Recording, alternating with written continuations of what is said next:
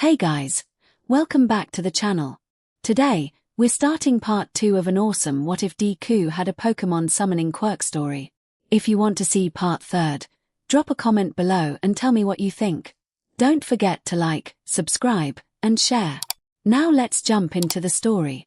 In the teacher's staff room, the principal was holding a meeting with his staff while the detective explained his case. The police have investigated the group calling themselves the League of Villains, and there does not appear to be anyone registered with the name Shigaraki in his 20s or 30s with a quirk that lets him disintegrate whatever he touches. 𝐒𝐻𝐼 explained as a few teachers shivered from such a powerful quirk. We are lucky Eraserhead and 13 survived such a quirk. Snipe spoke out his opinion with a few teachers nodding in understanding. It's the same with the villain called Kurogiri with the warp gate. They are probably not citizens and are using false names. In other words, they're people with unregistered quirks who are part of society's underbelly. Reported the detective. You mean, we don't know anything then?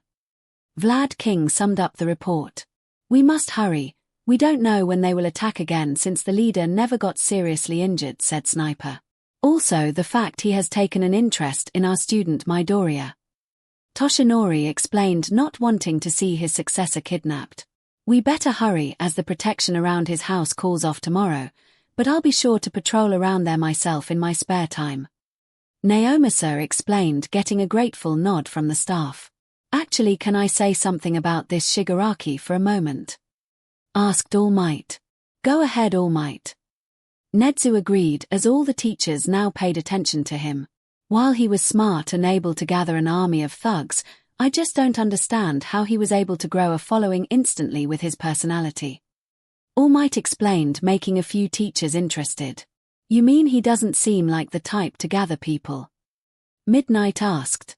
Yes, while he did have a vicious nature, he mostly seemed childish as he lost focus in his goal mid-battle to admire Midoriya.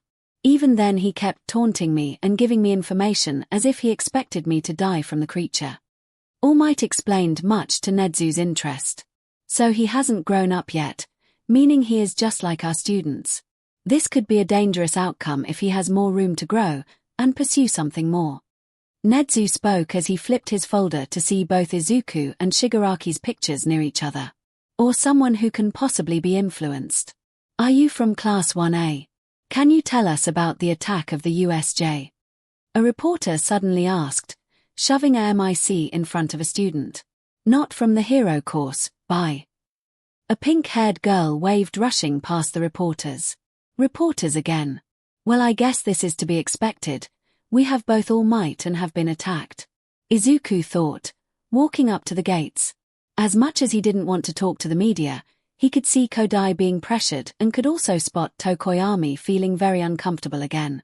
Guess I have to help out again. Should probably ask for media classes if this is gonna be common.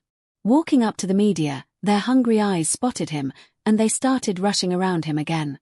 How does All Might do this regularly? What can you tell us about the USJ? What did All Might do in battle? Should he really be teaching at UA? Raising his hands again to silence everyone, Izuku spoke again. Like last time, I have to make it to class, but I will answer only one question and that's it, so make it worthwhile. A familiar woman with blue skin that he remembered from the group that nearly broke into the U.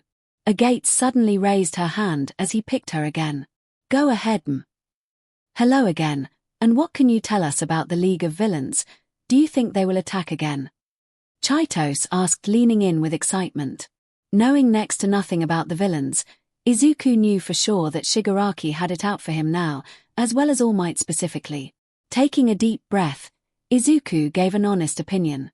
I don't know if they will have a large-scale attack again, as all we could do is be on alert, but I will say something about their leader. The leader?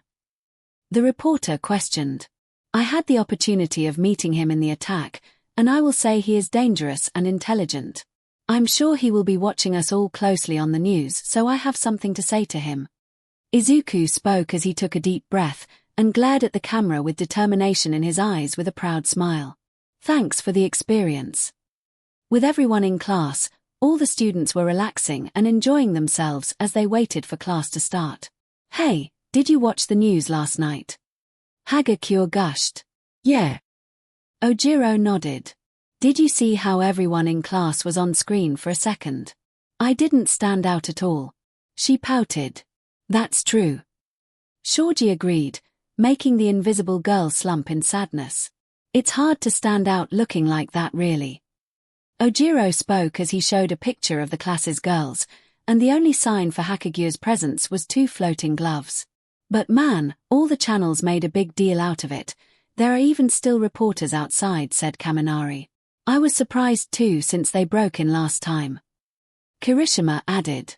Can you blame them? The hero course that keeps pumping out pro heroes was attacked. Jiro explained. Who knows what would have happened if the teachers hadn't come when they did. Zero explained. Just be glad All Might arrived and saved us all from the plaza reinforcements. Yaoyorozu spoke up.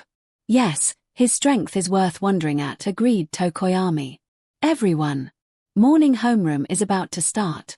Stop talking and take your seats.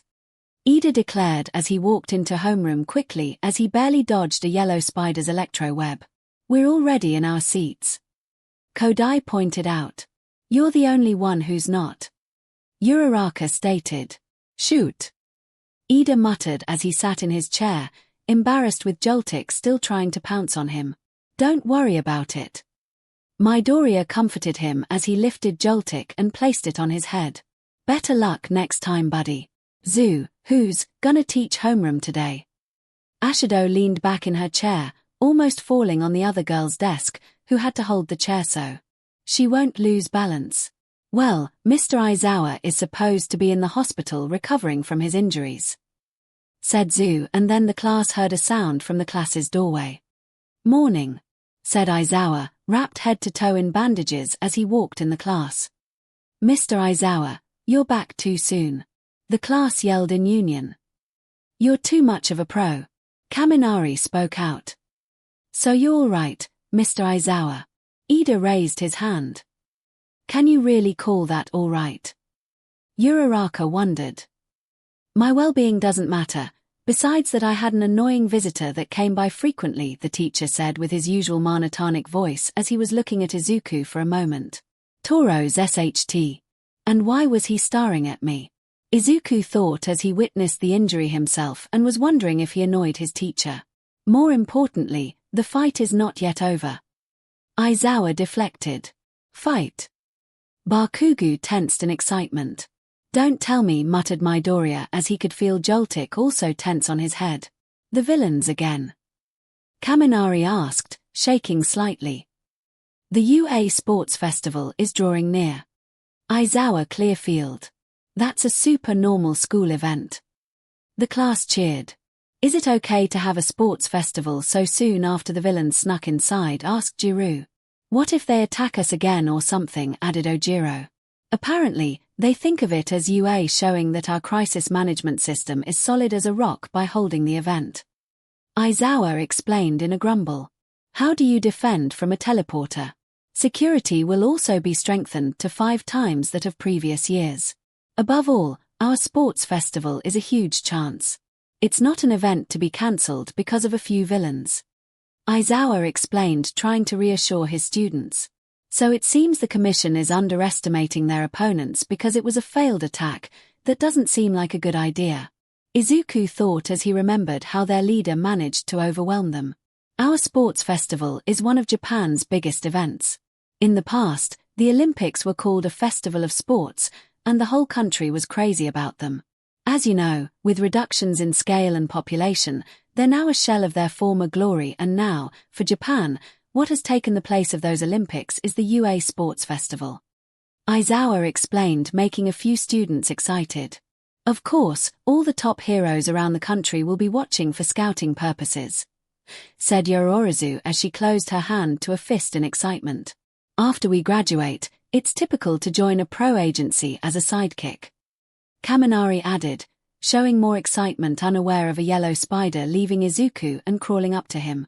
A lot of people miss their chance to become independent after that and become eternal sidekicks, though. Kaminari, I feel like you'd be one of them since you're dumb. Jiro playfully giggled, catching a glance at the spider crawling on the boy. Of course, Joining a famous hero agency will get you more experience and popularity, but time is limited. If you expect to go pro, then the path to your future will open up at this event. 1 chance a year, a total of just 3 chances, as no aspiring heroes can afford to miss this event. 𝐼𝐼𝐲 explained, making the class more fired up to prove themselves. If you understand that, then don't slack off on your preparations. 𝐼𝐼𝐲 concluded. Yes, sir, the class exclaimed. Oh! Kaminari yelped as Joltik started biting the electricity off of him. Homeroom is dismissed. You can use all of the gyms if you need to train after school. 𝐼𝐼𝐲 explained. As the final bell rang before lunch, the teacher 𝐒𝐿𝐼𝐼 left the classroom as they just finished literature. Even though all that stuff happened, I'm getting really excited. Kirishima declared with a smile. If we put on a good show and stand out, we'll have taken the first step to becoming a pro. Zero elbowed him lightly, grinning as well. It was worth coming to you. Just for the challenge. Soto palmed his fist. We will only receive a few chances. We cannot afford to miss this. Tokoyami said solemnly. That's not it. Izuku spoke, silencing everyone. What do you mean? Uraraka asked in confusion. We are the first people to survive a large villain attack in our first year.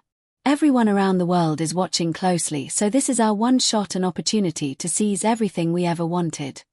Izuku explained, making the class see how important this opportunity is now that they all have the spotlight.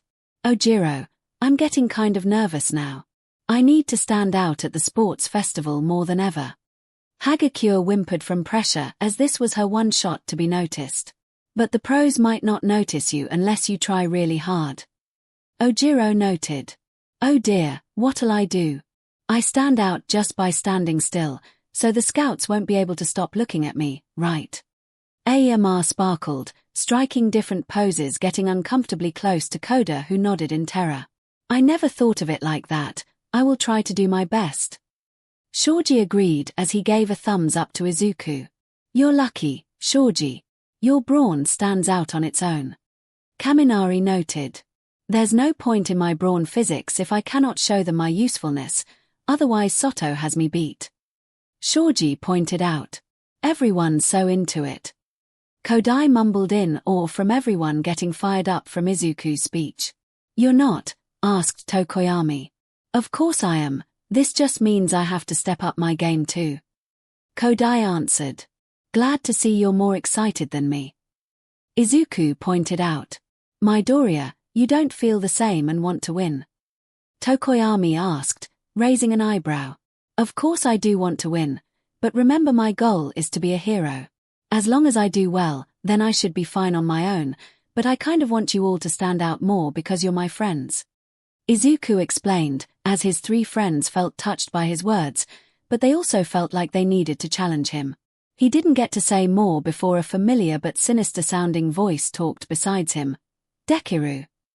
The boy turned to find his friend radiating determination and passion with Kodai behind. Her giving her a thumbs up.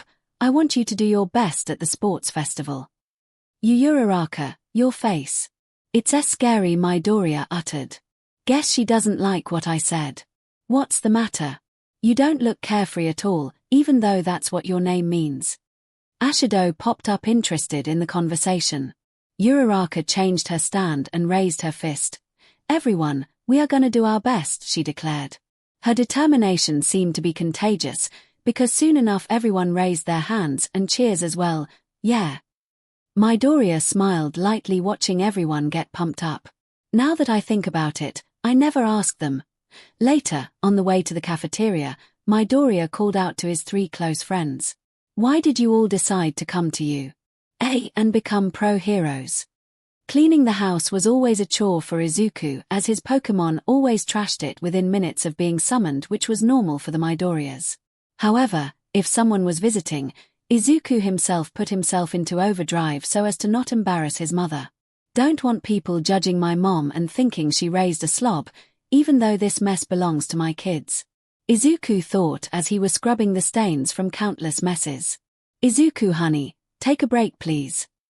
His mother pleaded as she watched her son hanging from the ceiling fan. He scrubbed the juice stains from the ceiling by 𝐵𝐻𝐻𝐻's apple juice accident. I can't, Mom. I need to prepare for 𝑘𝐷𝐼's visit. 𝐒𝐿 spoke out, falling from the ceiling fan. Honey, she already saw the place, and it wasn't that bad. 𝐿𝐴 informed him. Still, isn't she bringing someone else? 𝐒𝐿 asked worriedly. She said she was bringing a family member over. His mother explained. Then I have to make everything spotless. 𝐒𝐿 explained, grabbing a new mop bucket. Knock knock. Coming. 𝐒𝐿 yelled out in panic as he shoved the cleaning supplies in the closet, along with the mop bucket. I'll fix that later. Rushing towards the door, 𝐒𝐿 opened it up to find not 𝑘𝐷𝐼, but a strange young man glaring at them. Are you the Midoriyas? He was a slim, tired-looking young man with pallid skin. His droopy eyes are cerulean-colored and he wears blue-gray eyeshadow around them. He has long, spiky, black hair with white patterns, probably dye, that covers one side of his face and is tied into a ponytail. He wore a long white jacket, with black and purple undershirt, with punk-looking jean breathes and shoes with matching accessories like bands and a choker necklace. Imagine Piers from Pokémon with one ponytail and jeans, with less Team Yell symbols. Yes, I'm Midoriya, and you are? 𝐒𝐿 asked nervously, wondering if this was someone related to 𝑘𝐷𝐼. They have the same eye color. I'm Karma 𝑘𝐷𝐼, and I have a few words I would like to say to you, Green. Karma spoke, leaning over him. What would you like to say? 𝐒𝐿 asked worriedly, wondering if he did something wrong. Place a hand on his shoulders. Karma fixed him a hard glare as he smirked before speaking. You are a crazy man, and I respect the hell out of you for not ditching and leaving my sis to die. What? 𝐒𝐿 asked, tilting his head in confusion. Lay off him, Karma, he is squishy. A female voice spoke as 𝐒𝐿 turned his head and spotted Yui in casual clothing. She wore a pink turtle necklace and small black skirt, and had a small frown as she glared at Karma. Is he 𝑘𝐷𝐼's dad? Uncle? Brother? I'm just saying how I see it. He is crazy and I owe him one for sending you to safety when he could have just ditched you all. Karma spoke, looking back at Yui, giving her a soft smile. Oh, no need to thank me. I just did what I thought was best, and 𝑘𝐷𝐼 is one of my best friends, so of course I'll save her too. 𝐒𝐿 explained, getting a soft glare from Karma. Is he glaring at me? Or is that just his neutral expression? Still, that was my sister, and I couldn't live with myself if the only family I had left disappeared while she hadn't started her dream yet. Karma explained, giving him a smirk as he patted the boy's shoulder. While I wish I could have stayed mad because you sent me away instead of helping you all, I'll let it slide since my brother gave me an earful on how I was the one who saved you all by calling for backup. 𝑘𝐷𝐼 spoke, not looking at him directly. That is true. While say you saved her, 𝐒𝐿, she was equally busy with trying to save you all. A sudden voice spoke up. Mom. 𝐒𝐿 replied, turning around quickly, to spot his mother carrying a tray of tea. Want to invite our guest in for tea? 𝐒𝐿 asked, smiling softly. Oh sure, come on in, and make yourself at home. 𝐒𝐿 replied, walking towards the couch with the 𝑘𝐷𝐼s following him. I appreciate the hospitality, and I have to say that we won't be staying that long, as we have a concert to attend to in another city. Karma explained as he sat on the couch enjoying it. Oh, you play both like music? 𝐒𝐿 asked, starting the conversation. Yes, but I play at concerts more than listen to them. I just like the thrill of a good beat. Karma explained, drinking his tea. I like listening to music more than playing. However, if he needs a hand, I'll support my brother. Yui replied, giving off a soft smile. That's awesome. I wonder if I can join you on one of these concerts one day. 𝐒𝐿 said, making Yui blush, and Karma grinned. Why the hell not? I am always interested in people spreading their wings. I say come along in a few weeks, I can show you one of my performances. Karma grinned as he took another sip of his tea. Are you sure? 𝐒𝐿 asked nervously. Of course I'm sure, just think of it as my gift to you for saving my sister. Karma explained, making 𝐒𝐿 feel slightly excited. That would be wonderful, Karma. I'm sure 𝐒𝐿 will have a great time at your concerts. 𝐒𝐿 spoke, making 𝐒𝐿 feel better about asking permission as she granted that already. Want to come too, Ms. M? 𝐂𝐚𝐲 asked. Oh, Arceus, no. I can't handle any more excitement that isn't my friend Mitsuki. 𝐒𝐭𝐞𝐲 giggled, making 𝐒𝐿 glad she still hangs out with her friend despite his rocky relationship with Kaken. I get it, just know my offer is open to you as well if you change your mind. 𝐂𝐚𝐲 explained, making 𝐒𝐿 stare at Kodai since she hasn't spoken yet. Still need to talk to her about All Might.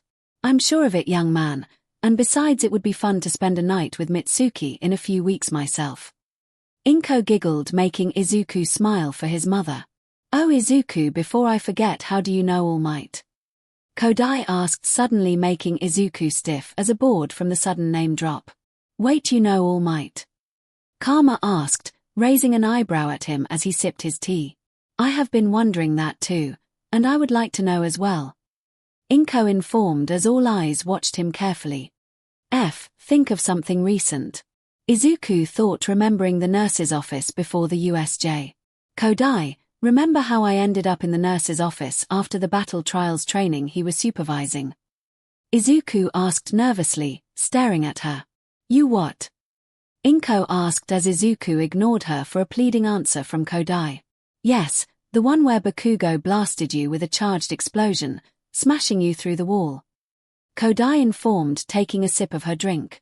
What? His mother yelled out in shock. Not helping my case. Yeah, and after All Might sent me to recover girl and finished his teaching. He checked up on me and told me he could probably teach me how to help with my new power output, but he needed my number because he was busy and wanted to find a good time to train me. 𝐒𝐿 explained in partial truth as All Might was already training him and not doing a good job at it. New power output? 𝐒𝐿 asked in confusion. Saving it for a surprise later, Mom. 𝐒𝐿 muttered to her, giving her a soft smile. Demon, the big man teaching you himself. I don't know how that will go, but I say knock him dead and learn as much as possible. 𝐂𝐚𝐲 shrugged as he poured himself some more tea. I will also don't leak any of this to anyone. All Might told me he let this one slide because it was an emergency, but he doesn't need villains targeting us because we know the #1 hero. 𝐒𝐿 explained, looking at everyone's reaction, which was normal except 𝐂𝐚𝐲. Is that why there is a police scout walking in this neighborhood? Because you fear they may target you both because of All Might? 𝐂𝐚𝐲 asked as he raised an eyebrow. They work fast, and that was for something else. 𝐒𝐿 explained, not wanting to worry his mother. There is police outside. 𝐒𝐿 asked in confusion. Yes, and I take it you and your son are being protected in case the League of Villains find out about your son's connection with All Might. 𝐂𝐚𝐲 explained, easing his mother's worry. As they finished their tea and were about to leave, 𝐒𝐿 couldn't help but think to himself. How did he know so much? Leading them towards the door, 𝐂𝐚𝐲 placed a hand on his shoulder and spoke up.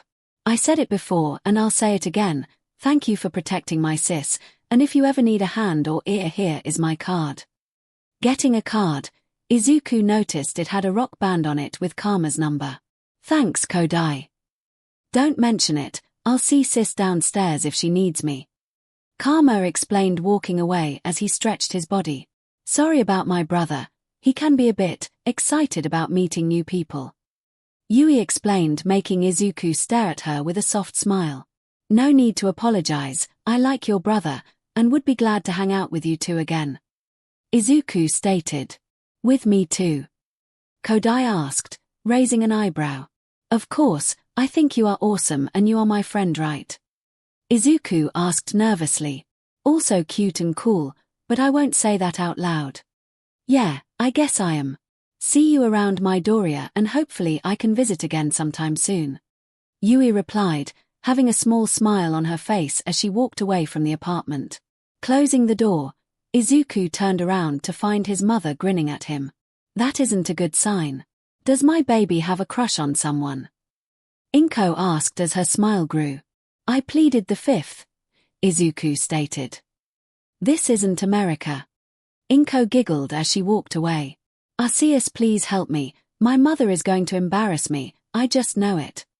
In the teacher's staff room, the principal was holding a meeting with his staff while the detective explained his case. The police have investigated the group calling themselves the League of Villains, and there does not appear to be anyone registered with the name Shigaraki in his 20s or 30s with a quirk that lets him disintegrate whatever he touches. 𝐒𝐻𝐼 explained as a few teachers shivered from such a powerful quirk. We are lucky Eraserhead and 13 survived such a quirk. Snipe spoke out his opinion with a few teachers nodding in understanding. It's the same with the villain called Kurogiri with the warp gate. They are probably not citizens and are using false names. In other words, they're people with unregistered quirks who are part of society's underbelly. Reported the detective. You mean, we don't know anything then? Vlad King summed up the report. We must hurry, we don't know when they will attack again since the leader never got seriously injured, said Sniper. Also the fact he has taken an interest in our student Midoriya. Toshinori explained not wanting to see his successor kidnapped. We better hurry as the protection around his house calls off tomorrow, but I'll be sure to patrol around there myself in my spare time. 𝐒𝐻𝐼 explained, getting a grateful nod from the staff. Actually, can I say something about this Shigaraki for a moment? Asked All Might. Go ahead, All Might. Nedzu agreed as all the teachers now paid attention to him. While he was smart and able to gather an army of thugs, I just don't understand how he was able to grow a following instantly with his personality. All Might explained, making a few teachers interested. You mean he doesn't seem like the type to gather people? Midnight asked. Yes, while he did have a vicious nature, he mostly seemed childish as he lost focus in his goal mid-battle to admire Midoriya. Even then he kept taunting me and giving me information as if he expected me to die from the creature. All Might explained, much to Nedzu's interest. So he hasn't grown up yet, meaning he is just like our students.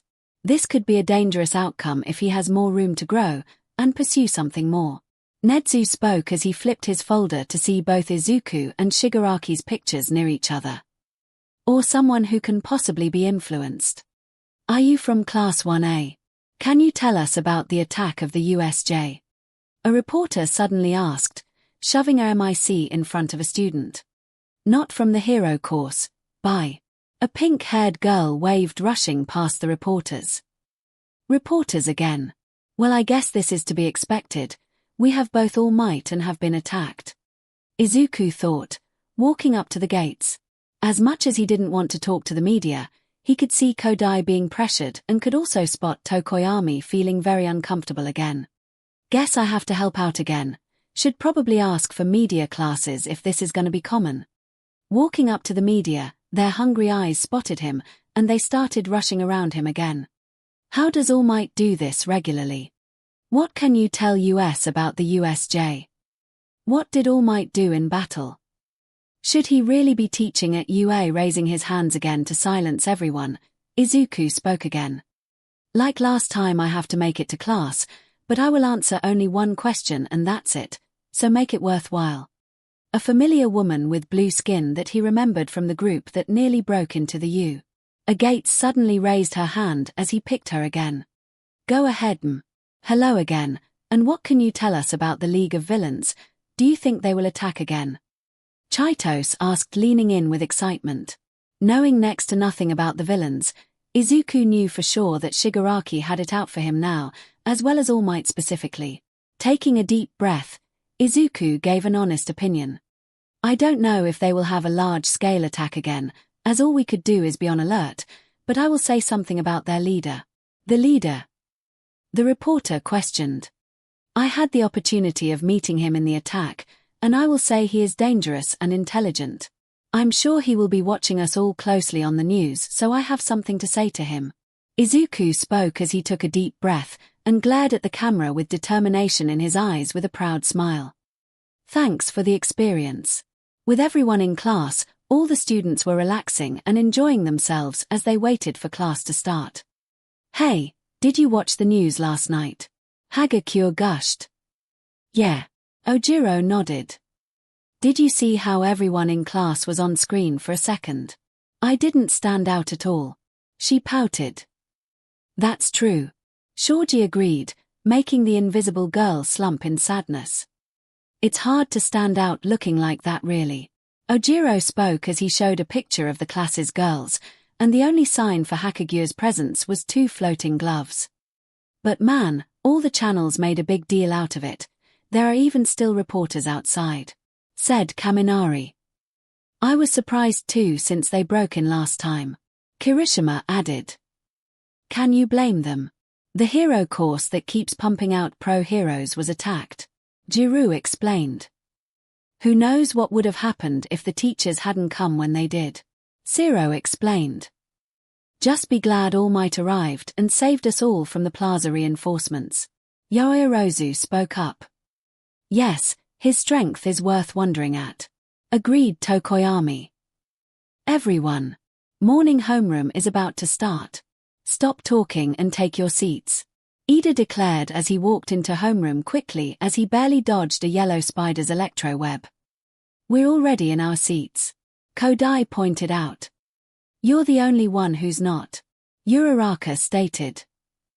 Shoot, Ida muttered as he sat in his chair, embarrassed with Joltik still trying to pounce on him. Don't worry about it. Midoriya comforted him as he lifted Joltik and placed it on his head. Better luck next time, buddy. Zoo, who's gonna teach homeroom today? Ashido leaned back in her chair, almost falling on the other girl's desk, who had to hold the chair so she won't lose balance.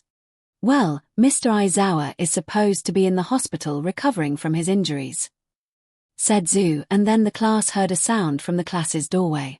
Morning, said Aizawa, wrapped head to toe in bandages as he walked in the class. Mr. Aizawa, you're back too soon. The class yelled in union. You're too much of a pro. Kaminari spoke out. So you're all right, Mr. Aizawa. Ida raised his hand. Can you really call that all right? Uraraka wondered. My well-being doesn't matter. Besides that, I had an annoying visitor that came by frequently, the teacher said with his usual monotonic voice as he was looking at Izuku for a moment. Toro's SHT. And why was he staring at me? Izuku thought as he witnessed the injury himself and was wondering if he annoyed his teacher. More importantly, the fight is not yet over. Aizawa deflected. Fight. Bakugo tensed in excitement. Don't tell me, muttered Midoriya as he could feel Joltik also tense on his head. The villains again? Kaminari asked, shaking slightly. The UA Sports Festival is drawing near. Aizawa Clearfield. That's a super normal school event. The class cheered. Is it okay to have a sports festival so soon after the villains snuck inside? Asked Jiru. What if they attack us again or something? Added 𝐂𝐸𝐲. Apparently, they think of it as UA showing that our crisis management system is solid as a rock by holding the event. Aizawa explained in a grumble. How do you defend from a teleporter? Security will also be strengthened to 5 times that of previous years. Above all, our sports festival is a huge chance. It's not an event to be cancelled because of a few villains. Aizawa explained, trying to reassure his students. So it seems the commission is underestimating their opponents because it was a failed attack. That doesn't seem like a good idea. Izuku thought as he remembered how their leader managed to overwhelm them. Our sports festival is one of Japan's biggest events. In the past, the Olympics were called a festival of sports, and the whole country was crazy about them. As you know, with reductions in scale and population, they're now a shell of their former glory, and now, for Japan, what has taken the place of those Olympics is the UA Sports Festival. Aizawa explained, making a few students excited. Of course, all the top heroes around the country will be watching for scouting purposes, said Uraraka as she closed her hand to a fist in excitement. After we graduate, it's typical to join a pro agency as a sidekick. Kaminari added, showing more excitement, unaware of a yellow spider leaving Izuku and crawling up to him. A lot of people miss their chance to become independent after that and become eternal sidekicks, though. Kaminari, I feel like you'd be one of them since you're dumb. Jiru playfully giggled, catching a glance at the spider crawling on the boy. Of course, joining a famous hero agency will get you more experience and popularity, but time is limited. If you expect to go pro, then the path to your future will open up at this event. 1 chance a year, a total of just 3 chances, as no aspiring heroes can afford to miss this event. Aizawa explained, making the class more fired up to prove themselves. If you understand that, then don't slack off on your preparations. Aizawa concluded. Yes, sir, the class exclaimed. Oh! Kaminari yelped as Joltik started biting the electricity off of him. Homeroom is dismissed. You can use all of the gyms if you need to train after school. Aizawa explained. As the final bell rang before lunch, the teacher 𝐒𝐿mentos left the classroom as they just finished literature. Even though all that stuff happened, I'm getting really excited. Kirishima declared with a smile. If we put on a good show and stand out, we'll have taken the first step to becoming a pro. Zero elbowed him lightly, grinning as well. It was worth coming to you. Adjust for the challenge. Soto palmed his fist. We will only receive a few chances. We cannot afford to miss this. Tokoyami said solemnly. That's not it. Izuku spoke, silencing everyone. What do you mean? Uraraka asked in confusion. We are the first people to survive a large villain attack in our first year. Everyone around the world is watching closely, so this is our one shot and opportunity to seize everything we ever wanted. Izuku explained, making the class see how important this opportunity is now that they all have the spotlight. Oh Jiro, I'm getting kind of nervous now. I need to stand out at the sports festival more than ever. Hagakure whimpered from pressure as this was her one shot to be noticed. But the pros might not notice you unless you try really hard. Ojiro noted. Oh dear, what'll I do? I stand out just by standing still, so the scouts won't be able to stop looking at me, right? Aomar sparkled, striking different poses, getting uncomfortably close to Koda, who nodded in terror. I never thought of it like that. I will try to do my best. Shoji agreed as he gave a thumbs up to Izuku. You're lucky, Shoji. Your brawn stands out on its own. Kaminari noted. There's no point in my brawn physics if I cannot show them my usefulness, otherwise Soto has me beat. Shoji pointed out. Everyone's so into it. Kodai mumbled in awe from everyone getting fired up from Izuku's speech. You're not? Asked Tokoyami. Of course I am, this just means I have to step up my game too. Kodai answered. Glad to see you're more excited than me. Izuku pointed out. Midoriya, you don't feel the same and want to win? Tokoyami asked, raising an eyebrow. Of course I do want to win, but remember my goal is to be a hero. As long as I do well, then I should be fine on my own, but I kind of want you all to stand out more because you're my friends. Izuku explained, as his three friends felt touched by his words, but they also felt like they needed to challenge him. He didn't get to say more before a familiar but sinister-sounding voice talked besides him. Dekiru.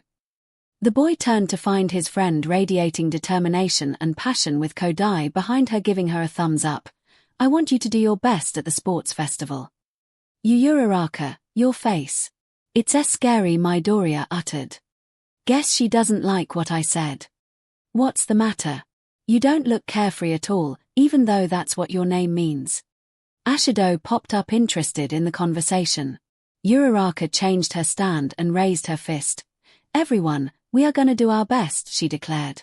Her determination seemed to be contagious, because soon enough everyone raised their hands and cheers as well. Yeah. Midoriya smiled lightly, watching everyone get pumped up. Now that I think about it, I never asked them. Later, on the way to the cafeteria, Midoriya called out to his three close friends. Why did you all decide to come to you?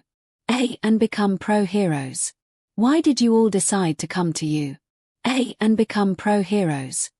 It was a simple question for his friends, and it was clear some of it was an awkward topic for the two girls specifically. Well, I will go first, I guess. As you know, Midoriya, the restrictions of quirk use in public, correct? Tokoyami asked, leaning on the wall. Yeah, I had to research extensively about laws because my Pokémon causes some problems. Izuku explained, interested in what his friend is going for. I can't use Dark Shadow much outside of home, and despite his nature, he is confined to a small room and myself. If I become a hero, I can spread its wings and save others while doing so.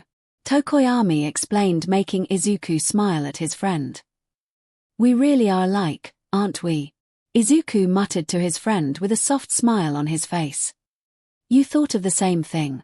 Tokoyami asked, raising an eyebrow.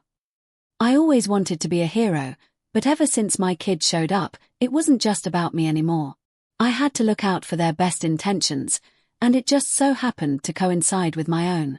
Izuku explained, summoning a Pokémon. Bounsweet. The Pokémon called out in happiness. Oh, it is so adorable. Uraraka gushed as she petted the Pokémon. You two did it for your quirks and to save lives along with them. That is amazing. Kodai spoke with a small smile on her face, making Izuku blush lightly. How about you, Kodai? What made you want to be a hero? Izuku asked rapidly, which got Bounsweet to chuckle. Blushing slightly in embarrassment, Kodai turned her head and muttered softly. I did it for the fame. Wait, for fame? Izuku asked in shock as he didn't expect the answer. Yeah, it isn't noble or caring as you two, but I have good reason as well for why I'm pursuing heroics. Kodai answered, making her friends curious. You met my brother Karma, so what do you think his job was, Midoriya? Kodai asked, making Midoriya confused for a second. He is a singer, right? Izuku asked, remembering the offer to visit one of his concerts. That's his job now, he used to be a hero. Kodai answered, making her friends go wide-eyed. Wait, really? They all called out in unison. Kodai nodded as she reached out and petted Bounsweet, who decided to be in Uraraka's arms for a moment. Bounce. The Pokémon called out in happiness from the pets. What hero was he? Midoriya asked in curiosity. The rad hero, Piers. He was originally supposed to be the first hero to make our town famous and recognized, but he retired early. Kodai explained, much to Izuku's excitement. So he didn't die, I'm glad to hear that. Izuku sighed in relief from remembering that name. You know my brother? Kodai asked in innocent confusion.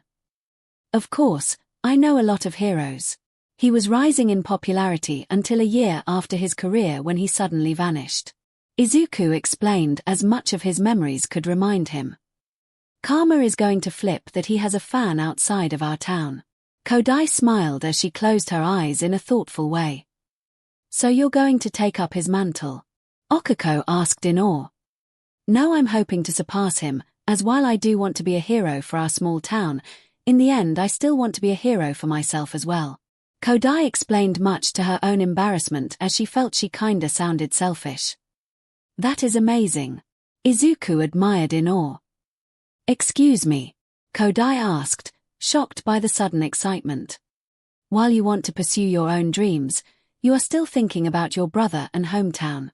You really are an interesting person, Kodai, and I hope you succeed. Izuku explained with a huge smile on his face. Kodai hummed in excitement as she formed a small blush on her face, looking away from Izuku. Tokoyami decided this was too wholesome and spared the girl by turning to Uraraka next and spoke up.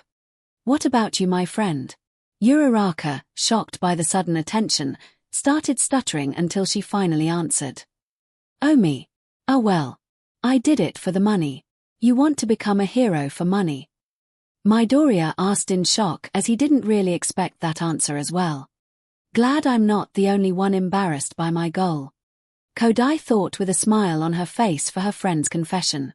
Uraraka petted the back of Bounsweet's head, calming her nerves as she was blushing from embarrassment as she spoke. That's the bare bones of it. Yeah. Sorry it's such an unwholesome reason as you all, but that's the truth. Hey, you have nothing to be ashamed of. You worked just as hard as everyone else here, and you're always going out of your way to help people even if you get nothing in return. Midoriya comforted in a caring manner. Having a goal to support yourself is very admirable while still saving lives. Tokoyami argued in her defense. Well, I'm not really supporting myself as I'm just doing this for my folks at home. Uraraka explained, much to the group's confusion. What do you mean? Kodai asked in curiosity. My family owns a construction company, but we haven't gotten any work at all, so we're flat broke. This isn't really something I like to tell other people, though. She started to explain, playing with her hair and still avoiding looking any of them in the eye. Tokoyami rubbed his beak in thought as he muttered. A construction company going out of business. Izuku, finally putting the pieces together, spoke up in excitement. I get it. With your quirk legalized, you can bring the cost down for equipment incredibly, right? The girl jumped in excitement and snapped her fingers, pointing at Izuku as 𝐵𝐴𝐴𝐵 jumped into Kodai's arms. Right. That's what I told Dad when I was little, but... Uraraka appeared to lose her excitement as she looked down with a clouded look as if she was thinking about something. Daddy, Mommy, something the matter? Izuku asked in concern for his friend. I would. No, I will become a hero and support my parents as they deserve an easy life. I know we are struggling, but I would do my best and make sure they have a good future. Uraraka declared with determination in her eyes. Izuku could only smile as he walked up to Uraraka, reaching for his back pocket and pulling out a wallet. Taking out a few yen, Izuku had his hands out with the money as he spoke up again. Then let me help you as well, you don't need to struggle alone anymore. Having tears starting to form in her eyes, Uraraka pushed back the hand and started speaking. No, I can't just take money from you, you're my friend Dekiru. Izuku, who can tell the girl was willing to hold on to her pride, smiled softly as he gave her the money in her hand. You're not taking the money, you're just borrowing it and paying me back someday. Besides, you can keep the change if I end up needing something fixed in the future. Now letting the tears flow, Uraraka cried as she hugged Midoriya in happiness as she started sobbing out. You're an amazing and stubborn idiot. Thank you so much, Dekiru. Kodai and Tokoyami smiled at the scene as the girl whispered to the boy. I'm glad we have a great friend. Indeed, he seems to know how to make a person feel cared for. Tokoyami explained with a small smile on his face. Young Midoriya. A sudden voice knocked out everyone from the wholesome scene as they stared at the new arrival. All Might. Izuku called out in confusion, as he let Uraraka go for a moment. Am I interrupting something? Sorry. All Might apologized as Uraraka wiped the tear from her eyes and smiled at the hero. No, you showed up just as we finished talking. Uraraka answered. Ah, that's good to hear. All Might nodded in understanding. Needed something, sir? Izuku asked nervously. Bringing up a small wrapped bag of bento boxes, All Might asked in a big grin. Wanna eat lunch together? Fut his like a maiden. Uraraka laughed as she was glad for the mood change as Kodai almost giggled from the comedic scene. This is favoritism at its finest. Tokoyami muttered with a smile on his face as he found the scene amusing as well. Looking at his friends who nodded in engagement, Izuku turned back to the hero with a smile and agreed. I'd love to have lunch with you, sir. I'm glad, let's go. All Might declared, lifting Midoriya by the shirt and rushing off to the office with the boy screaming in panic. Bounce! The Pokémon called out, jumping off of Kodai's arms and after them. The group watched the interaction in shocked amusement as Kodai spoke up. That looks wicked. Only about 2 hours, asked Midoriya, shocked by the new revelation. All Might poured both of them tea. Yeah. That's the limit to how long I can use my power now. I overdid it too many times, and that Nomu was also a tough opponent. It hurts as I can just barely maintain muscle form for 1 to 2 hours now. About that sword dash, before he could finish he got cut off. All Might burst in laughter and spit BLD off his mouth. You don't have to apologize. Man, we really are alike, you and me, and have some tea, my boy. All Might chuckled, wiping the BLD away from his mouth as he poured a cup of tea. Thanks, also have some Boundsweet. Midoriya spoke, lowering his cup to the Pokemon's mouth as it drank from the cup. You let your Pokemon drink from the same cup as you? All Might questioned with a raised eyebrow. Sometimes, they don't appear to carry bacteria that I notice, and I raise them myself. When I was 8 or 9 we all shared the same food all the time, as I wanted them to experience the same food as me. Izuku explained with a fond smile on his face as he watched his Pokemon continue to drink tea. That is very interesting, as I have never seen someone with a quirk like yours, so this is my first time seeing how a person takes care of a quirk. All Might spoke, making 𝐒𝐿 feel slightly special as he could imagine everyone else treating their own quirks with as much care as he does. "Thanks, sir." 𝐒𝐿 bowed, careful to not spill the tea on Bounsweet. "More importantly, about the sports festival. You still can't regulate one for all, can you? What'll you do?" All Might asked, furrowing his eyebrow at the hero, as this was a serious problem since he had never mastered it yet. "I was thinking of using the gyms to start training my Pokémon and one for all if I can in my spare time." 𝐒𝐿 admitted, omitting the fact he still had work. "Better learn quickly, as frankly, I don't have as much time left as the symbol of peace." The hero admitted sadly. Midoriya's eyes widened as asked, "What? No way, right?" All Might furrowed his brows with grief as he admitted, "Yes, and some of those with built-up villainous intent are starting to realize that too." This got the boy in alarm as he imagined the increasing percentage of crime if villains found out about his time limit. The most logical answer will be if he tells the heroes to start working harder. "I granted you my power because I want you to succeed me." All Might spoke, knocking Midoriya out of his thoughts. "Me succeed you?" 𝐒𝐿 asked, tilting his head nervously. "Yes. The time has come for you to show that you are up to the challenge." A sports festival is something pro-heroes know, the whole country is watching closely. A big event for all eyes to see from across the world. All Might announced, forming a big grin on his face. "That is why you brought me here to talk about?" Midoriya asked as he seemed terrified, feeling the weight of responsibility being placed on his shoulders. "I knew this was going to show up eventually, but I didn't expect so soon." The next All Might. The fledgling symbol of peace. 𝐒𝐿 Midoriya. "I want you to tell the world I am here." All Might explained with a triumphant shout as he raised his fist in the air. 𝐒𝐿 gave a shaky grin as he raised his fist up into the air as well, trying to mimic the man. Unbeknownst to the hero, there was a pool of uncertainty in the successor. "Bounds," the Pokémon called out in sadness, watching the nervous boy as it left its tea alone and returned to 𝐒𝐿 to comfort him with warmth. 𝐒𝐿 appreciated the gesture, but the newly placed burden was still too powerful as he thought, finishing his meal. "I'm not like you, All Might, I can't say it." "How?" was all 𝐒𝐿 could ask from such a request. "You know the sports festival system, right?" All Might asked. "Yes, of course. The support, business, general studies, and hero courses come together and fight through preliminary games of different types by class year. The students who make it all the way through face off in the finals, which is usually a tournament." 𝐒𝐿 replied to the best of his knowledge. "That's right. In other words, you can sell yourself with everything you've got." All Might explained with a grip in front of his face in enthusiasm. Right."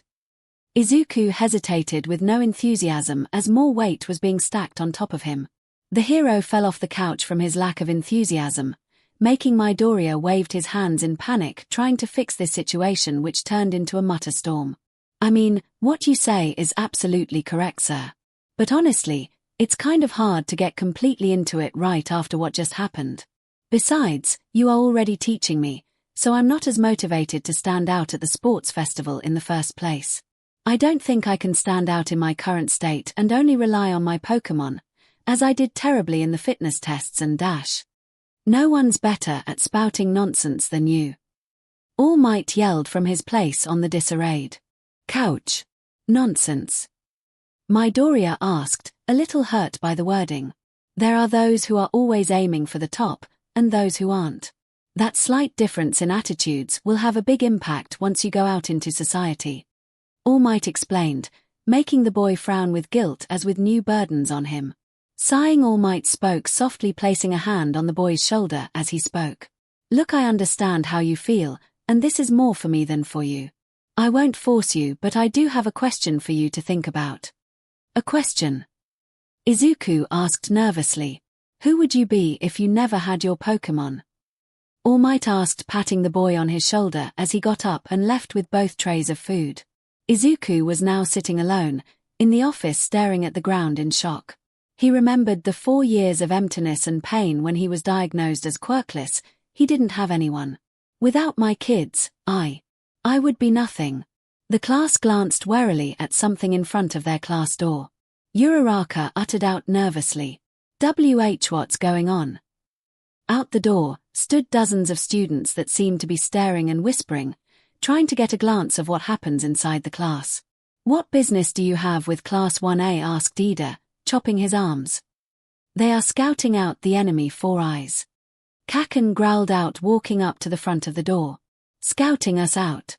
I should have guessed, since the sports festival is serious and everyone wants to pass. Izuku thought, getting more worried about his chances at the festival. We're the ones who made it out of the villain's attack. They probably wanna check us out before the sports festival.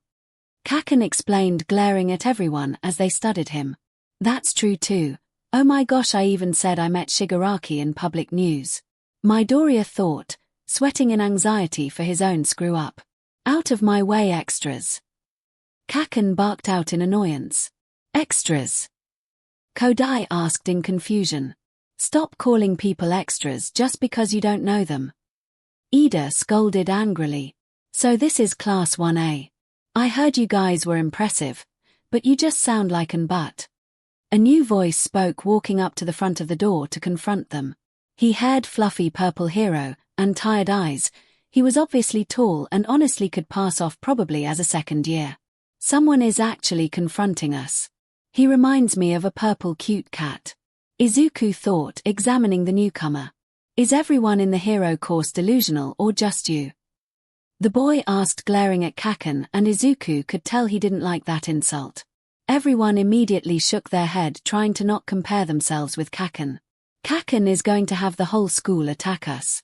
Either way, there are quite a few people who enrolled in general studies or other courses because they didn't make it into the hero course. Did you know that? The boy asked, making them all pause from the sudden question except 𝐭𝐿, who didn't care. The school has left those of us a chance. Depending on the results of the sports festival, they'll consider our transfer into the hero course. The boy spoke before glaring at them all as his eyes landed on him last. Why is he staring at me? Did I do something bad to him? Wait, no, I haven't even met him, as I could have recognized someone that cute. Izuku thought, sweating rapidly, and wanting Arceus to end him. Even if that means stealing your spots. This made Midoriya pause as the new revelation if their spots in the hero course was being threatened. He wants to beat us. Scouting out the enemy. I, at least, came to say that even if you're in the hero course, if you get too carried away, I'll sweep your feet out from under you. The boy spoke, making the entire class take his words to heart. Consider this a declaration of war. This person's bold, too. The class thought, watching the boy have a staring contest against 𝐭𝐿. However, their stare-off was suddenly interrupted when a new voice joined. Hey, I'm from Class B next door. I heard you fought against villains, so I came to hear about it. But you are just brats that think you're better than us. Everyone hates our class now. Everyone thought as 𝐭𝐿 left a bad impression on them all. 𝐭𝐿 just walked away, not caring about what any other student said. Don't just ignore me, but... The 1B student called out only to still be ignored. Damage control time, I guess. Izuku thought, walking up to the class as he spoke up nervously. Sorry about 𝐭𝐿, he always has a temper. I'm Izuku Midoriya, the peace officer of CL but 1A, and I hope you all give us a chance at a friendship. Izuku spoke with his hands out to the purple-haired student. Is this too forward? Or am I being an idiot? Or curse my by heart when it comes to cute people? It seemed like a while that the student was analyzing him before speaking up, offering a handshake. Shinso Hitoshi, guess you aren't all arrogant assholes. With that out the way, students started dispersing, with few staying behind to still check out the competition. Thanks, Midobro. Didn't want all the classes to hate us. Kirishima spoke, sighing in relief. Totally. I didn't want any chicks to reject me from asking them out because of Bakugo. Kaminari cheered, much to the girls' disgust. Not like any of them will date you anyway. Jiru scared, stabbing the boy with a jack. I have to say, you represented Class 1A with great success, Midoriya. It was wise for you to be selected as peace officer. Ida praised, saluting towards Izuku, making him grow red from embarrassment due to the praise. You okay? A familiar voice spoke as he felt a tap on his shoulder. Turning, he was met with Kodai, who gave him a worried look. Ah! Kodai, she saw that too. Yeah, I'm fine. Just felt like I was confronting reporters again. Izuku explained, partially telling the truth, as he did felt like he was talking in front of the media again. Kodai nodded with a soft smile and started walking past him, making Izuku sigh in relief. Shaking his head sideways softly, Izuku controlled himself and thought, walking away. I can't worry about crushes now, I need to figure out one for all. A week has passed since the USJ attack, and now everyone was back at the USJ again. As we all know, that happened, but class is still class, students. We are behind schedule, so let's begin the exercise. 13 stated, completely ignoring the shocked stares sent her direction. She's back too soon. Can you really move, 13? Uraraka asked worriedly. My back is hurting a bit, but it is nothing compared to Eraser. 13 chuckled, pointing at the mummy man. Are you ready to begin class? If so, let's start, because we wasted enough time already. Eraserhead spoke, turning to walk away. Isn't All Might supposed to meet us again?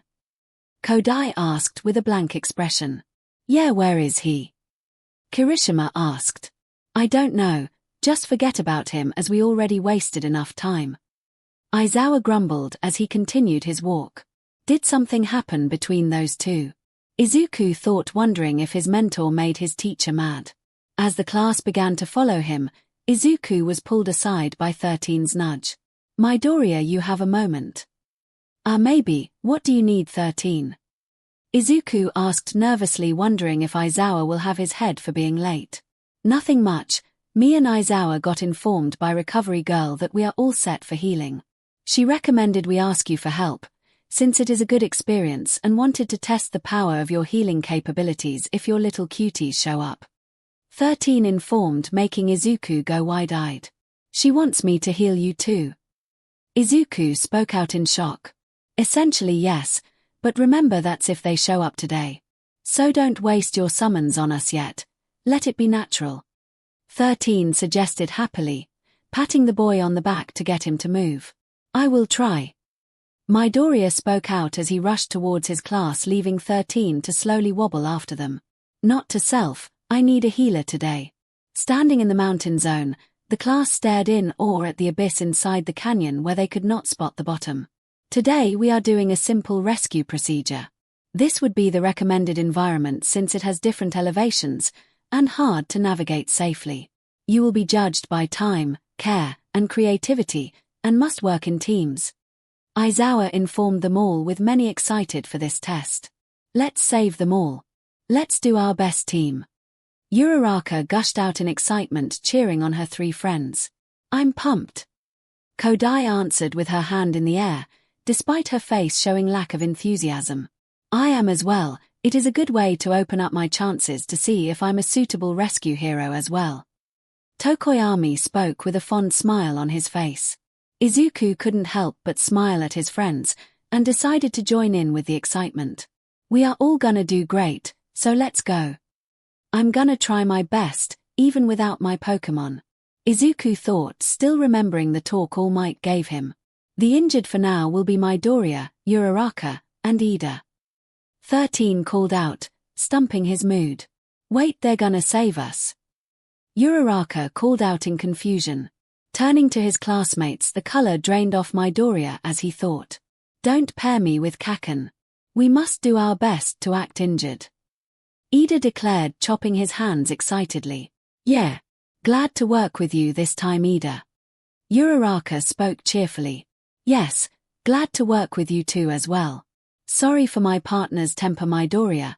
I didn't know he would blast you that badly. Ida bowed, in an attempt to apologize. No, it is okay. Kaken is difficult to work with. I just thought we should have a clean start. What do you say, Ida? Izuku asked, holding his hand out. That would be wonderful, Midoriya. Also, we should get in position. Uraraka is the unconscious role. Midoriya, you are the injured role, and I'm the panicking role. Ida informed, memorizing their parts as civilians. All right, good luck. Izuku spoke, leaning on the cliff in an attempt to act injured. "We are here to help. Please keep calm. We will get to you right away." A voice that sounded similar to Yororozu shouted down at them. "You're finally here, we're saved. Please hurry." Ida yelled out, clapping his hands in panic. "But he is too serious." Uraraka muttered out, trying to control her laughter. "Let him have his fun." Izuku smiled, nudging Uraraka playfully. "You're right, but it is just too funny." Uraraka smiled as she calmed down her laughter. "Uraraka, hold on. We're going to be okay. You hear me?" Ida called, standing over her in a panic, as Uraraka had to cover her mouth from laughing in his face. Soon enough, Tokoyami scaled down the cliff with the help of a rope and HNS, accompanied by a patient transport board. "Sorry for the wait, as I am here to help, so please remain calm." "Thanks for coming to rescue us." Izuku grunted softly, trying to act with an injured leg. "I have to help the unconscious first, so let's get her out of here quickly." Tokoyami explained calmly. "Understood, but I can't help, I'm injured." Izuku explained in a pained grunt. "I don't know how to help." Ida called out in a panic. "Fut." Uraraka giggled, trying to take them seriously, and failed. "Understood, and with this much darkness, I got this." Tokoyami spoke, bringing the board and gently placing Uraraka on top of it and securing her. "Isn't it dangerous to do this solo?" Izuku asked nervously. "Remember, I'm not alone." Tokoyami smiled, bringing out Dark Shadow. "I'm free." Dark Shadow cheered, as Izuku was amazed by its new size change. "Dark Shadow, I need your assistance." Tokoyami explained, making the shadow grunt. "Shut up." Dark Shadow growled in annoyance. "Quickly, please." Tokoyami asked. "Grr, I just have to do this, right?" "All right." Dark Shadow grunted as it helped lift Uraraka. "We're ready." Tokoyami called out loud enough for his team to hear. Soon enough, Uraraka was being lifted by the rope, followed by Dark Shadow, making sure to keep her balanced. "Carefully, Dark Shadow, we don't know the extent of her injuries yet." Tokoyami explained. "For Arceus' sake." Dark Shadow growled, ignoring his partner. "Arceus?" Tokoyami asked with an eyebrow raised in confusion. "Dark Shadow is an amazing quirk, Tokoyami. It is so cool." Izuku admired in awe. "It's very useful, even if it is always attached to me." Tokoyami explained calmly. "Still, I think it is amazing. The trust you share must be very deep." Izuku explained with a smile on his face. Tokoyami stared at Izuku for a moment, and turned towards Dark Shadow again with a smile on his face. "It is, and I wouldn't trade it for any other quirk." "Thank you, heroes." Ida yelled out in excitement of heroes helping them. "But I can see why Uraraka laughs now." Izuku chuckled, trying to hold back his own laugh. "Midoriya, you're next. Bakugo and Todoroki will assist you up, and Yororozu will check your leg." Tokoyami informed, making Izuku freeze. "Kaken is helping me. Let's pull the next one up." The Ice-Hot BSTRD ordered, getting on his nerves. "Shut up already and just do it." Bakugo growled, working on grabbing the rope. "Communication is key, Bakugo." High Class informed, making Bakugo get angrier, as these extras had the nerve to talk back to him. "Stupid extras and stupid rescue for not allowing me to use my quirk." Bakugo thought angrily as they lowered the board down the cliff. "I know this is hard for some of you with offensive quirks, as rescuing people is quite a taxing job doing it quirkless. I should know, since I rescue people all the time like this." 13 praised, much to his displeasure. "You shouldn't have to do it like a quirkless weakling." Bakugo thought angrily, pulling the board up again. "This is where true heroism shines, as I'm sure you all will become appealing heroes." 13 praised, making Weird Elbow's comment. "I don't think Bakugo will ever be appealing." Weird Elbows said smugly. "I will kill that BSTRD first." Bakugo thought as he pulled up a familiar green-haired figure.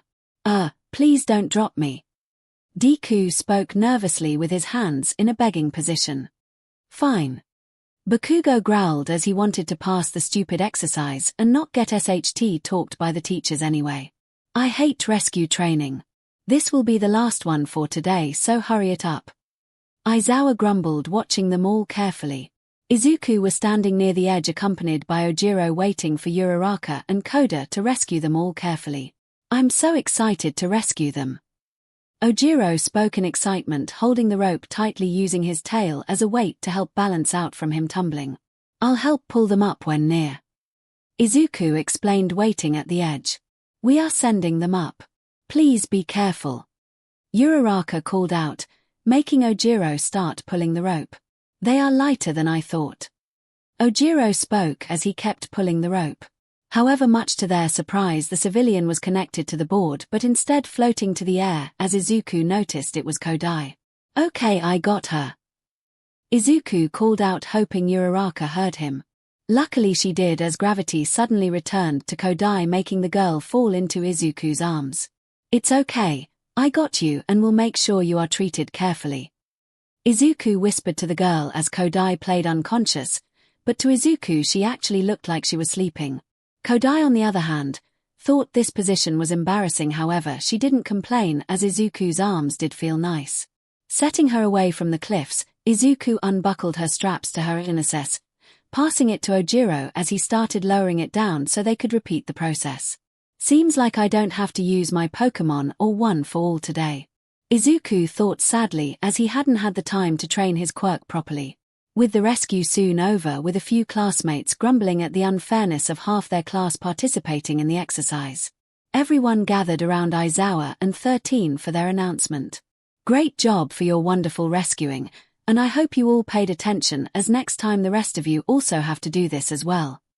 13 informed, making the class feel better as they felt left out.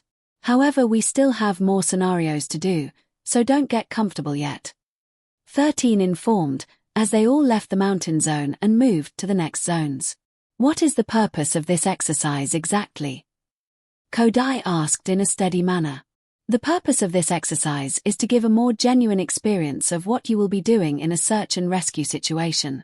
The injured can be anywhere along with different types of injuries, as you all will be doing the same rescue procedure like you just did and adapt to the environment around you. 13 informed, as they were now standing in the middle of the ruined zone with shattered buildings everywhere. That makes sense, especially with storms, earthquakes, and floods getting many civilians lost and injured. Izuku muttered as he admired people like Lunchrush who served those in the crisis. Precisely. Now I will be splitting you up into teams. 4 of you are rescuers, and the rest of you are lost civilians, with 8 of you not speaking. 13 explained, making Mina excited as she remembers a game like this. It's like hide and seek. Mina called out enthusiastically. Sort of, and the 4 searchers are Izuku, Kodai, Uraraka, and Bakugo. 13 pointed out, getting everyone but Bakugo excited. I have to work with stupid Deku again. Bakugo roared out in anger. There's no helping it, this was in an anime festa. Uraraka stated, making Izuku confused. The hell does that mean? Bakugo roared out in confused anger. We'll search it together, bro, calm down. Kirishima replied, trying to calm down the blonde. Uraraka, you cannot break the 4th wall like that, honey. Yuga scolded playfully from across the field, looking in a direction. Midoriya, do you have a plan? Kodai asked, standing next to him. Sort of, but it really depends on my 2 summons. Izuku explained, ready to help assist his team. We are wasting time, you have 2 minutes to hide, so let's begin. Aizawa ordered, making everyone flee the scene. What's the plan, Dekiru? Uraraka asked, walking to his and Kodai's side. Search and rescue is hard, and since we are probably on a time limit we have to work quickly. Get any immediate attention nearby. That can speak, and if we rush we should have a total of 8 people rescued already. Izuku explained, getting nods from his team. Shut up with that stupid plan and follow my lead already. Bakugo growled as he blasted away from them. He is too stubborn and reckless. Kodai sighed, not liking his personality one bit. We are down 1 member already. Uraraka whined, thinking she was going to fail. No, we have to trust in Kaken to do his part. Even then we have extra hands helping us with this mission. Izuku explained, turning around and summoning 2 Pokémon. I need search and rescue Pokémon. Izuku thought, trying his best to summon a few selected Pokémon. Pooch barked, a grey and black Pokémon resembling a dog. Poochyena. Noi called a familiar flying Pokémon with long ears connected to its head. Noibat. Perfect. Poochyena can find and carry one person, and Noibat can find anyone hiding in tough places. Izuku explained towards his teammates. Poochyena is adorable. Are you sure it can carry a person? Uraraka asked worriedly. It carried All Might. Well, more like it was dragging him. Not exactly carry because of its size, but drag them to a more findable area, as it does have great strength. Izuku explained, making them feel better at finding everyone. What about Noibat? Kodai asked, pointing at the flying Pokémon.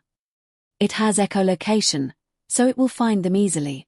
However, it will need a hand in rescuing, so find Noibat circling buildings if you are having trouble finding civilians. Izuku explained the plan, which both of his friends nodded, agreeing to the challenge becoming way easier thanks to Izuku. As the test was about to start, Izuku couldn't help but smile at the new discovery he made. I also think I figured out how to summon certain Pokémon easier. Rushing through the landscape, Midoriya scoped out his side of the ruins, finding anyone to save. Help! A random voice called, catching his attention. I'm here to help. Izuku called back, as he spotted Ojiro in a crater waving for him. Thank you, but how do I get out? Ojiro asked as Izuku scouted his surroundings. Grab onto this pole and I'll pull you up. Izuku called, grabbing a long pole and leveraged himself so he wouldn't fall in. Are you sure you can handle my weight? Ojiro asked, raising an eyebrow. Of course. I lift many Pokémon. Izuku spoke out in a chuckle. Larvitar and All Might weigh so much more than a fridge. Ojiro grabbed onto the pole and was surprised that Midoriya lifted up easily, not even breaking a sweat. What? How are you so strong, dude? Ojiro asked in complete shock. When you have kids, it is a heavy enough burden as is. Izuku jokes, trying to deflect that he had special training with All Might. Where is All Might actually?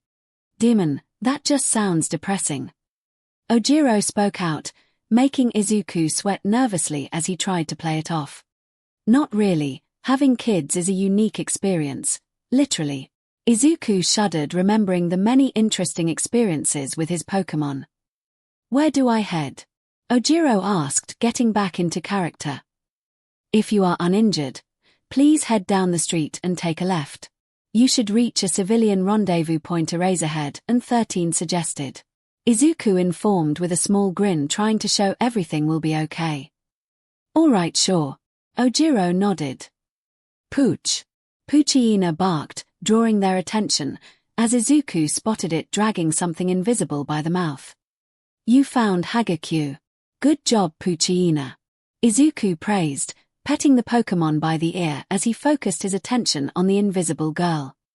Thanks for the rescue, hero. Also, your Pokémon is the cutest little guy I've seen. 𝐒𝐻𝐿 gushed, breaking character for a moment. Do you want to hold Poochyena? It makes me feel better when I pet it after a bad experience. Midoriya offered, treating the girl like a traumatized civilian. Thank you so much. I like fluffy and cute things to snuggle with. 𝐒𝐻𝐿 thanked, lifting the Pokémon and petted it softly. Do you need my assistance in carrying you to the rendezvous zone? Izuku asked, showing a soft smile. Oh right. Yes please. For my leg is broken, hero. 𝐒𝐻𝐿 fake whimpered when Poochyena started snuggling with the girl to make her feel better. Then let's go. Izuku called, lifting the girl up carefully. 𝐒𝐻𝐿 didn't care if he was touching her bare skin, as she was too busy petting the Pokémon on top of her. Reaching the rendezvous zone, Izuku spotted half the class already in the area. Noibat was leading Shoji to their area, followed by Kodai carrying Yororozu on her back. Jiru was walking beside Uraraka as she was using her quirk to balloon carrying 𝐒𝐿. "We are almost done, keep up the good work," Izuku called out, trying to inspire his classmates. "Got it," Uraraka called out in a cheer. Kodai nodded, setting down Yorairozu. They were all about to split up again, until a familiar blue-haired student came sprinting by tackling Uraraka, 𝐒𝐿, and Jiru away from an incoming force of air. "Run away. Ida, what's wrong?" Uraraka asked worriedly. "It's a villain," Ida declared, shocking everyone. "What? Impossible." Uraraka spoke as they all turned around and spotted a hulking figure stalking towards them. "Damn it, he has Todoroki," Jiru growled as the villain held the hostage in a ragdoll manner. Students started leaving from their hiding spot to check the commotion as gasped as they all spotted the villain in the middle of it all. "Ojiro, call for backup," Ida ordered, making the tail student nod and make his way towards the teachers. "Midoriya, what do we do?" Kodai asked, standing by his side. "We will follow your lead, Dekiru," Uraraka declared, lifting up a few small rocks. "Midoriya, I believe it is best that we run away," Ida spoke as he raised his opinion. "I won't allow you to run away," the villain called out as he suddenly stomped the ground, sending everyone flying away from the shockwave alone. Buildings collapsed into debris, and many students stared in horror and awe at the giant crater that was left behind. Such power! Now that the terrain is clear, no one will sneak attack me or escape, the villain declared, making students shiver from his words alone. "Hurry and run away," 13 called out from the edge of the crater. "Run away. But he has Todoroki," Izuku muttered as he got back up with Noibat and Poochyena by his side. "You're not going to beat me, hero," the villain spoke out, staring at them all. "But I will," a familiar voice called out, rocketing towards the villain with a battle-ready smile. Blowing the villain up, 𝐭𝐿 barely had to blast himself away as the villain tried to swat him away. Looking at the damage, 𝐭𝐿 barely left a scratch to the hulking figure. "You choose not to run, foolish boy?" the villain asked. "They can run away all they want, I'm here to beat you," 𝐭𝐿 declared in a manic grin. "You have guts to decide that. Well, prove your bite is bigger than your bark," the villain called, readying a fist.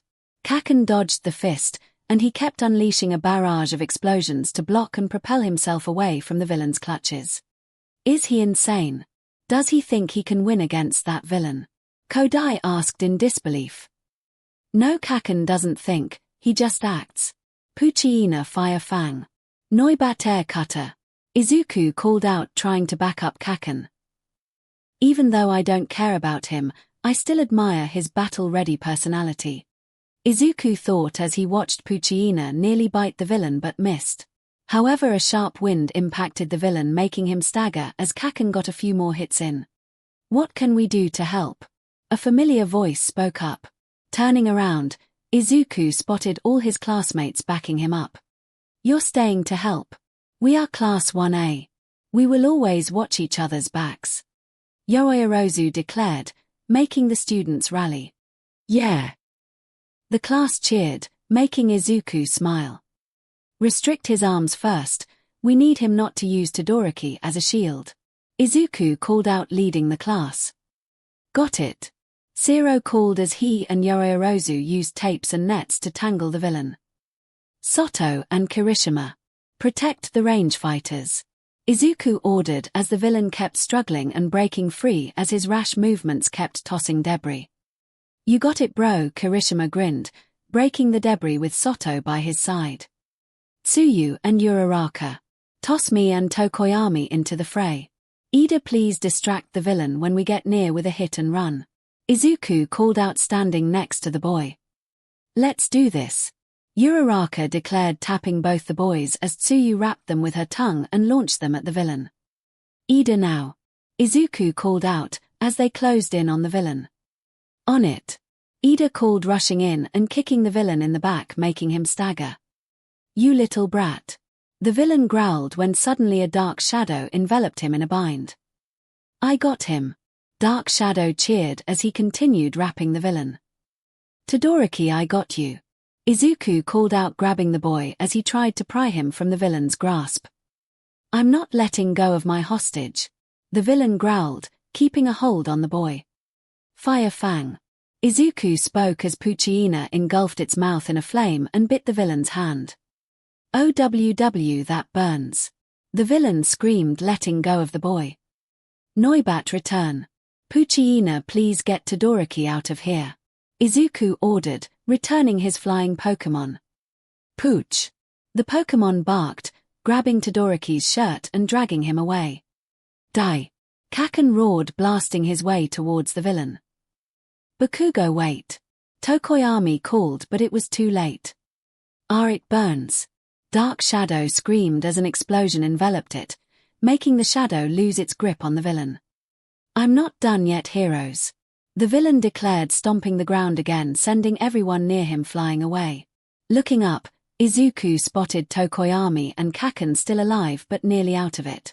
Gritting his teeth, Izuku stood up and glared at the villain again. "So you still have some fight in you left, hero," the villain called out, watching him closely. Spitting some BLD, Izuku put his hands in a fighting position as he spoke. "I can do this all day." "Ha! You can barely stand. What can you possibly do to stop me?" the villain called out. "Please spook him," Izuku thought, wanting to summon a specific Pokémon. A familiar ghost Pokémon suddenly appeared in front of the villain's face, making the villain jump back from surprise. Not you again," the villain screamed, making Izuku confused. "Again. Focus and worry later." Shaking his head, Izuku blasted the villain with his finger, going a full 100% smash. Catching the villain by surprise, Izuku frowned as the villain was barely affected by his blast. "That was weak, Deku. Now die!" Kaken roared out, blasting the villain towards him. An opening. "Gyarados, come on out and hit him hard," Izuku called, bringing out his strongest Pokémon. "Need to hit him hard." Suddenly a giant bright light appeared as a familiar blue serpent was towering over the villain. "Roo!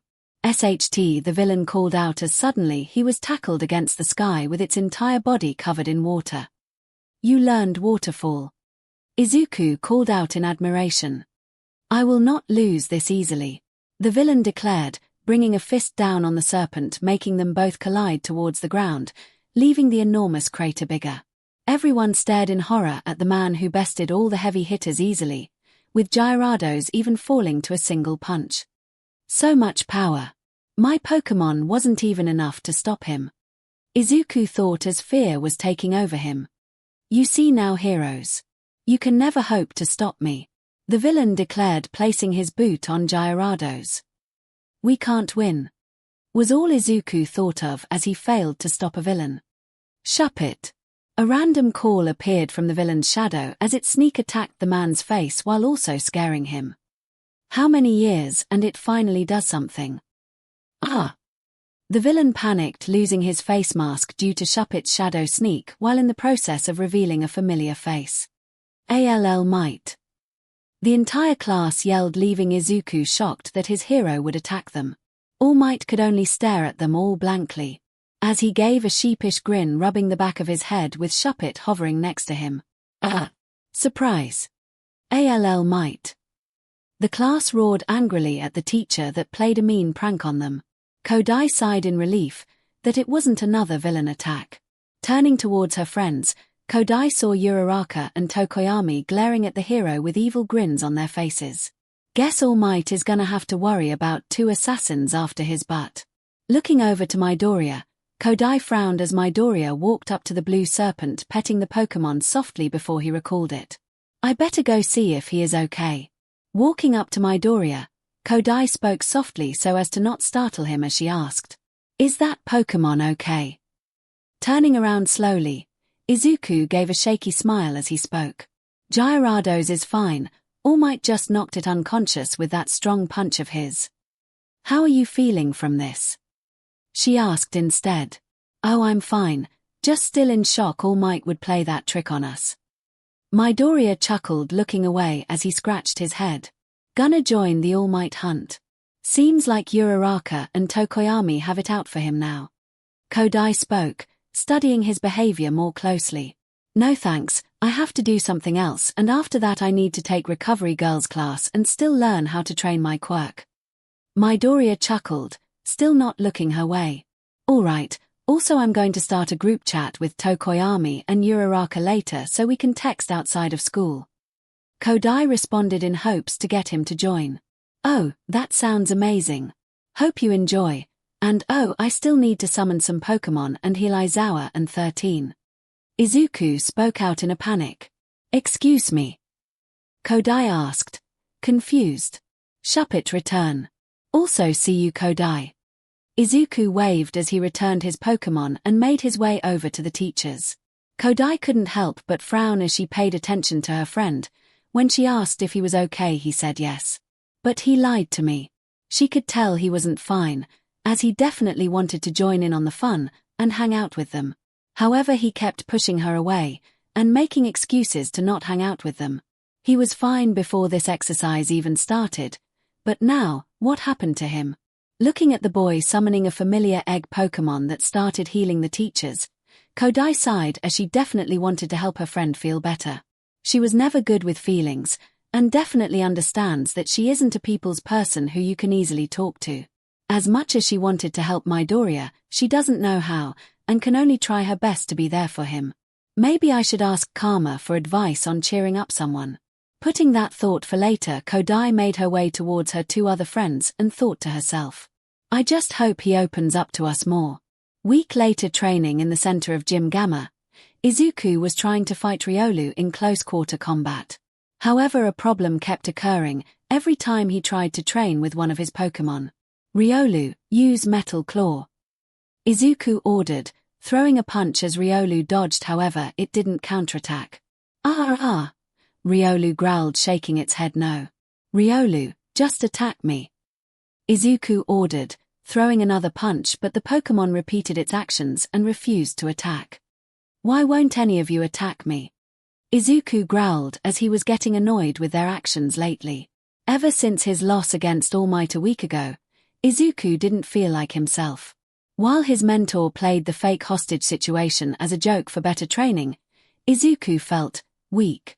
He didn't feel like Deku anymore, he felt like Deku again, the useless kid who everyone didn't believe in. Unable to lay a scratch at All Might and losing instantly was something he didn't prepare for. He took out Gyarados in a single punch and tanked a full 100%, meaning I was useless in that battle. Ever since then, Izuku has been training non-stop as he was trying to grow stronger. He didn't care if he had to sacrifice more hours of sleep, as he had to push forward and prove himself worthy of one for all. Throwing another punch, Izuku barely missed Riolu again as the Pokémon stared at him with pitiful eyes. Rio! Stop giving me pity, Riolu, I'm trying to train. Izuku huffed, going back into a combat stance similar to gunhead arts. Rio! His Pokémon shook its head as it lowered its arms. Fight me. Please, Riolu. Izuku asked, glaring at his Pokémon. Rio! The Pokémon barked, choosing instead to sit down. Fine, if you won't help then return. Izuku called out, but the Pokémon didn't return as it still stayed with him. You're really making this difficult. Izuku sighed as he ran a hand through his hair in frustration. If Riolu doesn't want to help, then I want the best fighter. Izuku thought as he tried to summon a new Pokémon. Buniri. A familiar rabbit Pokémon called out. Buniri, that's great. I need you to train with me, please. Riolu is being stubborn. Izuku asked, happily going back into his fight stance. Bun. The Pokémon called as it turned to Riolu. Rio. Riolu growled as it shook its head no. Bun, bun. The Pokémon spoke. Riolu. The Pokémon barked, pointing at Izuku. What are you two talking about? Midoriya asked, a little agitated. Bun. The Pokémon sighed before walking over to Riolu and sitting next to it. What? You are supposed to train with me. Midoriya called out, shocked as Buniri never refused a fight. Bun. The Pokémon called as it shook its head no. Why won't any of you attack me again? This is just like you always wanted, right? 𝐒𝐭 called out, trying to get them to fight him. 𝐵𝐵𝐺𝐻𝐻. The Pokémon called, pointing with its ears at his hands. Looking at his hands, 𝐒𝐭 saw nothing wrong with them. They were just a bit bruised and had a bit of BLD from trying to fight 𝐺𝐵𝐻𝐻. I can still fight, let's start the match already. 𝐒𝐭 ordered again. 𝐵𝐵𝐺𝐻. Rio. Both Pokémon called as they shook their head no. Just attack me already. 𝐒𝐭 called out in anger. 𝐵𝐵𝐺𝐻. Rio. Both Pokémon called out aggressively. Hit me. 𝐒𝐭 roared out, stalking towards them. Rio. Riolu growled, standing up again. 𝐵𝐵𝐺𝐻. 𝐵𝐵𝐺𝐻 called, still sitting down. Riolu, fight me now. 𝐒𝐭 called out. Riolu. The Pokémon shook its head no. Why not? The sports festival is in a week and I'm running out of time. 𝐒𝐭 explained, trying to reason with the Pokémon. 𝐵𝐵𝐺𝐻. The Pokémon pulled Riolu's hand, making the Pokémon sit back down. 𝐵𝐵𝐺𝐻. Riolu, if you aren't going to help, then return. Midoriya ordered. Both Pokémon glared at him, making Midoriya grow more frustrated as his Pokémon were trying to be stubborn. Why won't either of you fight me? You both always kept breaking my legs and asking for fights, and now that I want to fight, you both are trying to be stubborn. Midoriya called out their hypocrisy as he glared at his kids. 𝐵𝐵𝐺𝐻 looked down in shame, but Riolu proved stubborn and supported 𝐵𝐵𝐺𝐻 to not feel bad. A phone call is here. Checking his phone, 𝐒𝐭 groaned as of course it was from work. He took a deep breath before answering with a strained smile on his face. Hello 𝐺𝐬𝐴. What do you need? 𝐒𝐭 asked nervously. Midoriya, get your butt down here. I have an appointment today and need someone at the cafe. 𝐺𝐬𝐴 ordered in a strict tone. But sir, I told you I had training today. 𝐒𝐭 reminded him. I don't care, remember, if you want your pay for your rodents, you come to work. 𝐺𝐬𝐴 reminded him. All right, I'm on my way, sir. 𝐒𝐭 spoke, shutting off his phone. Rio. Riolu called out softly. Just shut up for a moment. 𝐒𝐭 pleaded as placed a hand on his face, trying to control his temper. However, that didn't last long, as he felt a tug at his leg. Looking down, he spotted 𝐵𝐵𝐺𝐻 holding up a water bottle towards him. 𝐵𝐵𝐺𝐻. 𝐵𝐵𝐺𝐻, I don't want water right now. 𝐒𝐭 sighed, rubbing his head as he could feel that a headache was coming. Grabbing his stuff, 𝐒𝐭 started walking away, leaving behind two worried Pokémon that stared at each other sadly. Excuse me, young man, are you okay? Asked a new voice, startling him awake. Sorry, what? Midoriya asked, rubbing his eyes open quickly. Are you okay, young man? You were asleep and didn't even notice me walk in. Asked a tall man with white hair and a fancy mustache and beard, as his eyes had eyeliner around them. Oh, sorry, sir. I must have lost track of time. Midoriya replied, fixing his uniform. It is fine, young man, I can tell it is a slow day today in the streets. The man chuckled, finding this scenario amusing. Yeah, today was especially slow. 𝐒𝐭 chuckled nervously. I can relate, but how about I order, that way we can get that BLD pumping with energy again? The man chuckled. Yes, you are right, sir. So what would you like to order from our delicious cafe? 𝐒𝐭 asked, showing a bright smile. Yes, I would like 2 cups of tea. 1 black and 1 oolong, with 2 cubes of sugars each. The man ordered with a small smile on his face. All right. I'll be right back with your order. And can I have a name, please? 𝐒𝐭 asked, writing down the order on a notepad. Danjuro is the name. Happy to meet you, young man. Danjuro smiled as he gave a playful laugh. All right, be back 20 seconds.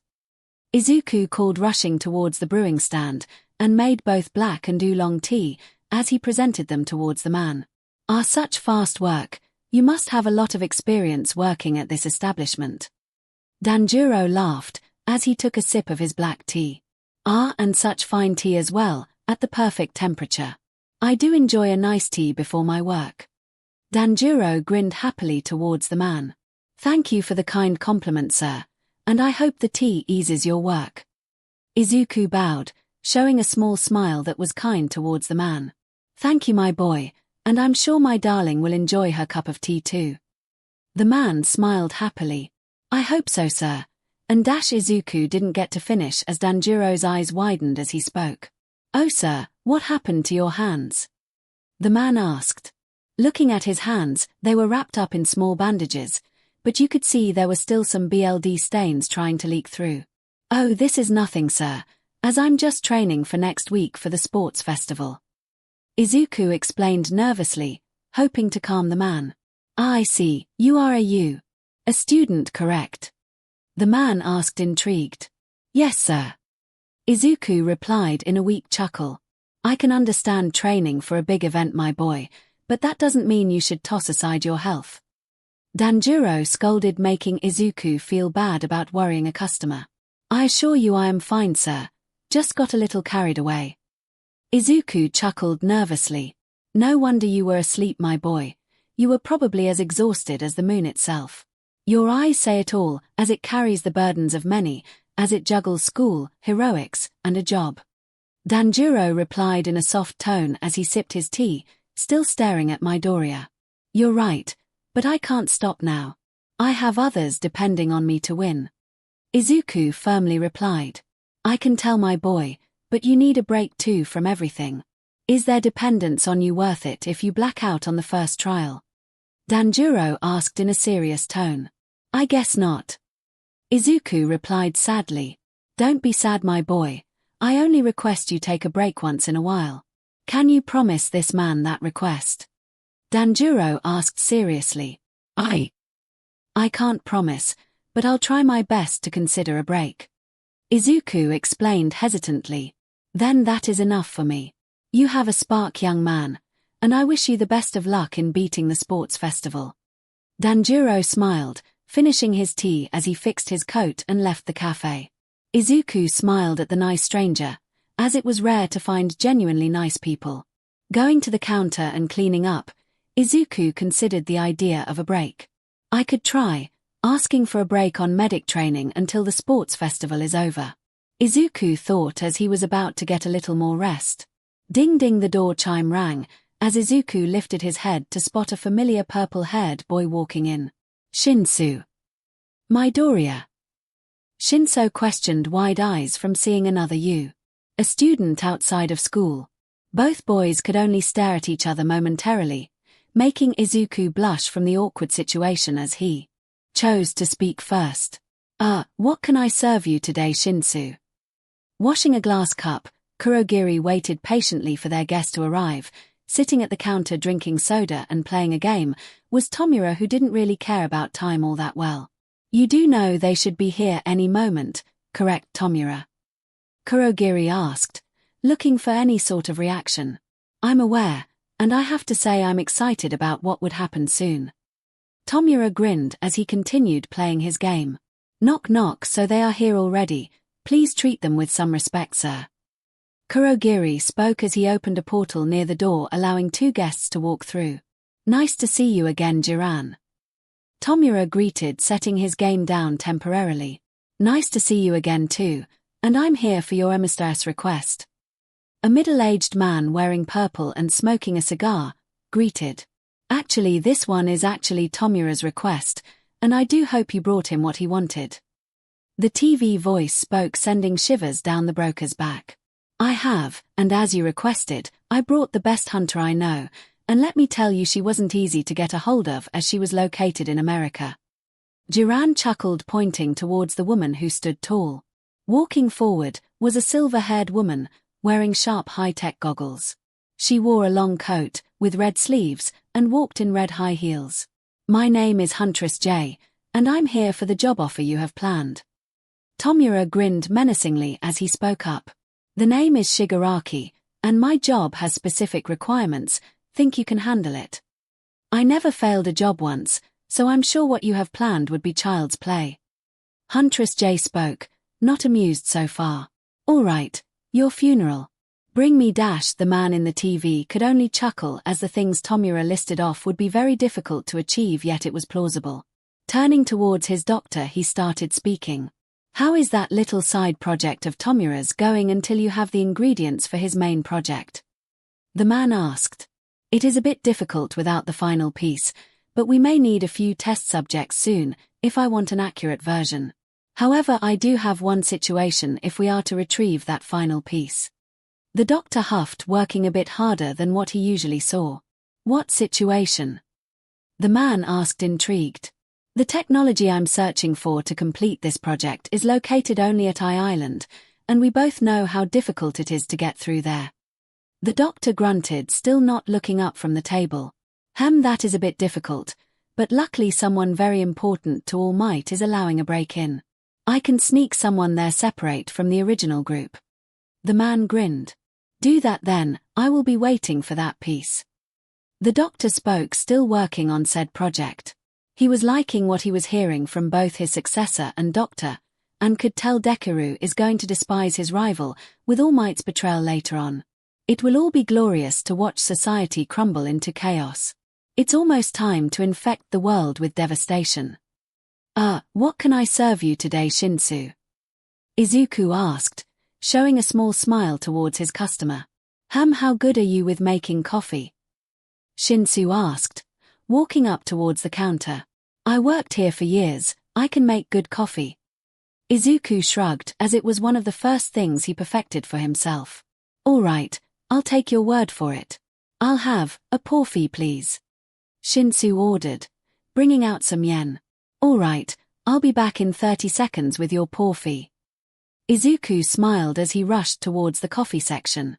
Brewing the coffee beans, Izuku gathered WHP cream, sprinkles, 2 chocolates, and a single strawberry. Have to do my best for him. Pouring the brewed coffee, Izuku added a few cubes of sugar and ice to cool it down as he then poured the WHP cream in the shape of a cat. Adding some extra sprinkles for a spotted fur appearance, Izuku placed the strawberry on the nose with the 2 pieces of chocolate for eyes. Perfect. Hope he likes it. Wait, I didn't ask him if he wanted milk as well. Or if he is allergic to strawberries. Or what about Dash? While Izuku was panicking, he didn't notice a flash behind him as it suddenly grabbed the porfie and walked away. Maybe I should just redo it. Izuku muttered as he tried to grab the porfie, but it wasn't there. What? Where is it? Midoriya. Shinsu called out, making Izuku flinch. Just a second. Izuku panicked, looking around as he couldn't find the porfie anywhere. I have to make another one quick. Izuku panicked, as he was glad he made more coffee brew and started remaking the porfie. Rushing out, Izuku was about to serve Shinsu his porfie only to find him sitting at a table with a porfie already. How did you get the porfie? Izuku asked in confusion. Oh, one of your Pokémon gave it to me. I just thought you were busy back there with something important. Shinsu shrugged as he pointed his thumb at a red and black-furred Pokémon. Zorua, when did you summon yourself? Izuku asked in a scolding manner. Hee. The Pokémon snickered as it jumped away from the seat and behind Shinsu. I swear, Zorua loves chaos. Izuku sighed as he rubbed his head. Seems like it, but it was a nice surprise for once. Not every day you see a real Pokémon. Shinso shrugged as he took a sip of his porfie. Oh, did you enjoy the porfie, Shinsu? I forgot to ask if you wanted anything or are allergic to something. Izuku chuckled nervously as he scratched the back of his head. It's fine, as I'm not allergic to anything and I'm enjoying the porfie. Shinsu smirked as he continued drinking his porfie. Glad to hear that, and mind if I join you? I kinda don't want to waste this porfie. Izuku smiled sheepishly as Zorua snickered behind Shinsu. Zorua, I thank and hate you. Sure, I don't mind. Shinsu shrugged, but clearly enjoying the porfie. Though I am curious, how did you know my Pokémon? Izuku asked, intrigued. I am a Pokémon fan, though I haven't played all the games, I at least played Gen 5. Shinsu smiled softly, thinking of a fond memory. I see, glad to meet another fan. It is rare to find anyone who likes Pokémon these days. Izuku admitted, as the only people that seemed to know Pokémon that he met were Shigaraki and Nezu. I still need to play with him after the festival. I understand that, though I have to say that owning a Pokémon is quite an amazing blessing. 𝐶 smiled as he petted the Zorua as it walked out of sight. Thank you, and have to admit it isn't a blessing all the time, with bills, pranks, and… Zorua, stop that. Izuku scolded at Zorua. Hitoshi turned around to spot Zorua looking innocent with a little halo on its head. Turning back towards Midoriya, 𝐶 smirked and started speaking. Zorua has done nothing wrong, but it's an innocent little angel. Zorua isn't innocent at all. It's a tricky little 𝐤𝐼𝐴. Izuku huffed with a small smile on his face. Ah, so you curse in Pokémon too? 𝐶 chuckled at the cute poke profanity. Only sometimes. Izuku blushed, as no one besides his mother could understand his swears. This is quite amusing to see from the famous you. A hero students. 𝐶 smiled softly, still drinking his tea. No, I don't want to be famous. I just want to help people, Izuku groaned, as popularity was still a problem. Really, then why not go underground? 𝐶 asked, intrigued. Could you go underground if you summon a giant blue serpent? Izuku asked, raising an eyebrow. Tuche. 𝐶 agreed, as that would be tricky for underground heroics. What about you? Izuku asked, taking a sip of his porphy. What about me? 𝐶 asked as he narrowed his eyes. Didn't you want to be a hero? If so, what kind? Izuku asked nervously. Underground heroics. 𝐶 spoke as he continued his drink. Lucky. I don't think I can handle reporters anymore. It is too tiring. Izuku sighed, placing a hand on his face. I'm lucky. You had it easy with a flashy quirk, as you got into heroics pretty easy.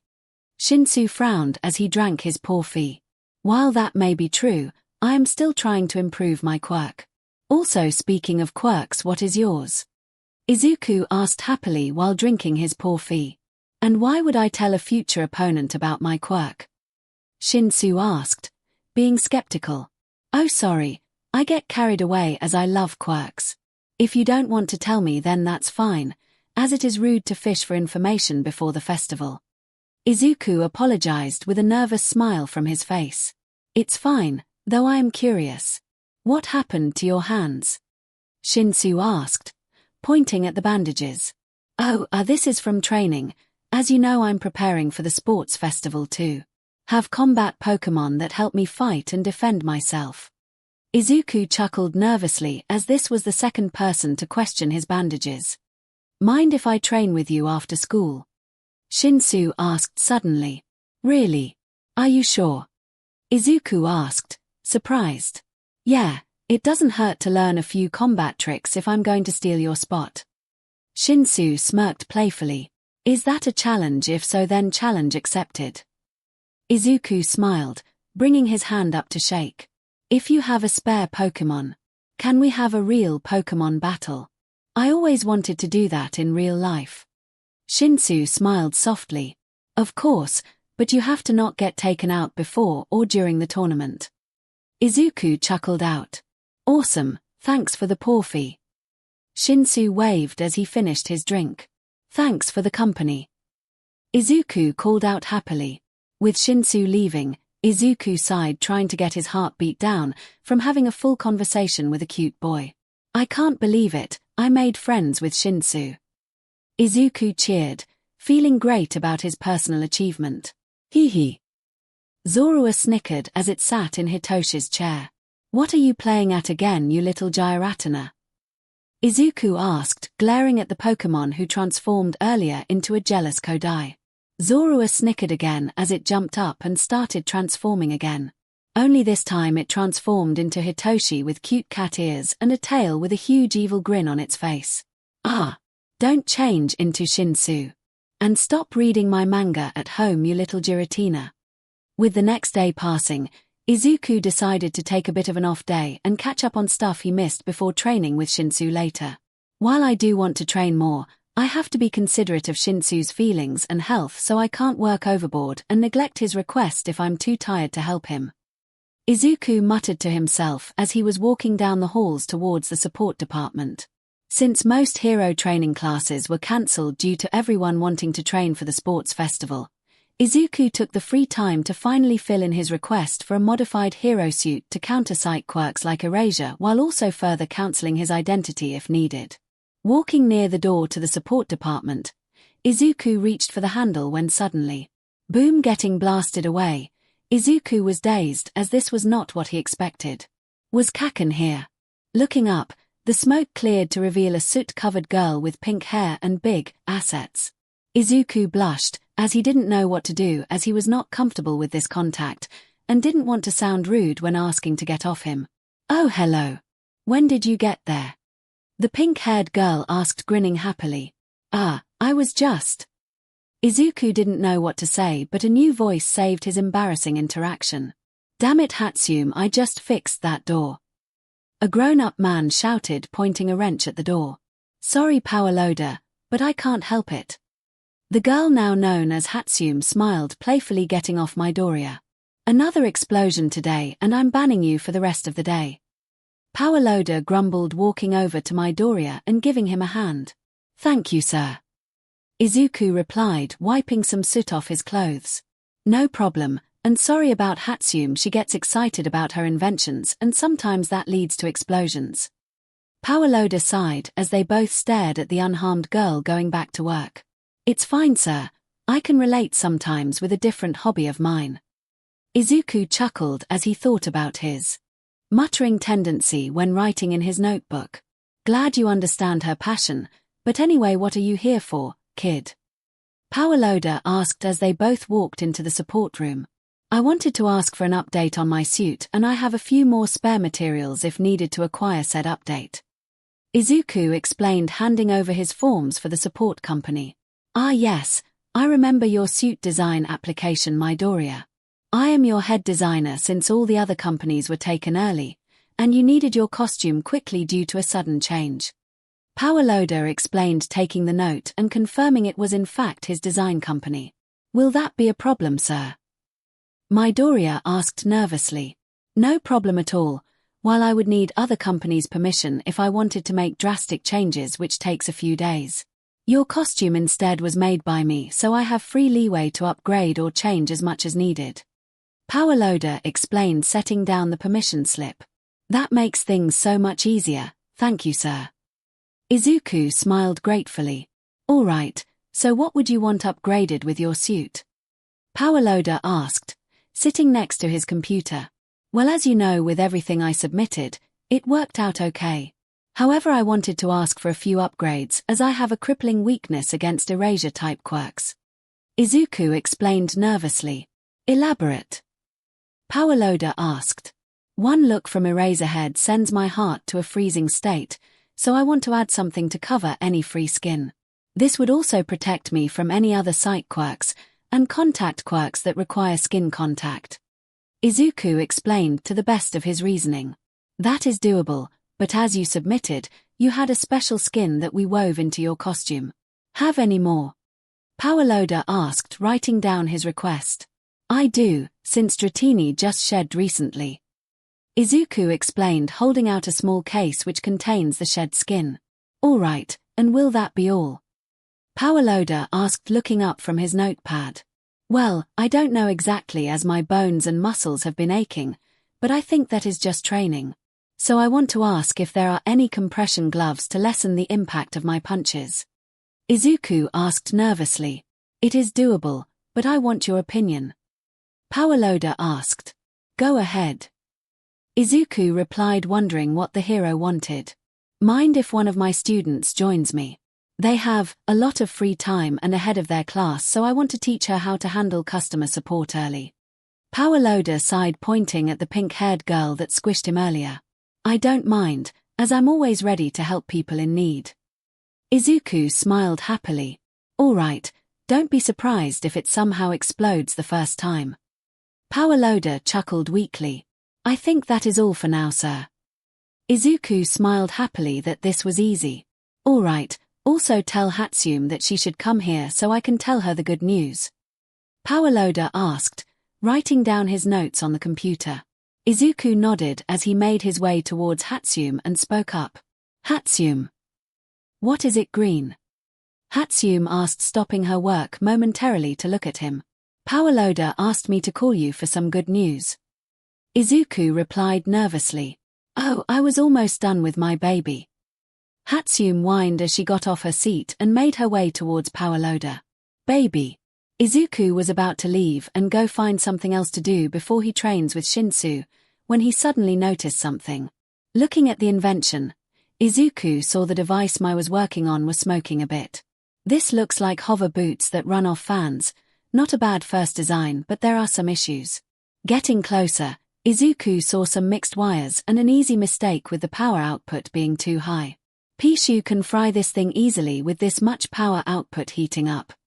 Taking a closer look, Izuku grabbed a tweezer and the soldering gun to reroute the wires to one of the far fans, and used the third fan as a cooling system. It should be all right and not explode, but that leaves the problem of tiny stones getting ricochet and destroying the blades, or even worse, jamming it internally.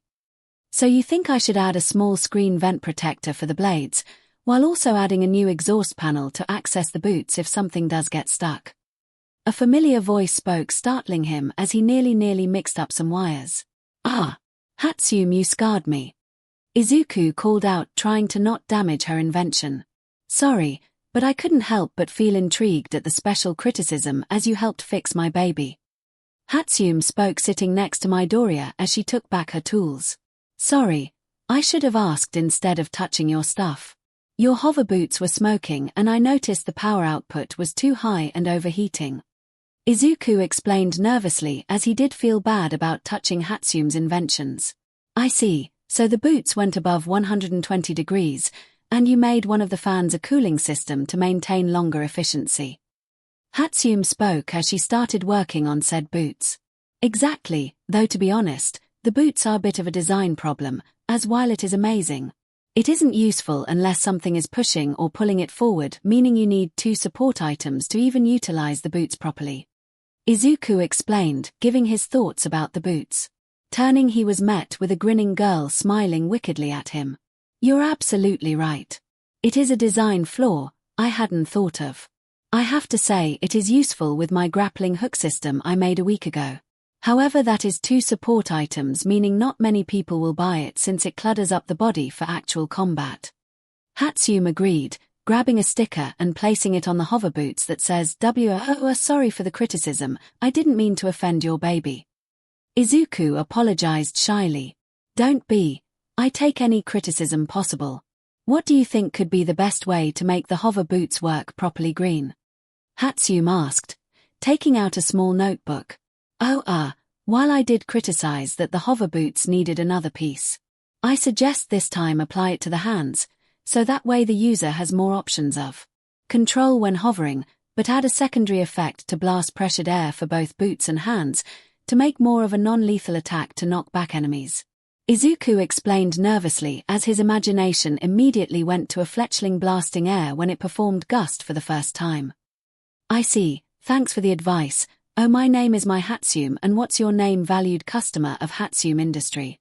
Hatsune asked, holding her hand out with a happy smile. Izuku Midoriya. Glad to meet you, Hatsune. Izuku replied nervously, shaking her hand. I'm just gonna call you Green, so let's work on this baby together. Hatsune grinned as she got to work. Okay. Just tell me what you need help with and I'll do my best for you. Izuku chuckled nervously as he sat next to the girl and helped her out. Standing off to the side, 𝐼𝐺𝐻 paled as he watched Hatsune and Midoriya get along and start working on their invention. While he was proud that Hatsune made a friend, he regretted the chaos waiting to happen sooner or later. Someone please save us. It was the morning of the grand event known as the Sports Festival, as many people started flooding in slowly. Pro heroes were everywhere and reporters were impatient for an interview with the students that survived the USJ attack. The bag check is taking forever, complained a reporter. They were just attacked by villains, noted another. Of course they'll be more strict. There are people criticizing their decision to hold it this year. The first reporter beamed. Controversy equals ratings. Class 1A will be the ones to watch this year. I'm more interested in All Might's next generation of successors. A purple-haired woman muttered out with her notebook and microphone on standby. Wait, next generation of successors? The reporter asked. Yeah, the green-haired kid spoke about it, remember, and it got me thinking. All Might is pretty much a veteran, and while I don't expect him to retire soon, he isn't going to be around forever, so he chose to teach so the next generation can replace him. The woman explained, making the people eavesdropping more excited about the first years more than ever.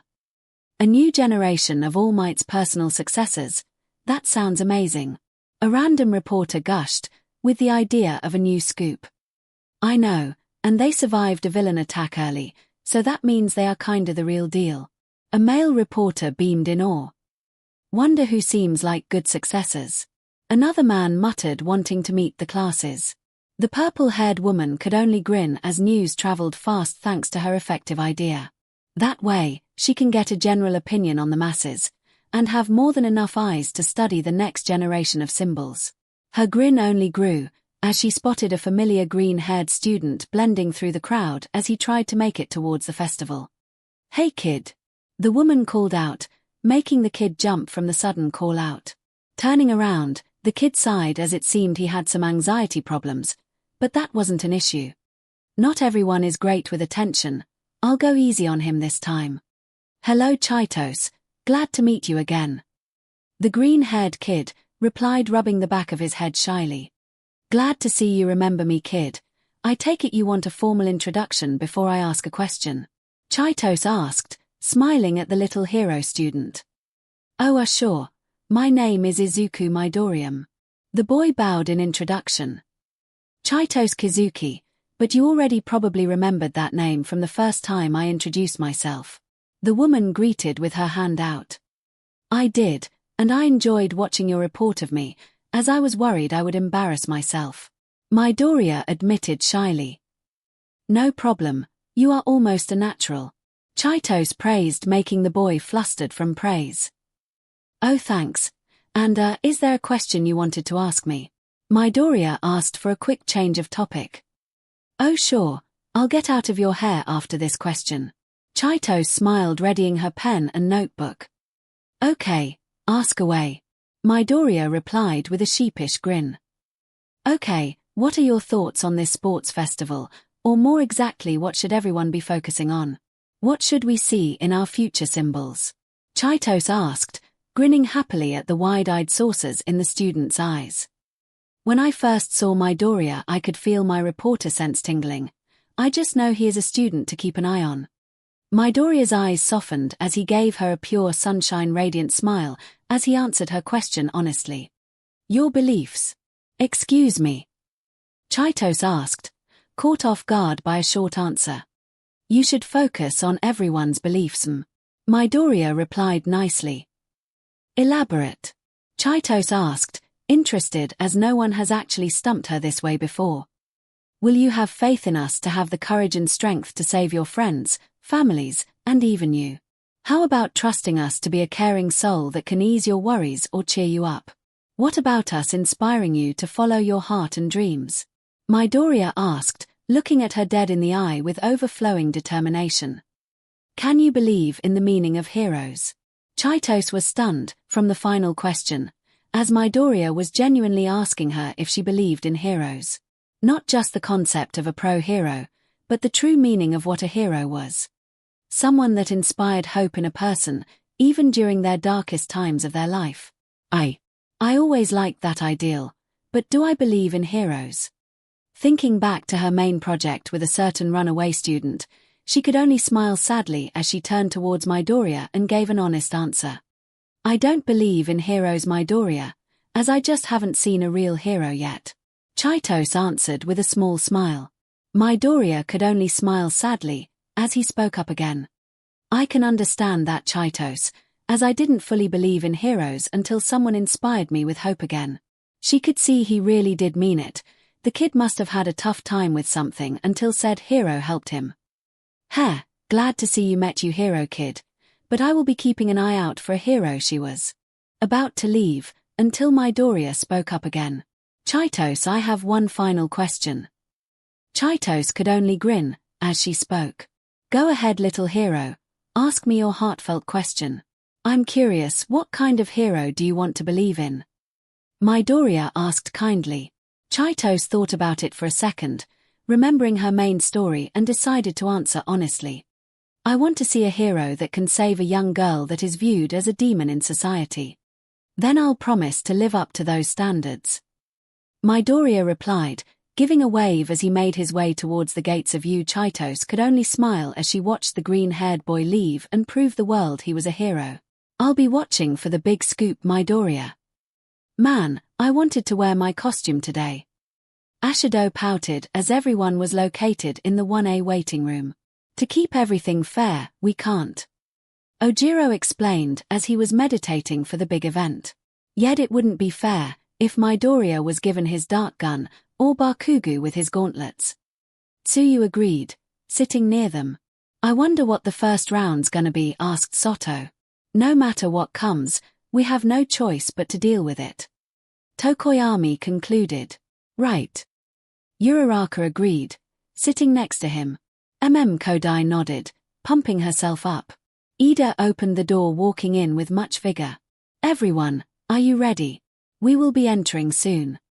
Midoriya took a deep breath as he tried to calm himself down and not pass out from anxiety. Midoriya.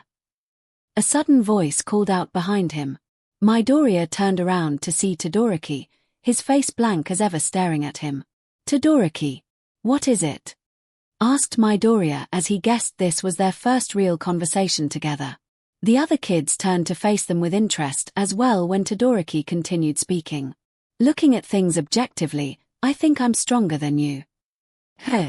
Why yeah, I guess so. He agreed in an unsure manner of where this was going. But All Might has his eye on you, doesn't he? The taller boy asked, making Izuku tense as he wondered why he said that. Look, I'm not trying to pry about that as that is your business, but I'm going to beat you. Todoroki announced, glaring at Midoriya. Midoriya's eyes widened as he looked into Todoroki in shock from his sudden declaration of war. Oh, is the best in the class making a declaration of war? Teased Kaminari.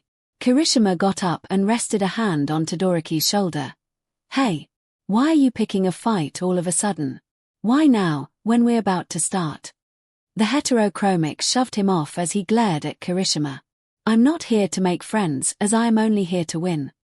Midoriya decided to speak up nervously as he looked at Todoroki in the eyes.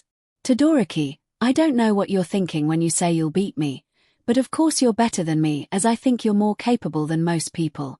Looking at it objectively, Tokoyami tried to reassure him by walking towards his side. Midoriya, you shouldn't talk so grim about yourself. However, Midoriya wasn't finished, as he hardened his glare at the best student. But everyone wants to be a hero, show their skills, and make their way to the top. Not just you, Todoroki. Todoroki could only stare at Midoriya, looking at him with a fierce expression and a determined glint in his eyes. Give it all you got, Todoroki, for I want to be the best hero too. I will. Todoroki agreed as his determination rose to the challenge, as Bakugo scoffed from annoyance as he thought. Only I can be the best. 𝐤𝐸𝐽. A big screen in the stadium turned on, showing no other than the cheerful voice hero, Present 𝐴𝐶. Spreading his arms as the crowd cheered, Present 𝐴𝐶 started announcing. Hey, pay attention, audience. Swarm, mass media. This year's high school rodeo of adolescence that you all love, the U. A sports festival is about to begin, everybody. Are you ready? Ye. The crowd cheered in excitement. Present 𝐴𝐶 declared, the UA Sports Festival. The huge battle where fledgling heroes sharpen their swords once a year. Anyway, these are the guys, right? The miraculous new stars who overcame enemy attacks with their hearts of steel. Hero course, Class 1A, right? Class 1A walked into the arena, looking in or at everything around them. Midoriya stuttered, as anxiety was rising. There are so many people. Will we be able to give our best performance being watched by so many people? Or is this also part of the training required to become a hero? Ida asked around, trying to keep focus. Man, he's going overboard with that praise. I'm getting nervous. Aren't you, Bakugo? The redhead asked Bakugo.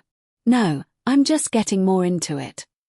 Bakugu grinned, itching for an exciting time.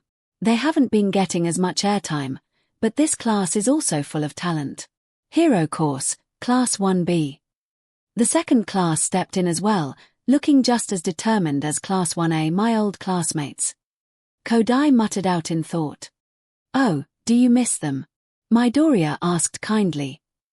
It's not that, I just didn't get to know them before they transferred me. Kodai muttered out sadly. Maybe we can go meet them in our free time then. Uraraka replied, cheering the girl up. Yeah, that sounds like a great idea, so why not, Kodai? Izuku asked happily towards the girl. Thank you, and I would like that. Kodai smiled towards her friends. Next up, General Studies classes C, D, and E. Present MIC announced next. Midoriya spotted Shinsu walking in front, on his face the same bored expression as when he first gave the declaration of war, as for behind him was his classmates who seemed reluctant and nervous. Hope you make it too, Shinsu. Support course, classes F, G, and H are here, too. Present MIC started as Midoriya spotted his new friend Hatsume suited up in upgraded gadgets they both worked on. Hope she didn't bring her untested inventions. And the business course too, classes I, J, and K. All of you as first years are here now. Present MIC finished their introductions. We're just here to make those guys look better, huh? One of the general studies students asked. Bitterly behind Shinsu. I'm not really feeling it, another girl muttered. Time for the player pledge, declared a teacher, waving a Flogger-style WHP as the male heroes in the crowd melted. Oh, this year's chief umpire for the first years is the R-rated hero, Midnight. Kaminari muttered in awe. Midnight flipped her hair and winked at the many cameras, making everyone kinda uncomfortable with this teacher as their chief umpire. What is Ms. Midnight wearing? Asked Kirishima. That's an R-rated hero for you, replied Zero. Why does she have to wear that at a first-year event? Tokoyami groaned out. Representing the students is Izuku Midoriya from Class 1A, she exclaimed with excitement. Midoriya could only stare blankly as everyone focused on him now, and what was worse, no one told him anything about a pledge. Who was supposed to tell me this? All Might could only pale, as he forgot to tell Midoriya about the pledge during their meeting. Hope he never finds out that it was me. Come on up, Midoriya, and tell the whole world an amazing speech. Midnight grinned seductively. Midoriya walked forward slowly, thinking to himself. Arceus, please end me. Standing in the middle of the stadium, surrounded by many eyes and many unknown people, Midoriya felt his anxiety spiking and felt like passing out. No, I can't pass out in front of the world. I have to tell the world I can't tell them. Midoriya thought, grabbing for the MIC as he looked at it with a saddened smile. I am not All Might, and can never be, sorry sir, but I am not going to say it. Midoriya thought, bringing the MIC towards his mouth. However, I will say this. Izuku thought, taking a deep breath which didn't make him feel any better, and spoke up. When I grew up in this world, I learned that not all lives are created equal. However, when I kept growing, I learned that if we don't struggle, we don't improve, as each day is a battle to define who you are in your own life. Izuku spoke with his eyes closed, remembering his own words that he reminded himself every day. Many of the audience quieted down, listening to his speech, making Midoriya feel like he had the world finally hearing his voice. We are all born in different places, live different lives, and share different stories. Each time we meet someone, a bond is born, whether it be good or bad, and that's okay, for it's just another chance to learn about our fellow people in this world. Izuku explained, opening his eyes and smiling down at his classmates as most of them gave kind-hearted smiles. We could be appealing or we could be chaotic, but in reality we are ever-changing, and that is what makes us special. We can't be defined by simple labels, for if we don't understand each other, then we shouldn't really hate one another, for everyone is different. Izuku explained, remembering the time his school hated him for being quirkless, as it changed to him for being weaker than his quirk. Despite all they did to him, he never really hated them. Even now he would say hate is too strong a word for them. Many of the audience seemed to agree with this call out for labels on society, as others felt conflicted and chose to think about it some more. We all have dreams, goals, truths, beliefs, and ideals on what we do with our own lives, and that is what determines who we are. We all have the choice to choose our paths, as nothing is really ever black and white. We all struggle to be something greater than what we once were, and to that I say, let's have a champion time and show the world who we are. Izuku shouted out, pointing towards the sky with his arm in the air, smiling at the crowd but most importantly hyping up his fellow contestants. Yay! The crowd cheered, feeling pumped up from the amazing speech Midoriya announced. That amazing speech was brought to you by Class 1's Izuku Midoriya. I feel pumped up just listening to this little hero. MIC spoke, hyping up the crowd more. You did good, Midoriya. It is making my heart racing and I want to join too. Midnight grinned, making Midoriya turn red as he made his way towards his friends. That was an amazing speech, Midoriya. Did you think of that on the top of your head? Kodai asked, intrigued by his words. Yeah, I didn't know I was supposed to do a speech today. Midoriya admitted with a sheepish smile. You have a way with words, and the passion and determination to move the world. I am glad to witness your speech firsthand. Tokoyami smiled as he crossed his arms with Dark Shadow giving a happy thumbs up. That was so amazing, Dekiru. I want to have a real champion time with you all. Uraraka gushed, bouncing around excitedly. Bravo, Midoriya. It was a fantastic speech, and I must say you represented the students of you. Perfectly. Ida cheered as he clapped in the air. Looking around, Midoriya could see Ida was right, as many classes such as their sister class, support course, and even Gen Ed was smiling, with some even pumped up for the challenge. TCH, that was a dumb speech.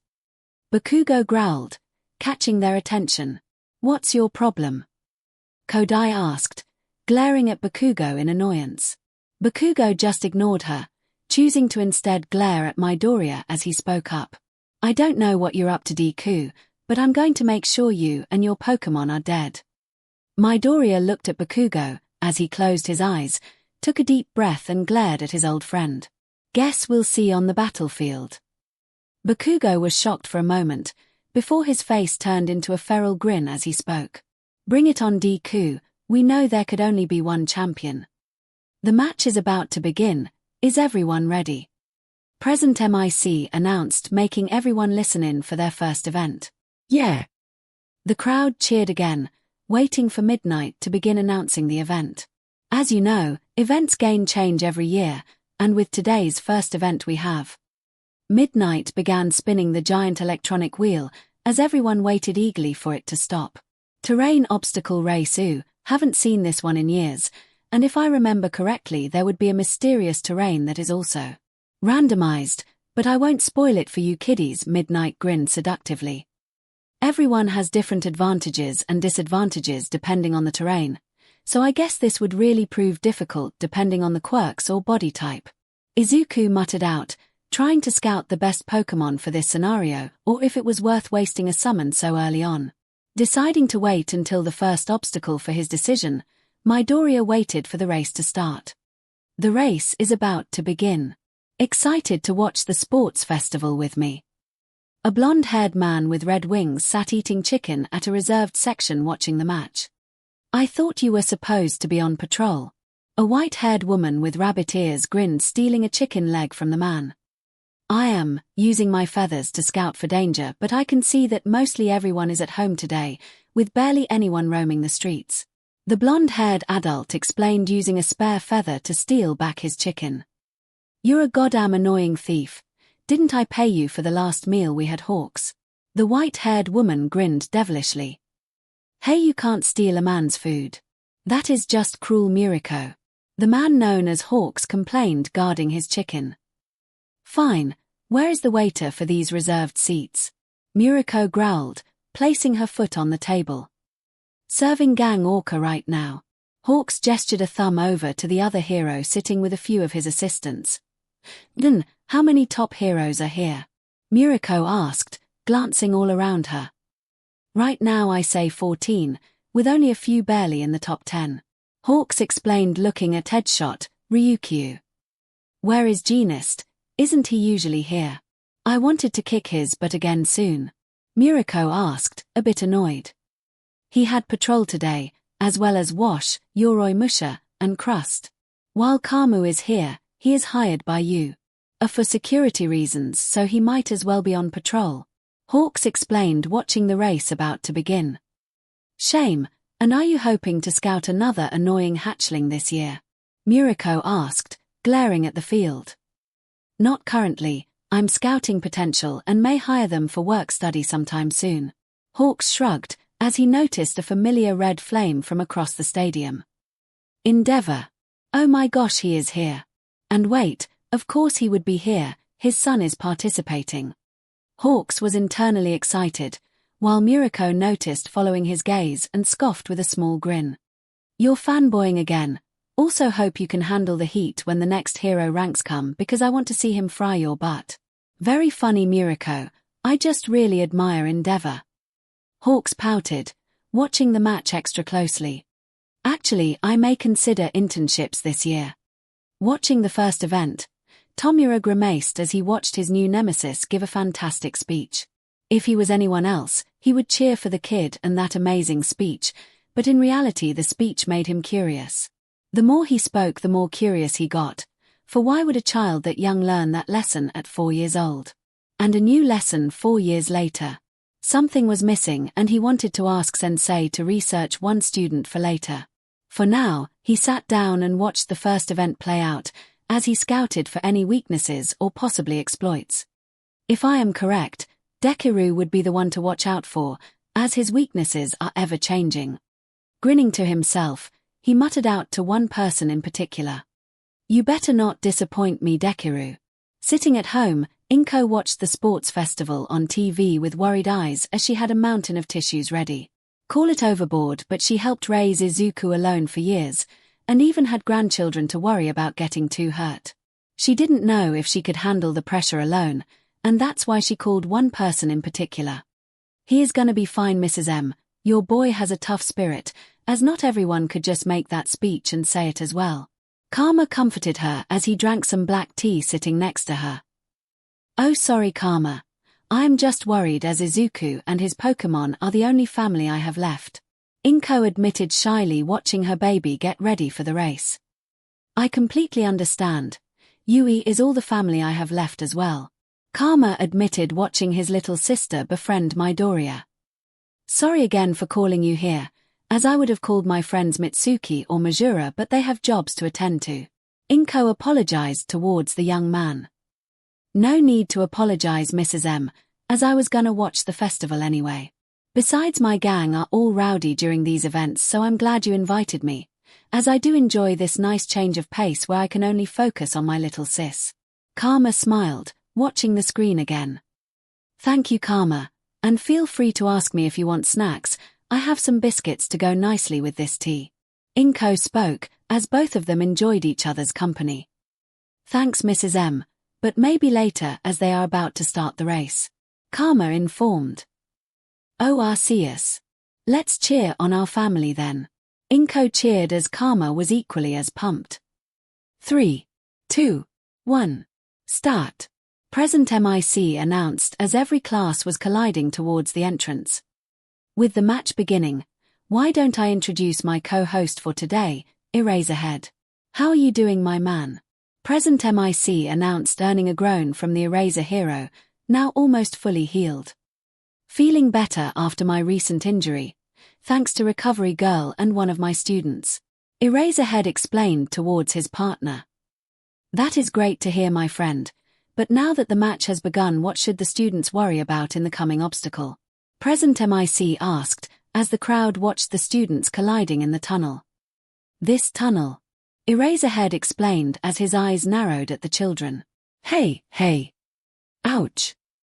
This is too narrow. Hey, move. Students kept shoving and colliding against each other as barely anyone was making it through the tunnel easy. This reminds me of the hallway incident, as the best solution was dash. Midoriya didn't finish as he felt the cold air meaning one thing. Jumping over the competition. Midoriya thought, kicking the wall to jump up higher. As everyone connected to the ground had an incoming problem. A massive wave of ice burst out of the tunnel, leaving the rest of the students frozen down as Todoroki himself slid onward. "Sorry, but I intend to win." The students all groaned in annoyance trying to free theirs. "It's freezing over. I can't move. So freaking cold. Out of the way. Why can't I get it off?" However, not everyone was hindered, as suddenly many students jumped past the icy floor. 𝐼𝐺 was using his laser to propel himself up easily as Bakugo blasted over the competition. Momo pole vaulted over the ice, as Tokoyami used Dark Shadow to fling himself over the other students.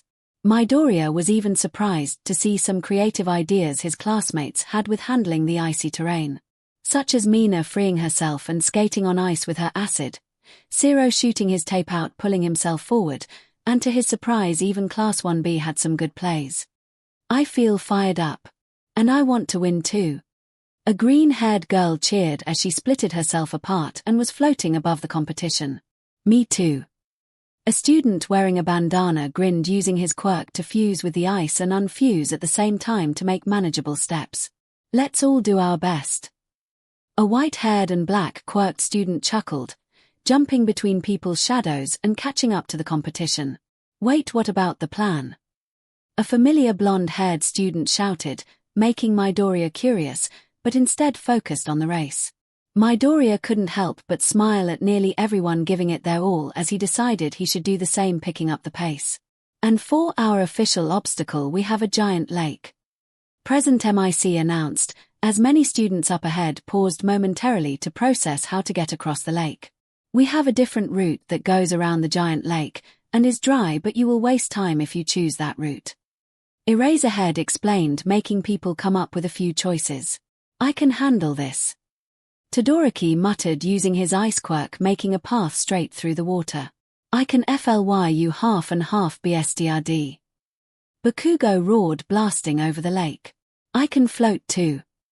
The green-haired girl grinned, flying after them. "This is perfect for me, Kiro." Tsuyu smiled, jumping into the lake. "Haha. Time to test baby number 129. Hatsune grinned, unleashing a surfboard with a motor attached to it.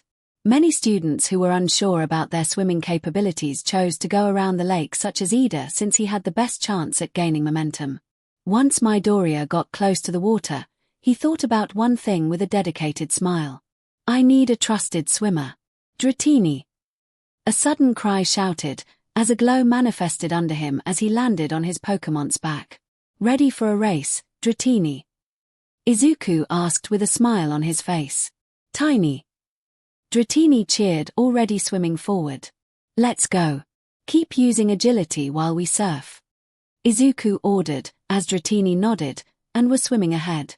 Soon enough, Izuku spotted Tsuyu and my neck and neck and asked, "Want to race, girls?" "You can't outspeed me, Kiro." Tsuyu smiled at someone else using the water besides her. "Ha! With the power of science, my babies, and I can outspeed both of you." Mai grinned up for the challenge. "You're on." Izuku grinned, standing on Dratini's back as the three water users were racing together while Izuku pressed a familiar device on his ears. "No time to question my moves. I stick to the path that I choose. Me and my friends are gonna do it right. You'll never see us run away from a fight." Midoriya grinned at one of his selected songs being chosen as Midoriya raced alongside his two friends. "This is too fun. To be a MSTR is my dream. All I've got to do is believe, and I believe." Suddenly a torpedo almost impacted Dratini and Midoriya, making them temporarily lose speed as Present MIC spoke up. Oh, I forgot to mention we have some more threats in this obstacle. Have fun, little listeners."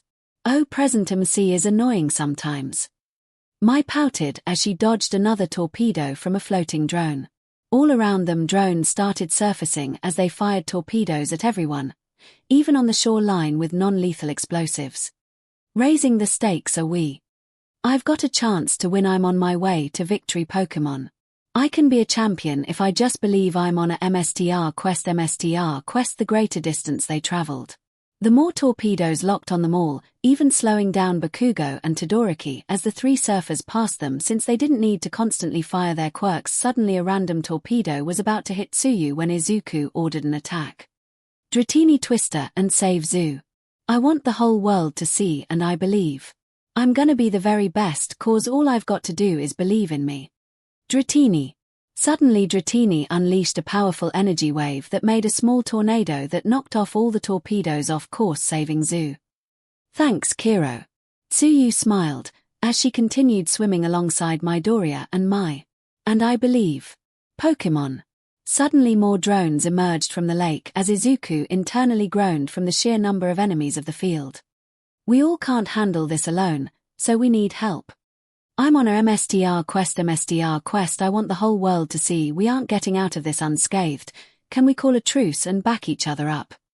Izuku asked Mai and Tsuyu as they both dodged more torpedoes. I'm fine with that, Green. Mai smirked devilishly, picking up more speed on her surfboard. Truce. 𝐂𝐸𝐸. Tsuyu agreed as well, making Izuku smile at forming allies. No time to question my moves, I stick to the path that I choose, me and my friends are gonna do it right, you'll never see us run away from a fight. Tsuyu, wrap your tongue on my arm and let's do some water skiing and destroy robots. Mai, Dratini will cover you, so just keep distracting the drones and draw in the torpedoes. Midoriya replied with a semi-decent plan. Got it. Both girls agreed, with Mai driving ahead to gain attention, as 𝐤𝐸 used her tongue to wrap around Midoriya's arm as she was suddenly water skiing. And I believe. I've got a chance to win, I'm on my way to. Victory Pokémon. Mai proved to be an excellent distraction as many torpedoes targeted her, as Dratini used twisters to knock them all, of course. Izuku used his strategy and strength and momentum to slingshot 𝐤𝐸 ahead of him as she destroyed many drones with the sheer power of her strong frog legs. What amazing teamwork for the 3 top contestants. I haven't seen real teamwork in years. Missy announced, making all 3 of them smile from the sudden praise. I can be a champion if I just believe, I'm on a MSTR quest, Green. Mai called as Midoriya caught 𝐤𝐸 again and stared ahead of him and paled. In front of them was a giant drone nearly the size of a 0-pointer and still powerful as it launched a barrage of torpedoes at them. Twister.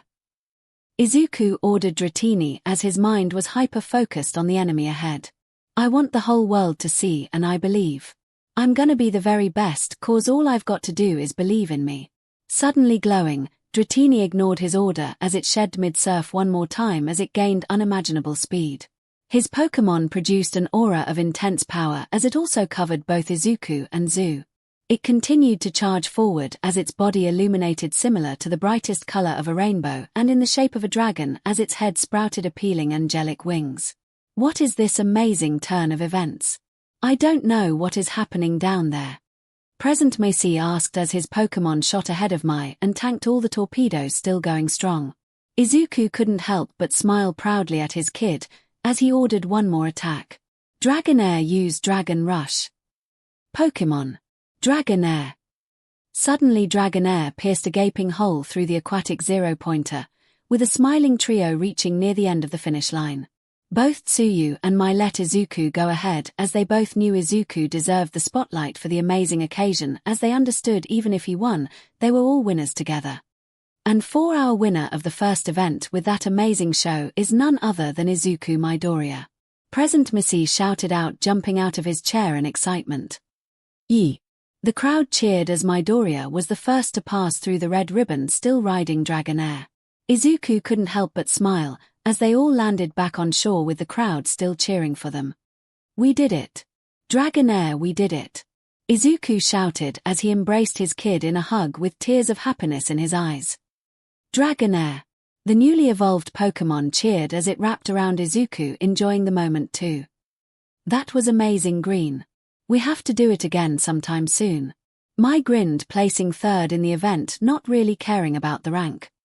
I agree, and I still want a rematch as we didn't get the chance to prove who was the fastest. 𝐤𝐸 smiled as she hopped next to Midoriya. Thank you guys so much, and I can't wait to have fun with you two again. Midoriya cried happily, engaging his 2 friends in a hug.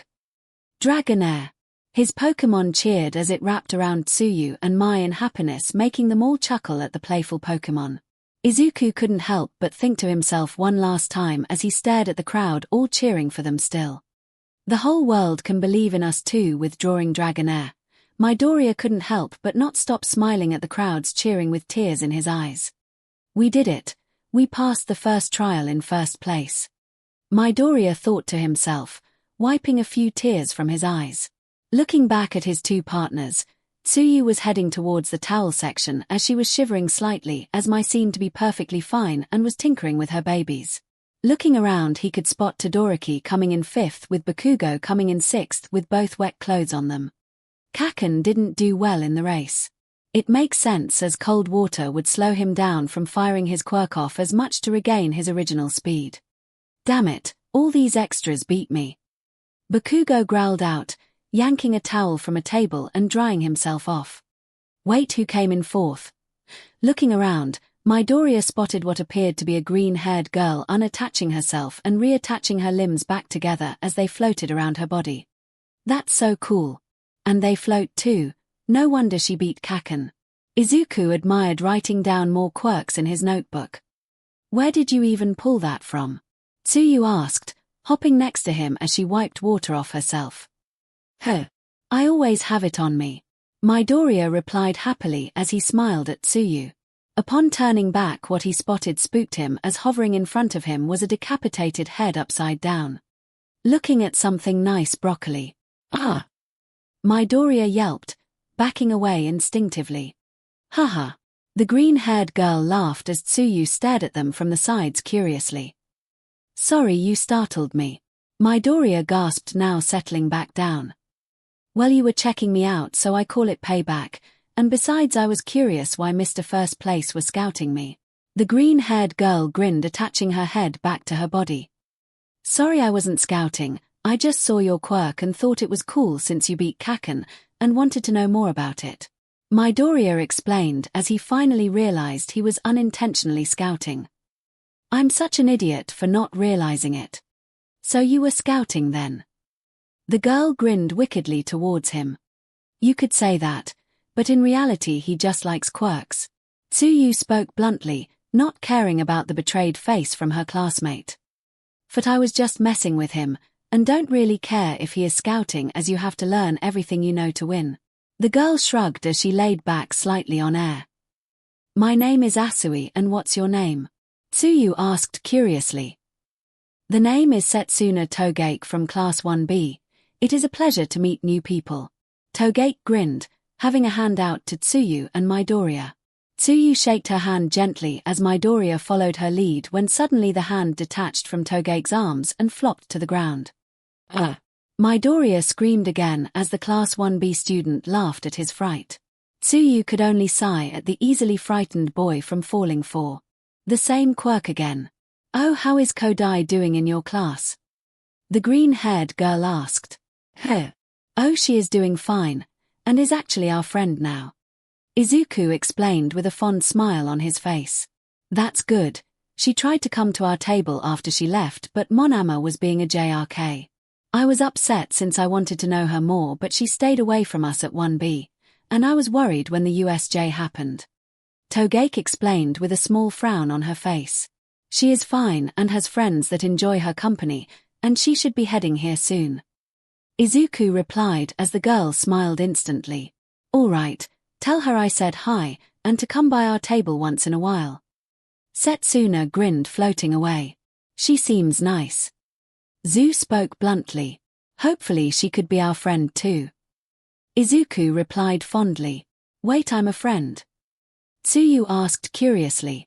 Of course, I treat everyone as friends if they want to. Izuku smiled happily as all he ever wanted was real friends. Kiro, thanks for your friendship. Tsuyu smiled happily. Waiting for the rest of the contestants to arrive, Mirako and Hawks decide to talk about the race they had just witnessed. You know, I find it very interesting that the kids' quirk changed mid-battle and have excellent teamwork as well. What do you think? Hawks asked, turning towards Mirako, and was stunned when he saw her scowling at the students angrily. Why the F is she cessed? What I think is that those brats are weak for teaming up, and the green-haired boy didn't do SHT except sit on the serpent. Mirako seethed as now Hawks remembers that Mirako despised teamwork and was a lone wolf in battle. If someone wasn't doing anything, then they would surely be on her SHT tier list, as while the boy did help and guide them, he mostly did nothing with 80% of that match. Yeah, I don't see him being Miroko's first internship offer.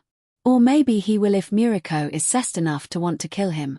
Okay, but remember he can't really swim and tried to help the best he can, so maybe he would do better in the next event. Hawks explained, defending Midoriya as if he was in the kid's shoes, then he would do the exact same thing. Grr. I hate it when you're right, but that doesn't mean it still annoys me. Miroko growled, taking a bite out of her carrot from who knows where. Seriously, where does she get those? The waiter hasn't even come by yet. You know, speaking of the kid, I do find it fascinating his quirk is also a dragon serpentine with quirks of its own. A new voice spoke as the two heroes turned to spot the number 9 hero Ryukyu leaning forward to join the conversation. About time you joined us, and when is our next sparring match coming up again? Miroko asked, grinning devilishly for a rematch. If I remember correctly, it is 5-5, so a tiebreaker is needed. In a few weeks, as I have a few investigations that I'm working on, and you know how paperwork is when I join an investigation. Ryukyu sighed as Hawks felt bad since mostly his paperwork is done by his agency or the Hero Safety Commission. Tell me about it. My last paperwork day, I wanted to commit arson on the whole hotel I was staying at from the sheer amount of it. Miroko groaned, rubbing her eyes. It can't be that much. Hawks shrugged as he dealt with paperwork once in a while. The pile was bigger than my Fing mattress. Miroko growled, glaring daggers at him. There are mine then, and you're right, Ryukyu, the kid does have a very powerful quirk. Hawks spoke, now changing the topic so the hero doesn't bite his head off. Yes, a small twister, the ability to raise speed, and most importantly the impressive aura shaped like a dragon. Ryukyu explained, as Hawks could understand her interest. Yeah, and to pierce a tunnel through a giant robot is no joke, and knowing my feathers, then I would have trouble piercing the armor, so I would need to aim for exposed parts. Hawks explained, as the one thing he always lacked was power to back up his feathers, and this kid just displayed enormous power. Okay, let's stop praising the brat, I want to see what they would announce next. Miroko growled as both heroes took this as a time to listen in on Midnight's next explanation. The first game of the first-year stage is finally over, so now, take a look at the results. Midnight declared as Midoriya and everyone else checked their placement on the board.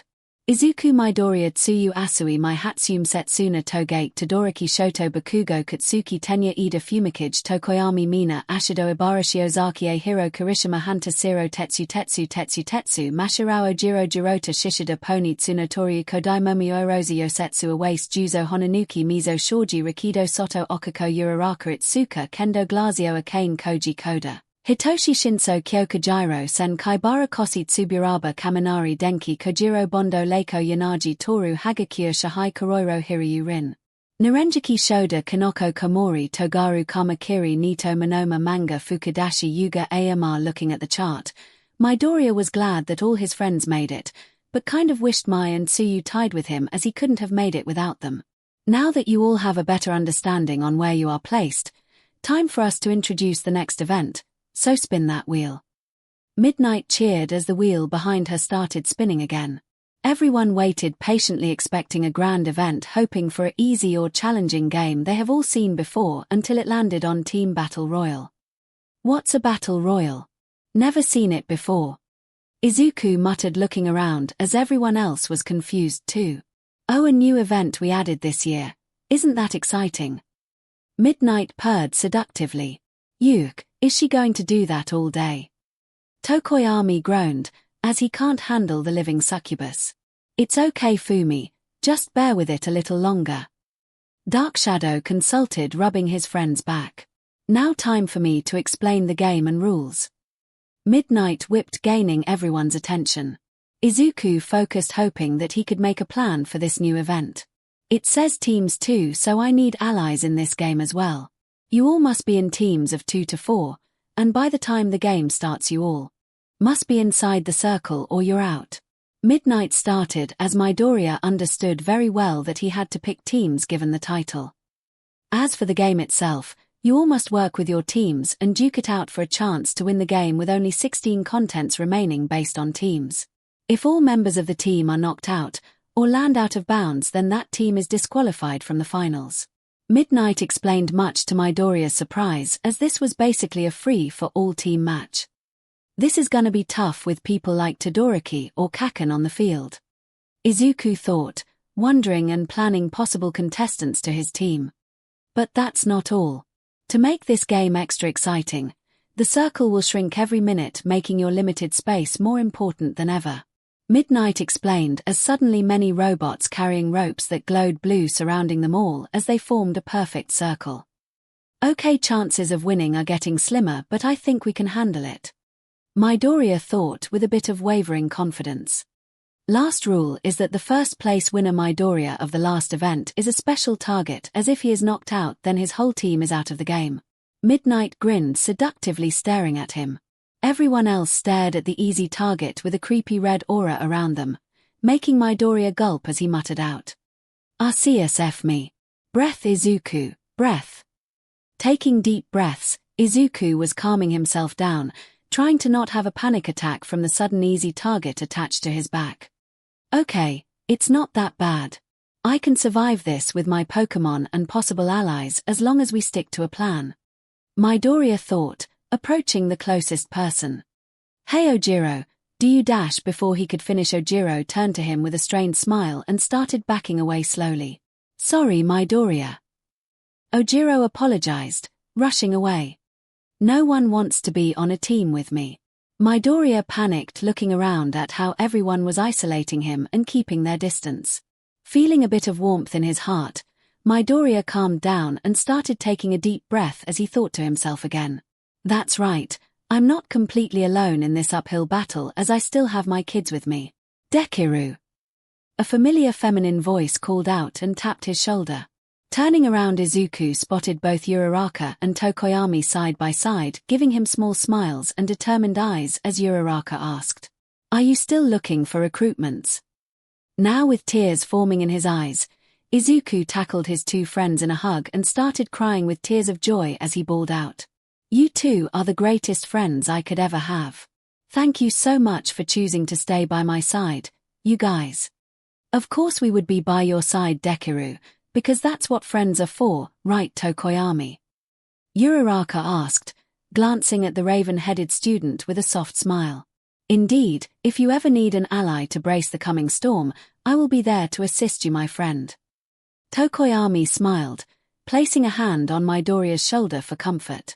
"Thank you guys so much, and where is Kodai?" Izuku asked, wanting to do this event with all his friends. "She's over there."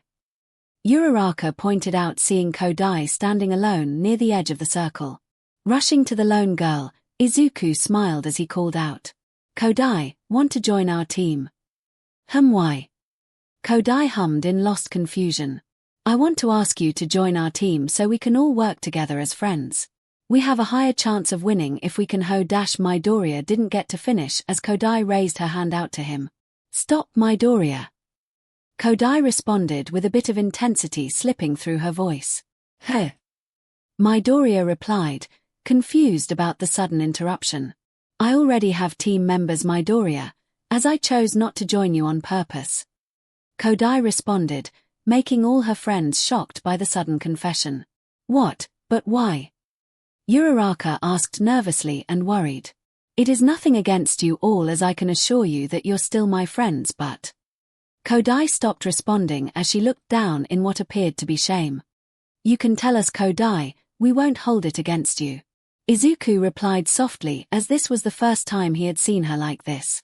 Nodding, Kodai took a deep breath and leveled Midoriya a hard glare as she spoke up. "I know we have been through a lot, but the truth is I want to be a lone hero myself, and becoming a champion will prove that I can stand on my own without friends. But this is a team game, Kodai, don't you still need a team?" Uraraka asked in confusion.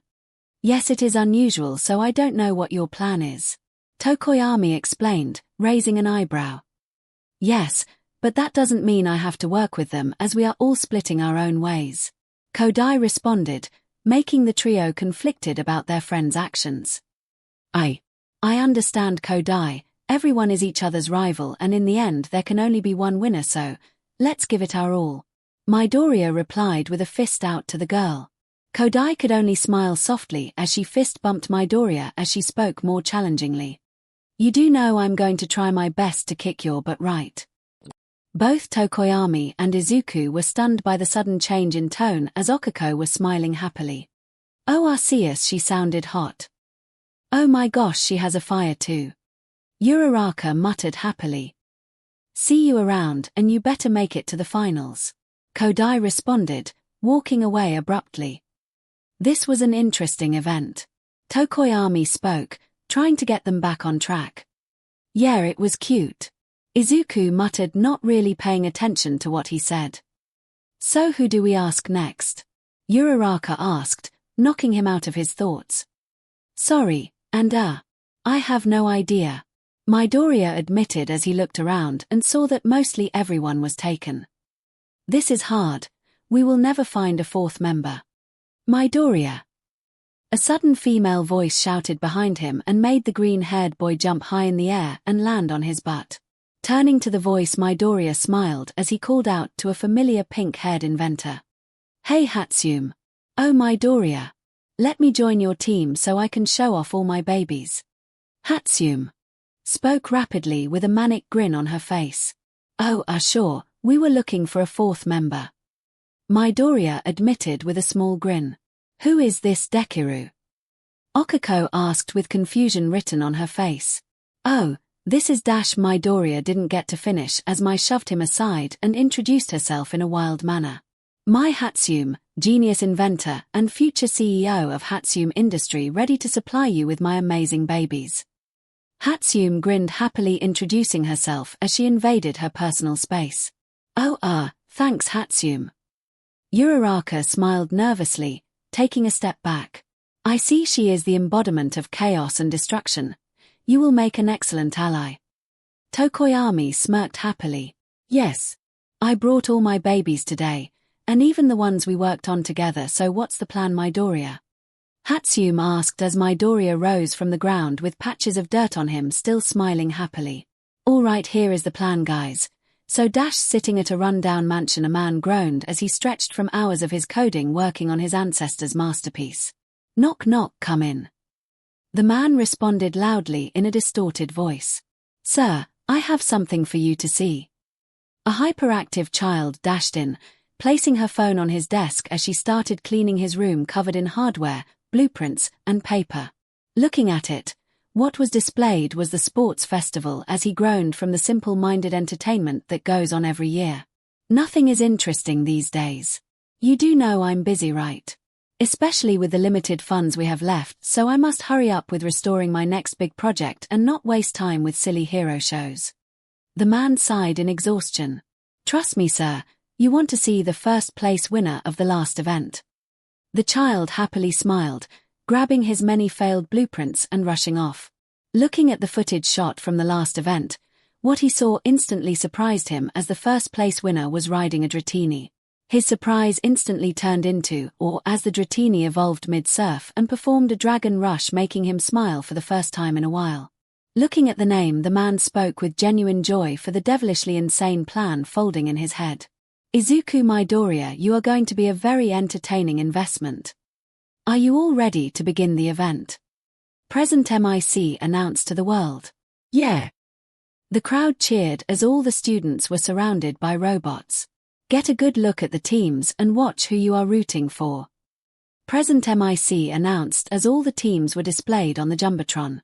Team 1 Izuku, Mai, Uraraka, Tokoyami. Team 2 Bakugo, Kirishima, Ashido, Gyro. Team 3 Todoroki, Momo, Ida, Tsuyu. Team 4 Ojiro, Yuga, Koda, Mizo. Team 5 Leiko, Sen, Shihai, Yosetsu. Team 6 Kodai, Shinso, Toru, Nito. Team 7 Juzo, Glazio, Itsuka, Pony. Team 8 Setsuna, Tetsu, Kojiro, Kineko. Team 9 Soto, Kaminari, Hunter. Team 10 Hiryu, Kosi, Manga, Togaru. Team 11 Ibara, Jirota, Nirenjiki. Is everyone ready for the plan depending on my Pokémon?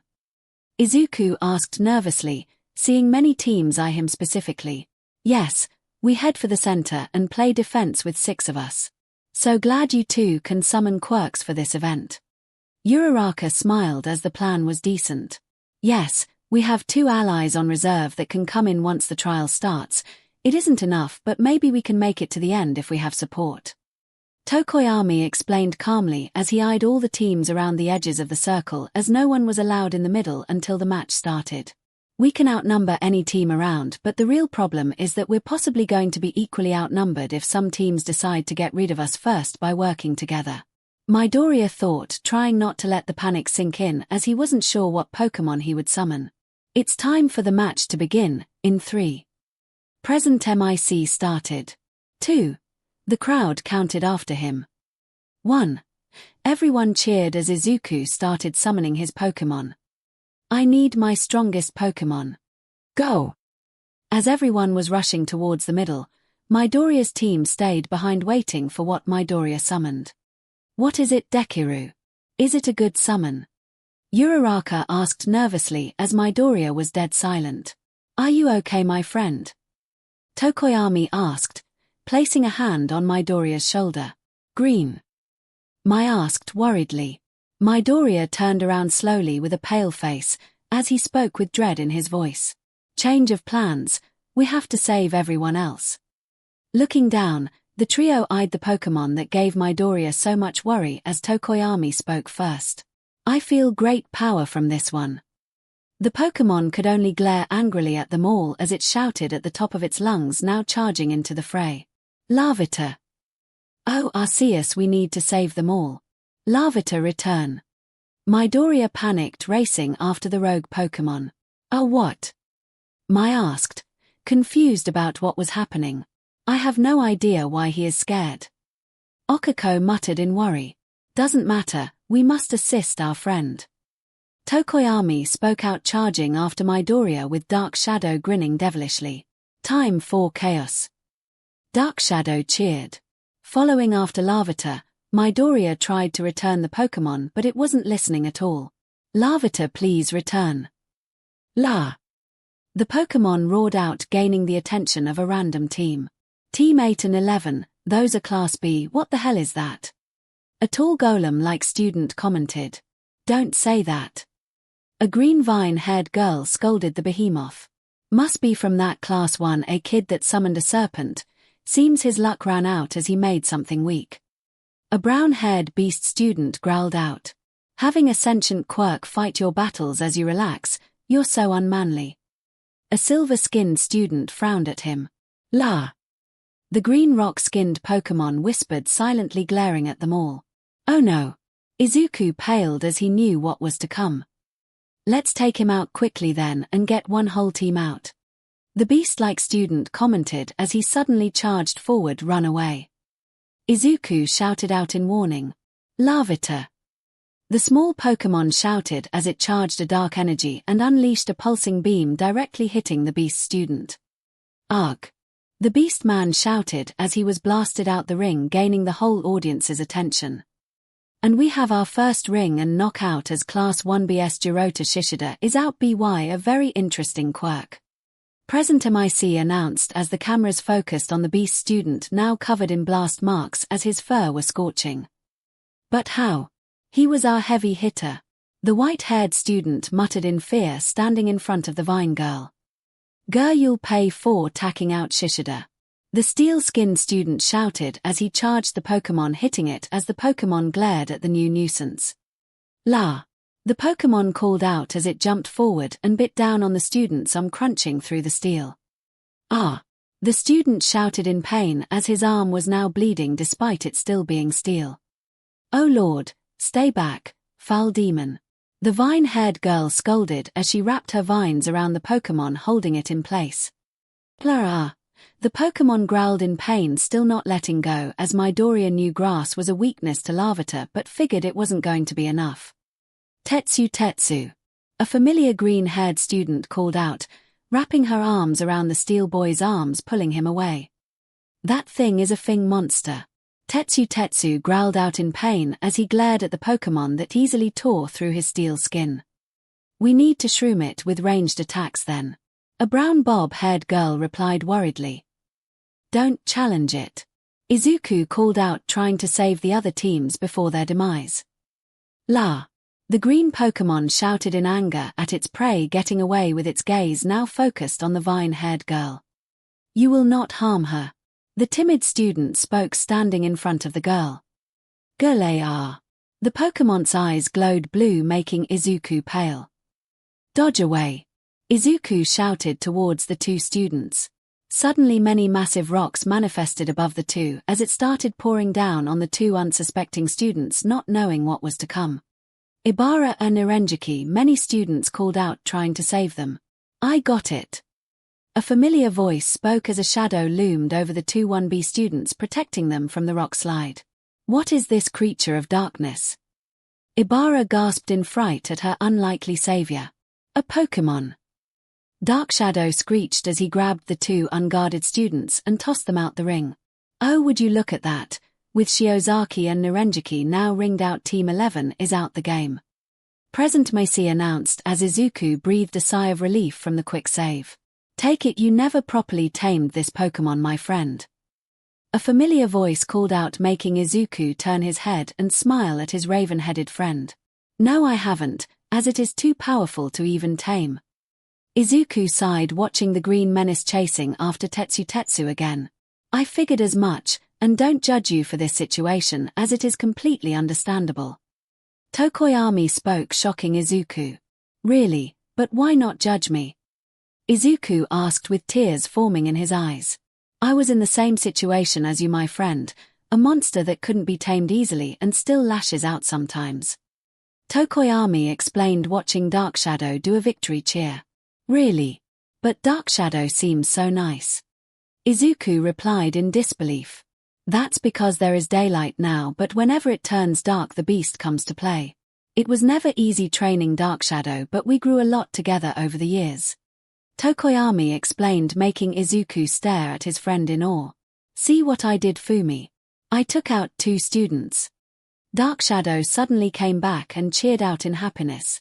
"I did, my friend, and you wouldn't mind helping tame Midoriya's Pokémon, would you later?" Tokoyami asked the sentient Quirk. "Of course, I can't wait to train with them again." Dark Shadow cheered out with a thumbs up. "Good, now Midoriya, what's the plan?" Tokoyami asked Midoriya. "Wait, plan for Larvitar." Izuku asked nervously. "Of course, your Pokémon, despite it being uncontrollable, is still a very powerful ally, and I can protect anyone from severe injuries if it goes too out of control." Tokoyami explained making Izuku's worries lessen from a friend helping him in need. "Did I ever mention how amazing you are, Tokoyami?" Izuku replied with tears of joy flowing down his eyes. "Many times, but focus as we still need to win this event." Tokoyami smiled as both Mai and Uraraka suddenly caught up to them. "Why did you run off ahead?" "I had to avoid quicksand with Hatsune getting to you too." Uraraka groaned as Izuku turned around as he saw Team 7 after them. "Sorry girls, but Larvitar is dangerous and can't be controlled.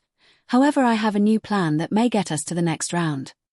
Midoriya replied with a determined smile now that he had his friend backing him up. "Okay, then what's the plan then?" Hatsune asked with her babies ready for action. "We let Larvitar loose and make sure it doesn't kill anyone by saving them and throwing them out of bounds or knocking them out.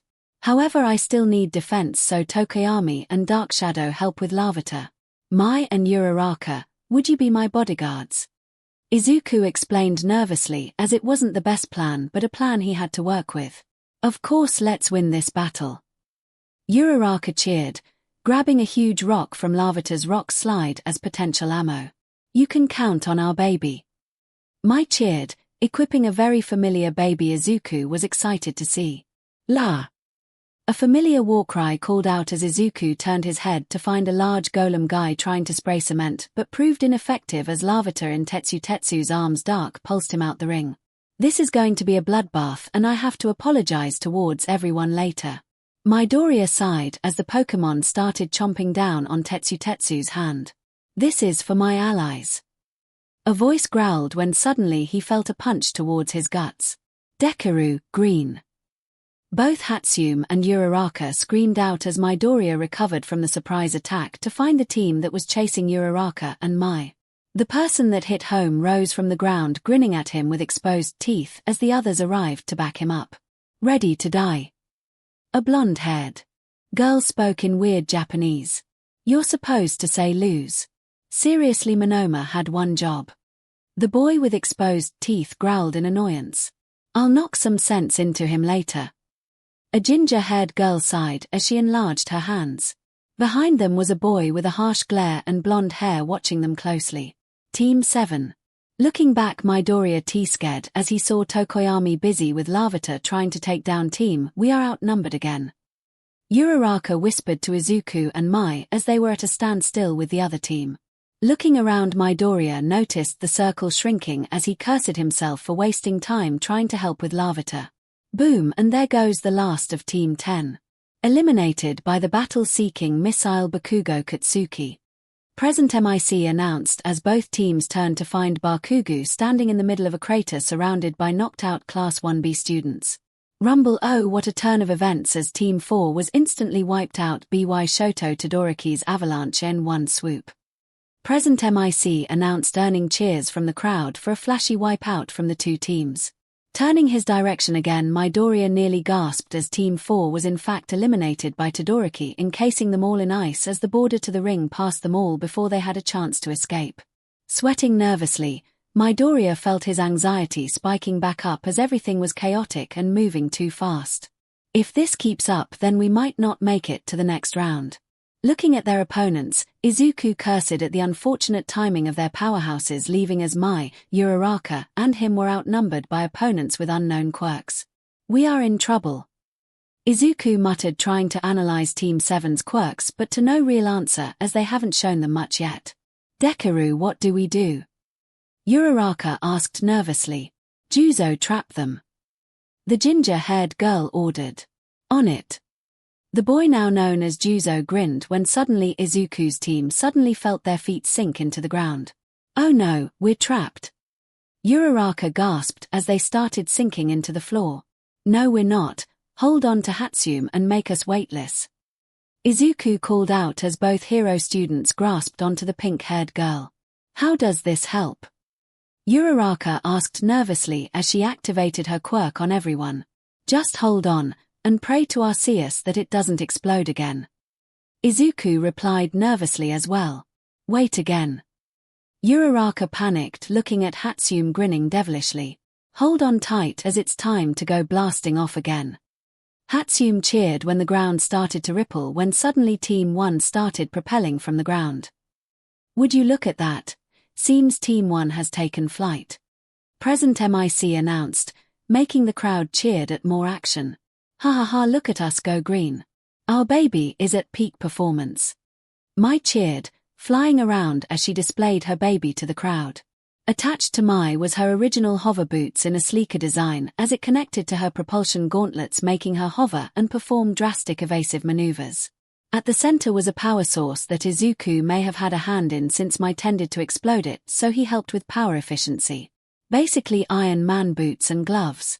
That's great, Mai, but Uraraka can't hold on much longer with these sudden turns. Izuku called out as Uraraka was busy trying not to throw up and lose her control on her quirk. Alright, then what do we do? Mai asked, focusing on the event. Throw us at them, we need to counterattack from above. Just fly around and do hit and runs and help us in a bind. Izuku replied, finding a plan with them able to breathe for a moment. Alright, Gravity Girl, keep me floating. Mai grinned, turning suddenly to return them to the fight. Uraraka time to make them float and let Mai handle the rest. Izuku called out. On it. Uraraka agreed, still holding in her quirk for Mai to fly faster. Time for DLVRY.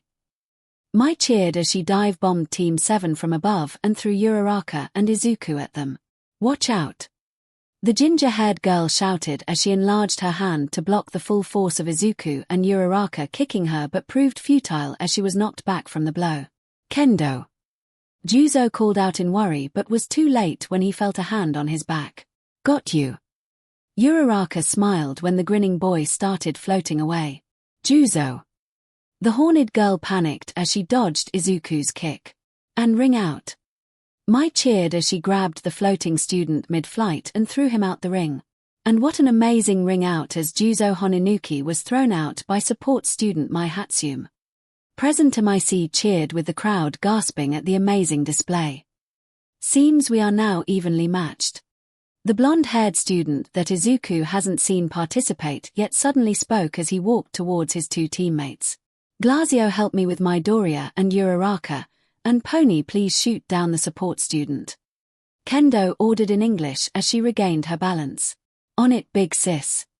Pony smiled as she suddenly shot two horns at Mai, but the support student dodged it. Ha, you missed. Mai grinned happily. Made you look. Pony smirked in English. Suddenly a horn impacted Mai's right gauntlet from behind as the second horn grazed Mai's cheek. Hatsume. Izuku called out in worry. I'm fine, but can't assist until I take out horns. Mai responded as she continued to dodge the two horns locking onto her. Dekiru, we have to help Mai. Uraraka replied with panic in her eyes. I know, but we need to get past them. Izuku explained as guarding Pony was Itsuka enlarging her hands defensively and 𝐒𝐻𝐲 enveloping his arm in red energy. Dekiru. Uraraka muttered out in a fighting stance. Yes. Izuku asked nervously, taking his stance as well. Team Rocket. Uraraka grinned at him with a devilish smile, holding out her hand towards him. Going wide-eyed for a second, Izuku smiled as well, taking her hand. Team Rocket. Seems Dekiru is having trouble without Larvitar around, and seeing his panicked state earlier then that must mean Larvitar is untamed. A raspy voice mumbled as he analyzed the fight around his rival. Seeing the battlefield, Tomura could see that Larvitar was in its own league against most of the students that were running around. Judging by the fantastic evolution during the race with Dragonair and incredible first attack of Larvitar blasting what appears to be the tank of the group, Tomura was overall excited to see what else his amazing rival was going to display, especially now that he had no Pokémon. While he didn't actually care for much teamwork in games, he did enjoy the concept of trainers and Pokémon bonding as they form an unbreakable bond with all challenges along the way. Can you prove to still be a trainer and fight through this challenge with no partner on your side? Oh, keen observation. How do you know his quirk is untamed? A sudden voice asked as Tomura looked to the side at a green-haired woman with a respiratory on the bottom half of her face. Quite obvious from his panicked expression, and the way Larvitar attacked without restraint is a pretty big sign that Dekiru can't control it. Tomura explained, not entirely sure how he felt about someone talking to him. Oh, I see, and Dekiru. So you know him? The woman asked, eyeing him with judgmental eyes. Why is she asking me with that look? Sorta, as we are online buddies since we play tons of games together, as I'm here to cheer him on along with his Pokémon. Tomura lied smoothly as he did in fact make a cover story in case some guard asked why he was here. Pokémon? The green-haired woman asked, raising an eyebrow. It's a game that Dekiru's quirk is inspired by, with like the Larvitar you see now, as he has a bunch of elemental monsters. Tomura explained, pointing at the Larvitar now trying to eat a student. Oh, I know some Pokémon. The woman grinned with stars in her eyes. Tomura was actually excited as he finally had someone to bond with that wasn't Kurogiri or any online fools he still hated sometimes. Maybe I can be friends with this woman.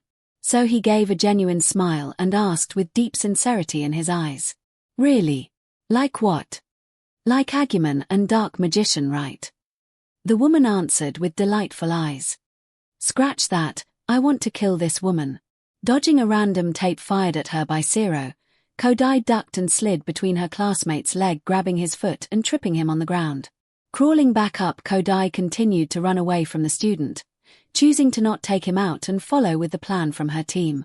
Don't focus on fighting, just split up and keep moving to make sure we stay in the game until 4 teams remain.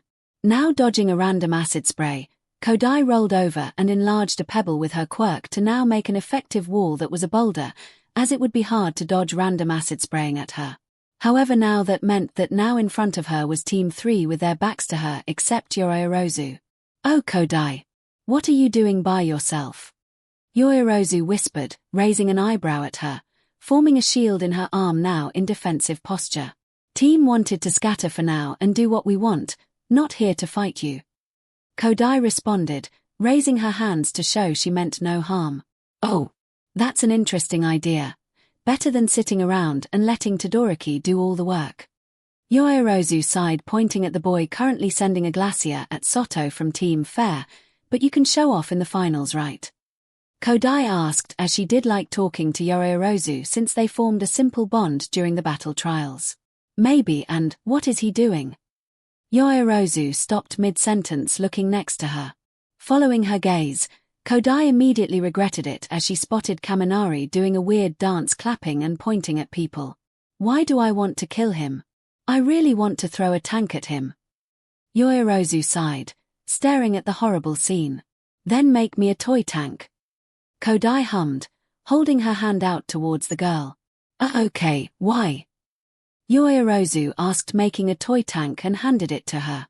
To stop this. 𝐻𝐸𝐽 smirked as she threw the tank at Kaminari and suddenly enlarged it at the last second, effectively throwing him out of the arena. What's this? Class 1's Electric Boogaloo was suddenly knocked out by tag team duo 𝐻𝐸𝐽 and Yororozu. Present MIC announced as the rest of Yororozu's teammates finally noticed her, making her groan. Gotta run, see you Yororozu. 𝐻𝐸𝐽 spoke quickly, dodging Tsuyu's tongue, and ran away quickly, throwing another enlarged rock down between her and Team 3 so Ida and Todoroki wouldn't catch her. It's fun causing mischief with friends. Flying around trying to dodge the horns, Myheroacademia grimaced as she once again shot a horn with her propulsion gauntlets, shattering it finally, only for the horn girl to shoot another horn she grew at her. Note to self: make a counter horn, baby. Dodging the new horn, Myheroacademia flew by a flying tank as it impacted a yellow-haired student. However, that momentary loss of eyesight against the horns made her slip up as two horns were about to impact her hover boots. Oh no, I can't dodge. Boom! However, a sudden noise exploded through the crowd as the horns fell to the ground, making Myheroacademia face her teammates to see what happened. Floating in the air was Green, wounding a broken finger, with Horn Girl nowhere to be seen, along with Ginger Hand Girl missing as well. What amazing teamwork, as Uraraka made Midoriya a living rocket as he blasted himself, kicking both Kendo and Tsunotori out the ring in one swift attack. Present MIC announced, making the crowd cheer at the amazing blast-off. Looking at the now only member of Team 7 left rushing her teammate, Myheroacademia grinned as she hurried to help defend her friend Green without stupid horns trying to shoot her down. Midoriya was so glad that Uraraka's plan worked as he breathed a sigh of relief at helping Mai from Pony. Now with Uraraka's quirk deactivated, Midoriya tumbled to the ground to regain his bearings and gravity, but heard fast footsteps approaching him. Multi-attack. Dodging quickly, Midoriya was lucky as the patch of grass next to him lit a flame from the blonde guy's red claw-like energy. Fire touch. Just as quickly, the energy turned light blue as he suddenly swept upwards as he clawed the tip of his hair, suddenly forming ice on it. Ice too. This guy liked Todoroki. Stay still. The bow growled as he lunged at him with the claw turning a yellow energy, but suddenly a blast impacted his side, knocking him off course and close in near the edge with electricity flowing out of his hand. Okay, he is dangerous if he touches us. Turning his head, Izuku met a hovering Hatsume smirking triumphantly as she spoke up. You owe me 1 green for saving our team. Guess I do, but later, we still need to head back and help Tokoyami, Dark Shadow with Larvitar. Izuku muttered out, now staring at Larvitar summoning more rocks, trying to crush a green-haired girl splitting herself apart. Yes, more baby making with you. Let's crush this guy. Hatsume said enthusiastically, despite what she said made Izuku blush a little from the phrasing. Finally caught up, this the last guy of Team 7? Uraraka asked, rushing towards their side, feeling better now that she let go of everyone's gravity. Yeah, be careful, his claws turn to different elements or types. Midoriya warned as everyone stared at the cornered student with now glaring at them. Damn it, I used too much of my quirk, but I won't lose. 𝐒𝐬𝐽 growled, holding his left arm tightly in pain as it was now enveloped in dark energy. Quirk overuse, he hasn't used it that much then. Suddenly rushing towards them, Midoriya ran to meet the student as he ordered out. Cover me. Uraraka, make sure no one sneaks up on us. Got it. Both his students agreed as Mai flew close and started blasting the blonde, with Uraraka picking up chunks of the debris from the ground and throwing it at anyone who got close. Just lose, damn it. 𝐔𝐬𝐽 growled, dodging the propulsion as he swiped at Midoriya again. Ducking under, Midoriya low sweeped the blonde and punched him mid-fall, knocking 𝐔𝐬𝐽 closer to the edge that was drawing closer. If I remember, this was from Buniri learning from Mako. I'm not losing my place in the hero course, just lose already. 𝐔𝐬𝐽 roared out, shocking Izuku momentarily. Taking the opening, 𝐔𝐬𝐽 enveloped his left arm in brown energy as he clawed up the dirt and threw a chunk of the ground at Midoriya, but Mai intercepted as she fired at it before it struck Midoriya. Focus green, we're counting on you to win for us. Mai yelled out, blasting more propulsions at 𝐔𝐬𝐽 as he dodged them again. Shaking his head, Midoriya's eyes hardened in determination as he spoke up. Sorry, but we aren't losing our spots either. Getting angry, 𝐔𝐬𝐽 jumped forward with his left arm out, now enveloped in grey energy, as Midoriya sidestepped and grabbed onto the blonde's arm with his broken finger, now feeling cold steel.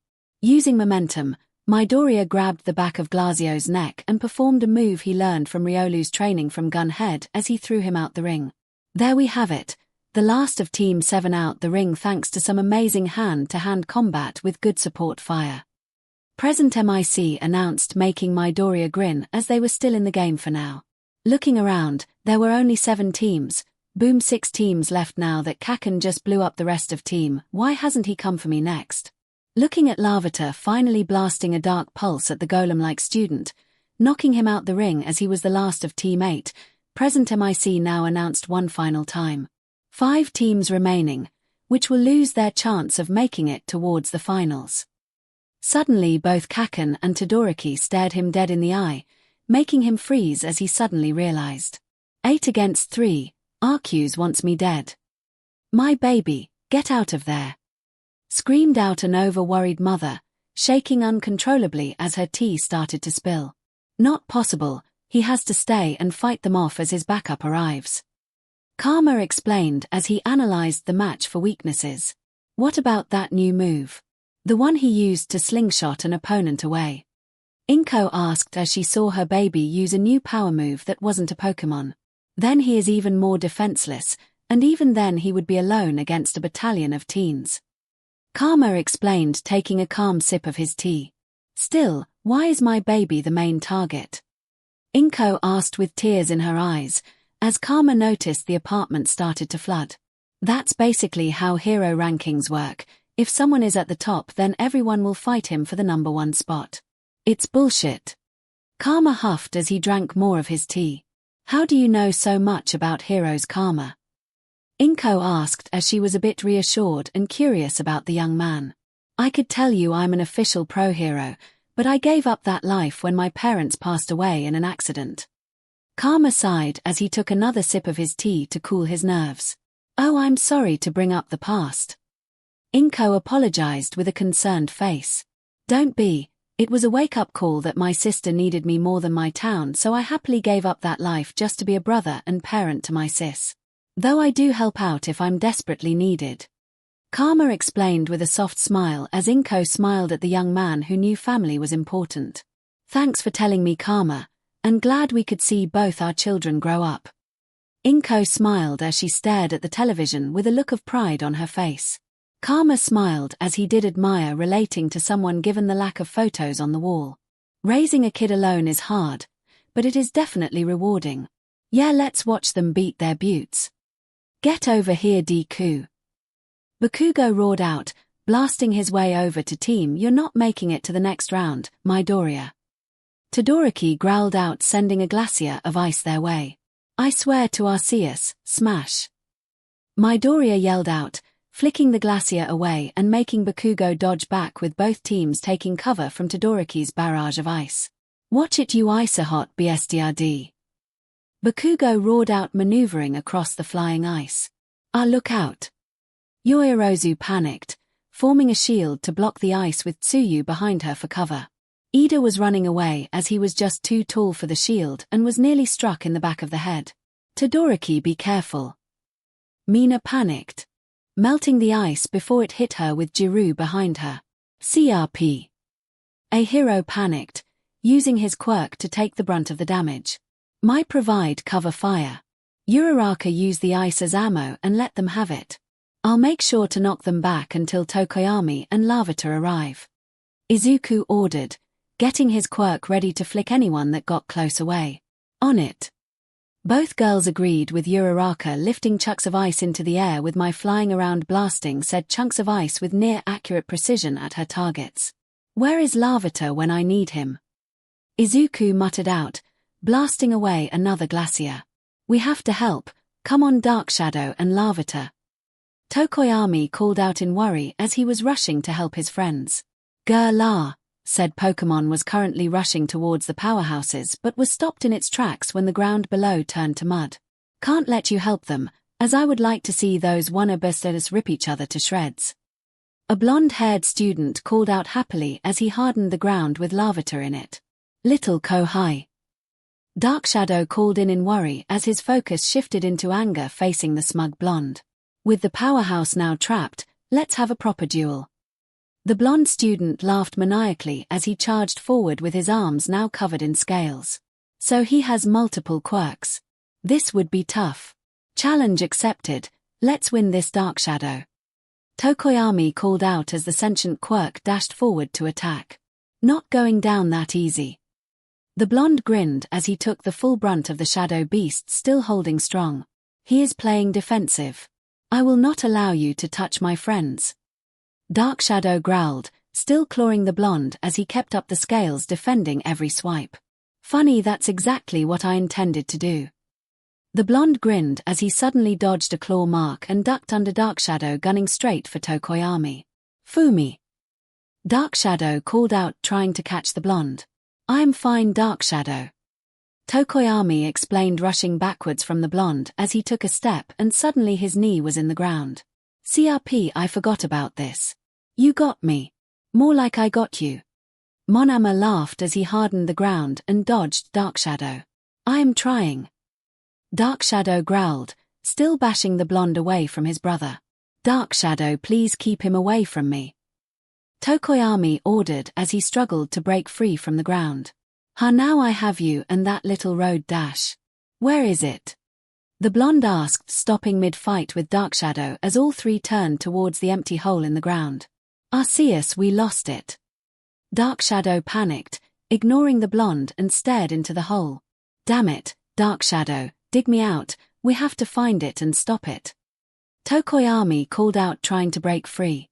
What are you two panicking about? The blonde asked in confusion. It isn't tamed and will severely hurt anyone or everyone as I was supposed to watch it. Tokoyami explained as Dark Shadow was clawing him out. But it's just a small wee dash. Crack. Suddenly all three tensed at the sudden noise, with the blonde looking down with terror creeping up on him as they saw the floor underneath start cracking. Run!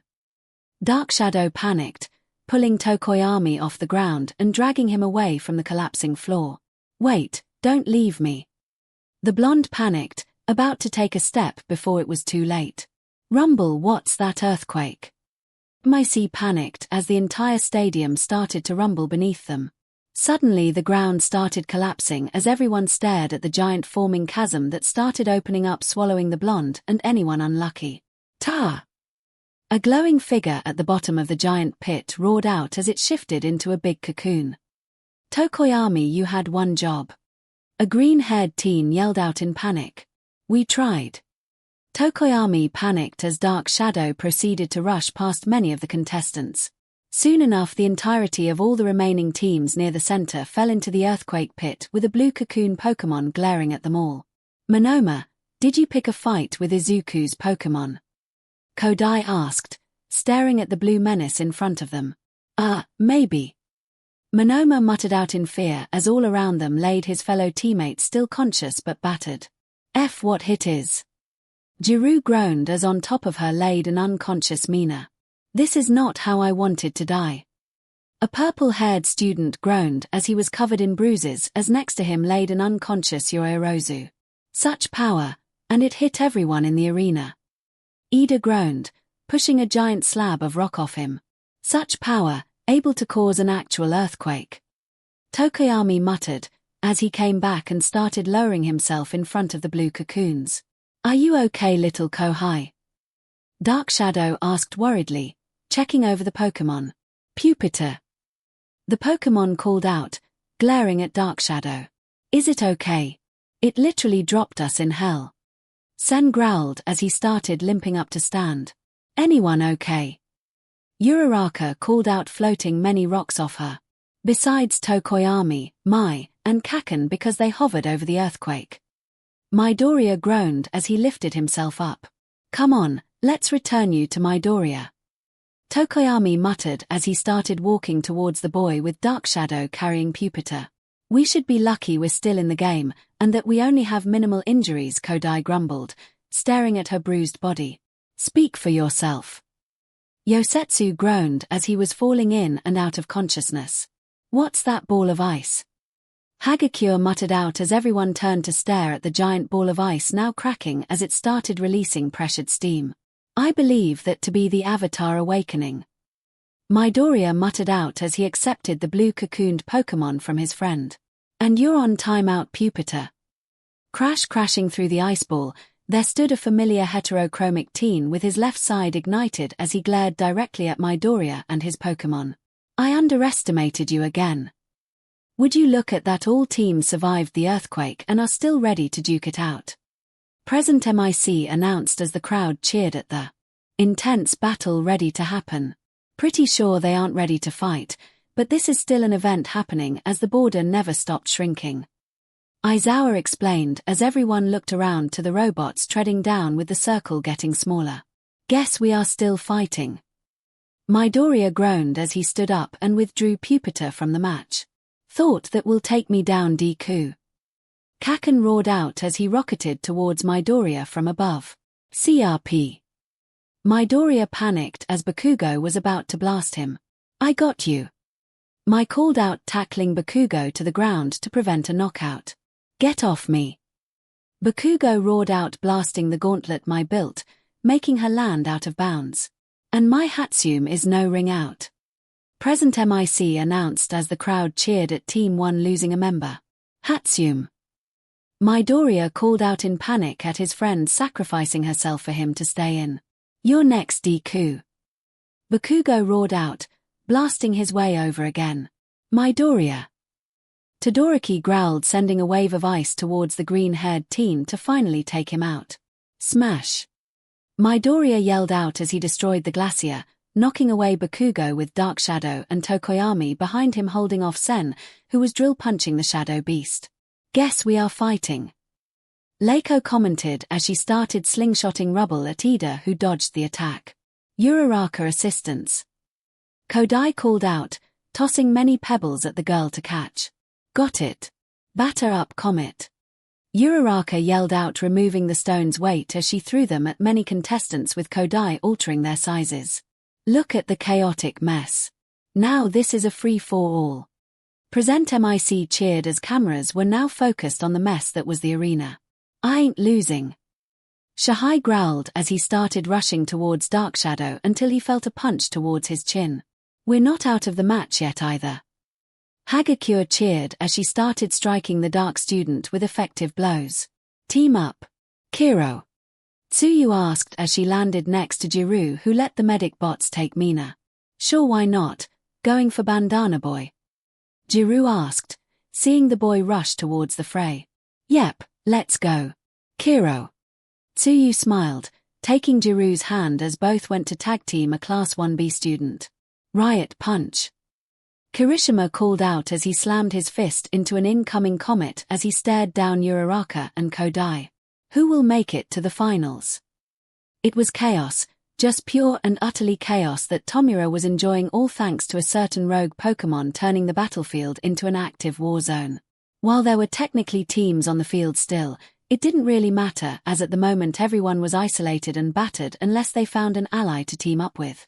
It was glorious, and while there wasn't a Pokémon on the field anymore, he did enjoy the kids fighting each other. Especially Deku, seeing as how he was facing Suicide Bomber and Rip-Off Zuko. "I am on the edge of my seat, and I want Deku to win and show these noobs who my true player 2 is. So, any idea who will win?" The green-haired menace decided to speak up again. Honestly hard to tell because of the chaos, but I know for sure Deku is going to make it to the next round. Tomura explained, analyzing the fight. Are you sure? He seems to be getting overwhelmed. The woman asked, watching how Deku blasted another glacier away, effectively down to 3 fingers left. I'm sure, and mind if I ask who you are? Tomura asked, raising an eyebrow at the woman he definitely wanted to kill later. Of course, if you can make me laugh. The woman smirked as she shot her tongue out at him. I swear you're just trying to piss me off. Tomura huffed out, glaring at the woman. Boom! Suddenly the stadium shook again as both turned to look at the arena to find out what happened. Oh, how you managed to impress me again. Arceus, damn it, I have 3 fingers left. Izuku panicked as suddenly Bakugo was on top of him again. Just die. Bakugo roared out, ready to strike midair. Smash. Midoriya panicked, instantly knocking back the blonde close to the border. 2 fingers left. Midoriya, we need a plan. Tokoyami called out as he dodged a drill kick from a Class 1B student as Dark Shadow caught him in his grasp, only to drill his entire body to slip away. I'm trying to help Fumi, but he is just too slippery. Dark Shadow growled as Tokoyami was once again on the defensive. We just nay dash. Boom! Hiss. Suddenly looking at his 2 opponents, Izuku acted on instinct and instantly smashed them both away opposite of each other, leaving him with only 1 finger left. Damn it, this isn't good, and I can only aim at one of them this time.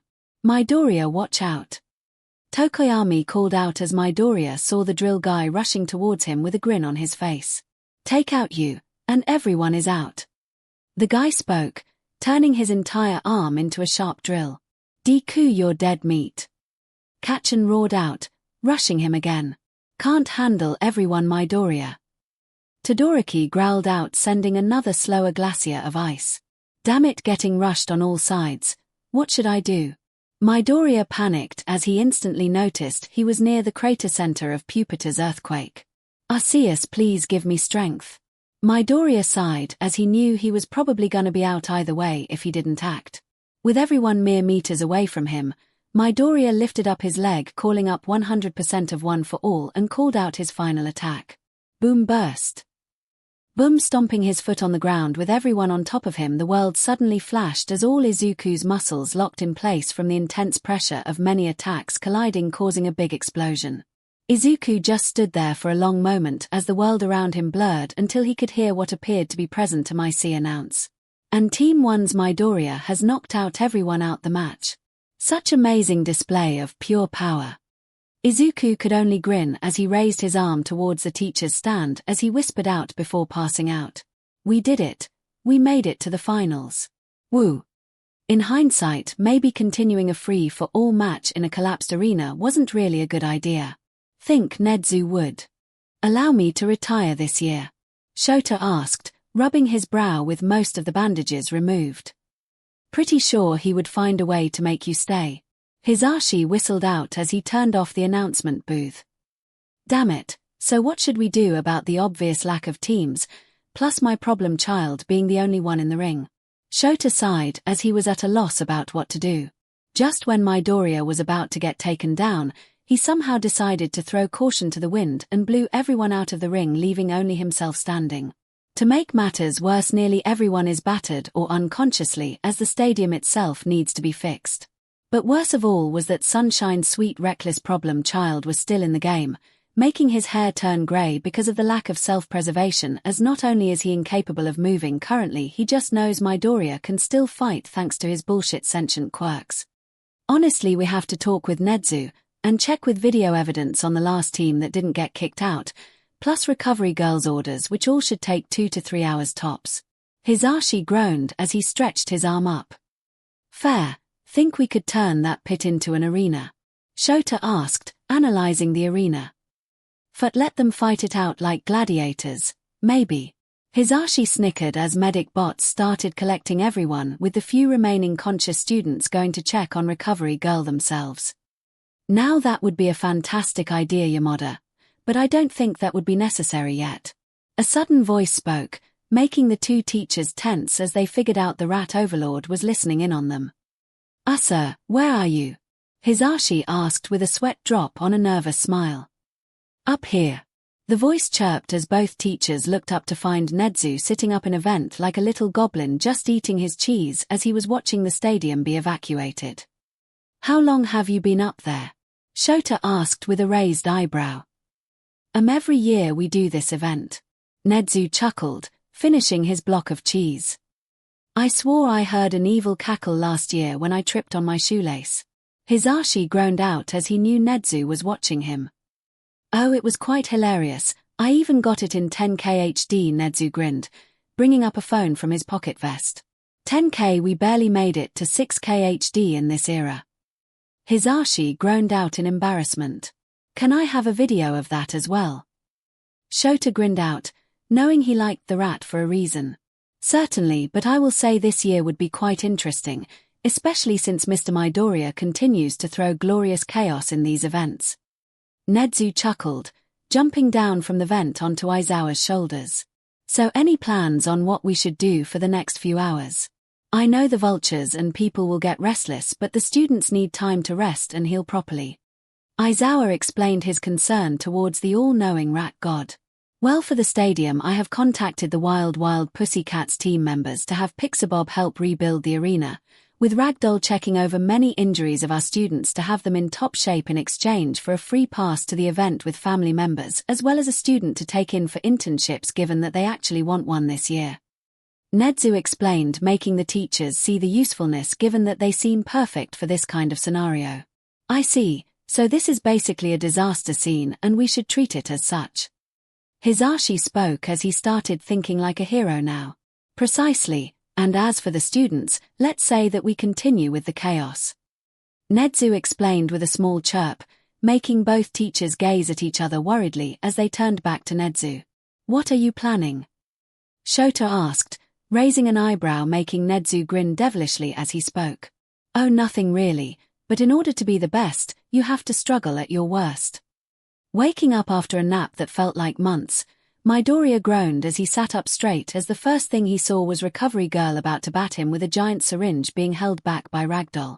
Don't kill him, we can't hide the body. Ragdoll panicked as students around her gave her a deadpan stare. Just a hit. Recovery Girl huffed, retracting her syringe cane. Nope, and besides he is first in the next round anyway. Ragdoll explained, making Midoriya panic as he spoke. Wait, how long have I been asleep? Midoriya asked hesitantly. Just an hour, as we still have another hour left to fix the stadium, as Pixabob is wondering what the hell happened to the dirt, so we need to import some. Ragdoll explained, making Midoriya sweat drop as he knew what exactly happened. Better not tell her that Pupiter ate it. Alright, and what of my injuries? Izuku asked nervously, staring at Recovery Girl who was glaring holes into him. You are relatively fine besides the leg you used for that final move, so recommend laying down for more rest to give you some more healing. However, there are many other patients thanks to you and you need to eat, so take some crutches and head towards lunch rush with someone making sure you don't fall on the way. Recovery Girl huffed, tending to a now awake Quirozu who had bruises on her arms. Alright, and thank you Recovery Girl, I owe you later if you need my assistance. Midoriya chuckled weakly as Recovery Girl glared at him again and huffed with a small smirk on her face. If you manage to summon a healer Pokémon later today, then please come back here so we can properly heal everyone easily.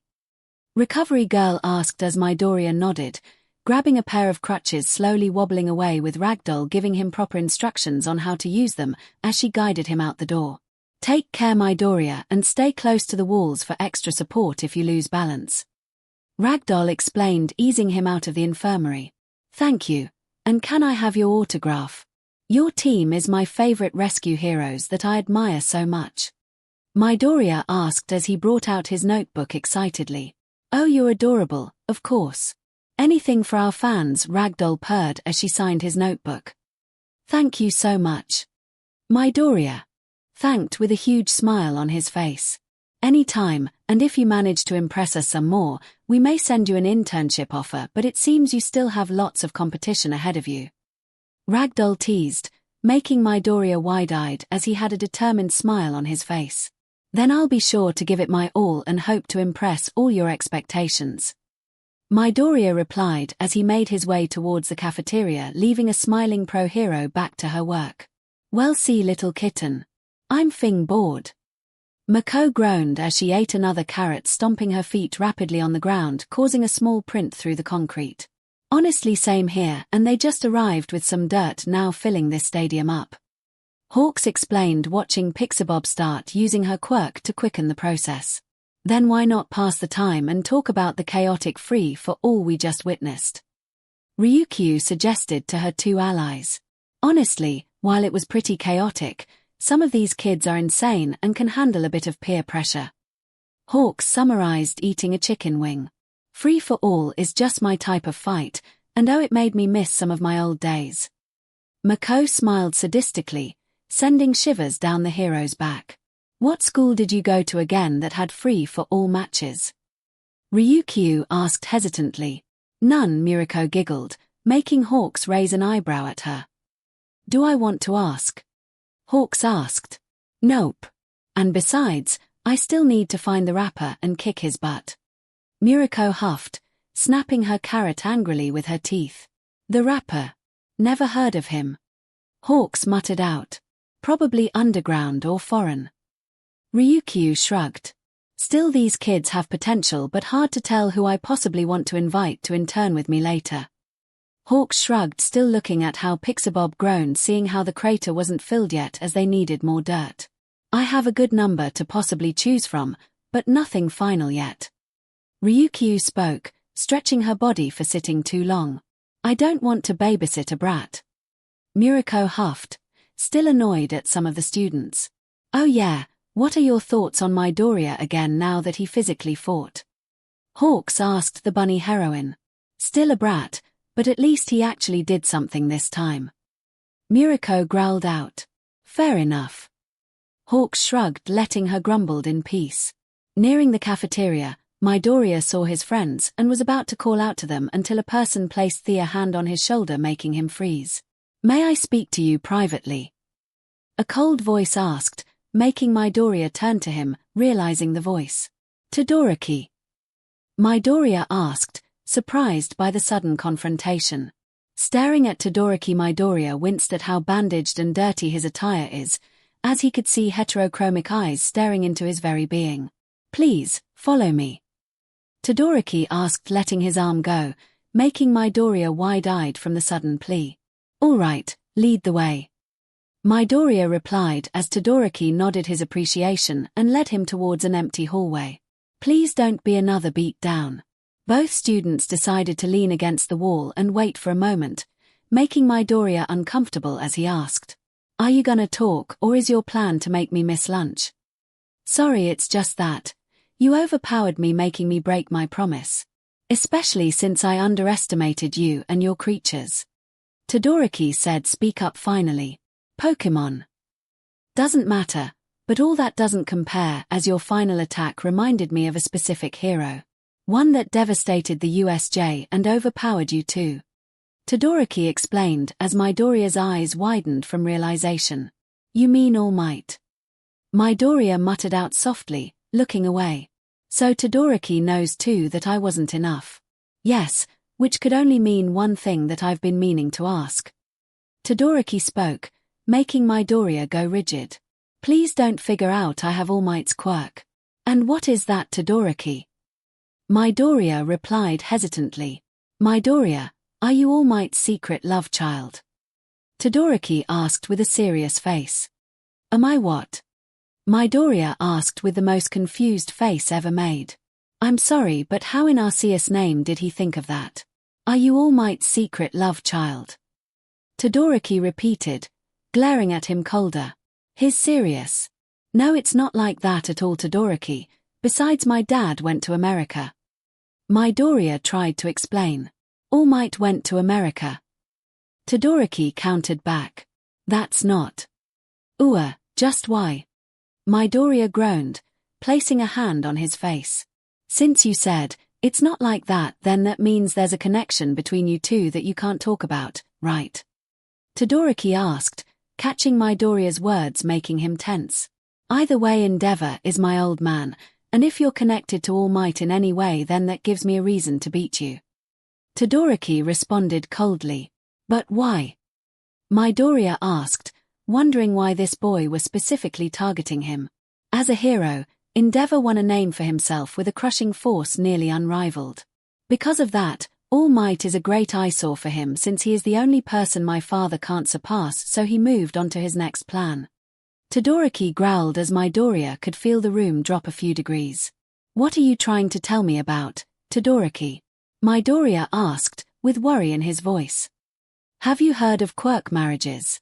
Todoroki asked, making Midoriya's eyes widened as he remembered a few articles about that when learning how to not raise his kids. Todoroki, you aren't saying that he... Midoriya didn't have the words to continue, so Todoroki decided to speak instead. Yes, a thing that became a problem for the second and third generation after powers appeared, where choosing a spouse based only on strengthening your own quirk and passing it on to your children, forcing people into marriage. Todoroki started explaining the basics as a refresher for Midoriya's mind. This old-fashioned way of thinking was brought about by a lack of ethics, so was quickly illegal, and as for my old man with both accomplishments and money, he easily won over my mother's relatives and got a hold of my mother's quirk to fulfill his own desires. Todoroki explained, making Midoriya's blood boil, but he didn't act yet, as he was still listening to Todoroki's story. So what happened next? Midoriya asked, wanting more details. After many failures there was finally me, and it's all a blurry memory now, but one day everything changed. Todoroki growled as Midoriya could see his right side frost a bit. I'm listening. Midoriya replied, letting Todoroki continue. In my memories, my mother was always crying and said your left side is unsightly before she poured boiling water on my face. Todoroki spoke as he gripped the left side of his face. Todoroki. Midoriya muttered in sympathy as he was about to reach out to Todoroki to comfort him before the heterochromic teen glared at him, making Midoriya retract his hand. I picked a fight with you to show him what I can do, without using my DMN old man's quirk, and I'll reject him completely by winning first place without using it. Todoroki declared, lowering his hands as he towered over Midoriya. Before Midoriya had a chance to speak, Todoroki continued. I don't care if you can't tell me how you're connected to All Might, but no matter what, I will rise above you with just my right side, my mother's power. Both boys stood in silence as the room was nearly at freezing temp, but suddenly started warming up as Todoroki spoke again. Sorry for wasting your time, and thanks for listening. Walking away, Midoriya knew they couldn't just end the conversation like that, so he spoke up loud enough to be noticed. Hey, what do you want? Todoroki asked, stopping to stare at him. I'm sorry that you went through all that, but I have to ask. Do you want to be a hero? Midoriya asked, surprising Todoroki a bit.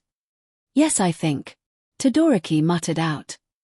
Then just know you're not going to beat me with that mindset, as I want to win too against all of you. You're not fighting alone anymore, and that means you're stuck with me, as I promise I'm going to help you some way, Todoroki. Midoriya declared, staring straight into Todoroki's eyes with determination. Well, see. Todoroki spoke, turning to walk away. Midoriya could only stare at Todoroki as he thought. I swear I'm going to help protect and take care of you, Todoroki. After getting food from the cafeteria to rest, Midoriya was with Ida and Tokoyami sitting alone as he wondered. Hey guys, where are the girls? No idea, my friend, last I saw was in the infirmary. Tokoyami answered as Dark Shadow was busy petting Izuku's fluffy hair. I wondered that as well, but Yororozu said she had to get ready for a last-minute event. Ida explained, drinking his juice. Wonder what it is. Izuku muttered, having a bad feeling about this event. Midoriya. Tokoyami called out to him. Yes, Tokoyami. Izuku asked, staring at his friend. I don't know if we'll be facing each other, but I just want you to know that if we meet on the battlefield, then brace yourself against my darkness, as I would not be holding back. Tokoyami spoke, giving Izuku a determined stare with a warm smile, itching for a challenge. Then I might as well join, as I may not be your friend, I am still your classmate and look up to you, Midoriya. I want to surpass you and prove that I can run ahead of you, and be a hero like my brother Ingenium. Ida declared with a raised fist in the air. Izuku could only smile at the two of them as he spoke up again. Ida, we can be friends. Just because we don't know each other that well doesn't mean I don't want to be your friend. Same here, Ida. Just because we don't associate as often doesn't mean I see you as an unfamiliar. In all honesty, I'm glad to have such a wonderful party and hope that our crew grows closer with time. Tokoyami explained, making Ida have small tears in his eyes, making him smile. I am honored you both see me as a friend. I'll be sure to cherish it. Ida bowed towards them in a serious manner, making both boys smile more at such unique friends. Glad, and as for both of your declarations against me, well, I just want to say bring out your best because challenge accepted. Izuku cheered, forming a fist in front of them. Can't wait, my friend. Tokoyami smirked, fist bumping Midoriya. Same here, as I feel ready to surge forward against both of you for a fair match. Ida cheered, fist bumping the two of them. Izuku could only smile at having such amazing friends. Welcome back, folks. Are you ready for the main event to start soon? President Macy called out towards the crowd. Yeeth. The crowd cheered out, making the hero smile. Glad to hear it, and since some of our students are still resting, we decided to put on a show today. President Mic informed, making many of the audience perk up. Walking towards the entrance, many of the classes paid attention to the field to watch this show as Midoriya wobbled over on his crutches. Wonder what show it is this year. Before we begin the event, UA has been kind enough to hire cheerleaders from overseas to help US kick off the third event. So here come the cheerleaders, folks. Let's give them a warm W. Are they doing? President Mic stopped mid-sentence as Izuku and many of the audience were stunned by the sight. All the girls of Class 1A were on the field in very appealing and attractive cheerleading outfits. Izuku couldn't help but stare, especially at Yui sporting a cute shy pose. Holy Arceus, why have I been blessed with such a sight? All that changed when Aizawa decided to speak up. Girls, why are you in cheerleading outfits when you're not supposed to? Suddenly all the girls froze in shock, as Izuku could hear quite clearly from Kyoka. I'm going to kill him. He tricked us. Momo panicked, looking around at their class. As the girls were panicking, Izuku checked his phone and sent a quick text to Kodai as she was retreating back to the tunnel. Kodai, Izuku, what happened? Yui, that bstrd Kaminari tricked us. Once I get my hands on him, I'm ripping his FPP out, or Arceus help me since he embarrassed me on live television. Izuku, hey, it's okay, I'll handle it, Izuku. And if it's any better, I say you looked absolutely wonderful out there. Yui, thanks, Izuku, it means a lot, Izuku, anytime. Yui, still show Kaminari no mercy. Izuku, anyone ever told you how chaotic you are through text? Yui, whatever do you mean? Izuku shuddered with a small smile on his face as he turned towards Tokoyami, also sporting a blush as he looked away with Dark Shadow snickering beside him. Tokoyami. Izuku called out. Yes. Tokoyami asked hurriedly. Where is Kaminari? Midoriya asked with a sadistic smile on his face. Tokoyami froze at the menacing aura as he pointed towards a direction, as Midoriya turned and saw the blonde idiot admiring his treachery. Papa Bear activated, throwing the crutches away. Midoriya stomped his way towards the blonde, not caring if his bones screamed at him to stop. No, he wouldn't stop, as now he was on a warpath to defend his kid's dignity. Tapping the blonde's shoulder, Kaminari turned towards Midoriya with a big smile on his face. Hey Midoriya, glad to see you're walking fine. I'm not. Midoriya admitted innocently. Oh, then where are your crutches? Kaminari asked. Dropped them to come towards you. Izuku replied softly, luring his prey into a false sense of security. Oh, then what's up? Kaminari asked brightly. Did you do that to the girls? Midoriya asked innocently towards him, hiding his deadly aura. Yeah, man. I wanted to see what they looked like as cheerleaders and learned we had an event like that, so two birds with one stone. Do you like seeing them in that? Kaminari asked, unknowingly digging his grave deeper. Yeah, I like them, but I have to say I'm quite disappointed in you. Midoriya replied coldly, making Kaminari freeze in place. What do you mean, bro? Kaminari asked hesitantly. You expose them on world television, and some of them are very embarrassed. Midoriya pointed out how insecure the girls felt besides 𝐒𝐻𝐾, Ashido, and Uraraka. Okay, and I'm sorry and I won't do it again. Kaminari apologized, backing up slowly as Izuku walked closer, crossing his personal space. Oh, so you learned your lesson? Midoriya asked, leaning forward. Yes. Kaminari nodded hesitantly. Too bad the damage has already been done. Now come quietly, everyone is waiting. Midoriya grinned, pointing at the girls and some teachers waiting at the tunnel. Yes, sir. Kaminari nodded, accepting his fate with the devil. With that, show out the way. It's time for our third event, the famous a tournament. Let's check the brackets. Present MIC announced as the audience perked up staring at the screen. Please don't pair me with Kaken Arceus. Izuku prayed, staring up at the brackets. Midoriya vs Shinsu Hatsume vs Monoma Kodai vs 𝐒𝐻𝐾 Ashido vs Todoroki Fumikaze vs Jiro Ida vs Asui Uraraka vs Kirishima Uerozu vs Bakugo. Smiling at not battling Kaken, Izuku Midoriya was in peaceful bliss. I won't die yet. Guess we are fighting, right, Midoriya? A familiar voice asked as Midoriya turned to stare at a familiar purple-haired student. Paling at the realization, Midoriya turned towards the billboard and back at Hitoshi as he thought out. I want to die. Yeah, I can't wait to battle you. Midoriya replied hesitantly. I definitely want to enter the hero course fairly, but are you in pain with that broken leg? Shinsu asked, staring at Midoriya still in crutches. A bit, but need a bit more energy before visiting Recovery Girl, but I'm first so. Midoriya mumbled, looking away. There goes my plan, and I don't want to kick a cute puppy while it's down. Shinsu sighed, scratching the back of his head. He called me a cute puppy. Oh, then I have an idea. Izuku replied nervously as the Gen Ed teen stared at him with a raised eyebrow. Izuku told his plan, as Shinsu smirked before chuckling as he said, Well, you certainly made my day, Midoriya. Welcome back to the a sports festival, as we start the first round of the tournament. Are you ready? Present Mr. yelled out to the crowd, with a massive grin on his face. Yeeth. The crowd cheered, ready for the event to start after a long wait. That's what I like to hear. Present MIC cheered, enjoying the loud audience. And to explain safety precautions, we have Midnight and Cementos on the field for emergencies. Eraserhead spoke out. With that out the way, let's start the show. Present MIC announced. Yeah. The crowd cheered. On one side we have the Class 1C underdog.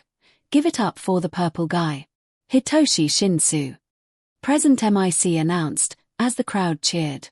Walking onto the playing field, Shinsu now stood in the center of the field, with a huge grin on his face. And on the other corner we have the champion of all the events himself, Class 1A's Izuku Midoriya. Present MIC cheered as this time the crowd gave a half-hearted cheer seeing Midoriya. Walking up the stage slowly, Midoriya was still in crutches, making the crowd believe that Midoriya wasn't going to make it this round. Alright boys, before we start the tournament, Midoriya, do you want to forfeit because of that leg injury? Midnight asked from on top of her small stage. No thanks Midnight, I can still battle. Midoriya announced with determination in his voice, making the heroine groan out a mmm. Such passion from youth, it turns me on. Very well, I will allow you to battle, young man. Midnight grinned as she was about to start the match. Wait. Midoriya called out. What is it? Midnight asked, confused by the pause. I have a special battle planned out for us, is it okay if we do it? Midoriya asked with a smile on his face. Shinsu, do you know the rules and agree to this special battle? Midnight asked the purple-haired insomniac. Yes, I know the rules, and I agree to the battle. Trust us, this will be much funner. Shinsu grinned, turning towards Midoriya. All right, if you say so, young men, I'll allow it. Midnight cheered out with her WHP. It seems like Midoriya and Shinsu have a special battle for us, let's cheer them on. Present MIC announced, with the crowd cheering for support. Ready boys. Midnight asked. Just one moment. Midoriya called out as he closed his eyes and summoned 2 Pokémon. Let's have a fun battle. Feeling the warmth leave his chest, Midoriya opened his eyes and grinned, spotting his 2 Pokémon. Ready for a battle. Bun, Buniri. A small fluffy bunny cheered out with a grin on its face. It's adorable. Someone from the crowd cheered out. Zo. A black and red fox howled out with a grin on its face. Zorua and Buniri, are you ready to battle? Izuku asked his 2 kids. Zo, Bun. Both cheered out with determination. Great, and Shinsu, who do you want to pick, Zorua or Buniri? Izuku asked, grinning at him. Honestly, both are cute, but I genuinely do like the little guy I met at the cafe. Shinsu smiled as he petted Zorua. What are you boys doing? Midnight asked, confused about this civil conversation. Both boys turned to her as Izuku spoke up first. We're having a Pokémon battle. Nodding, Midnight smiled as she announced. Thanks for waiting, folks, but today we are witnessing a sentient Quirk battle. With Shinsu we have Zorua, and with Midoriya we have a Buniri. With that announcement, the crowd roared at a unique new battle, as both trainers walked out of bounds, leaving the Pokémon in as both glared at each other with smiles on their faces. Ready for a champion time? Midoriya asked his opponent. Definitely, we'll give it our all right, Zorua. Shinsu asked the small black fox. Zo. The Pokémon growled in determination. Let's give it our all, Buniri. Izuku cheered out. Bun. The Pokémon bounced around with a cheer. With both contestants ready, count down with me, folks. Missy cheered out as he riled up the crowd. 3. Missy started it off. 2. The crowd cheered after him. 1. Everyone across the world cheered out. Go. Both boys called out as the 2 Pokémon charged towards each other. Zorua used Scary Face.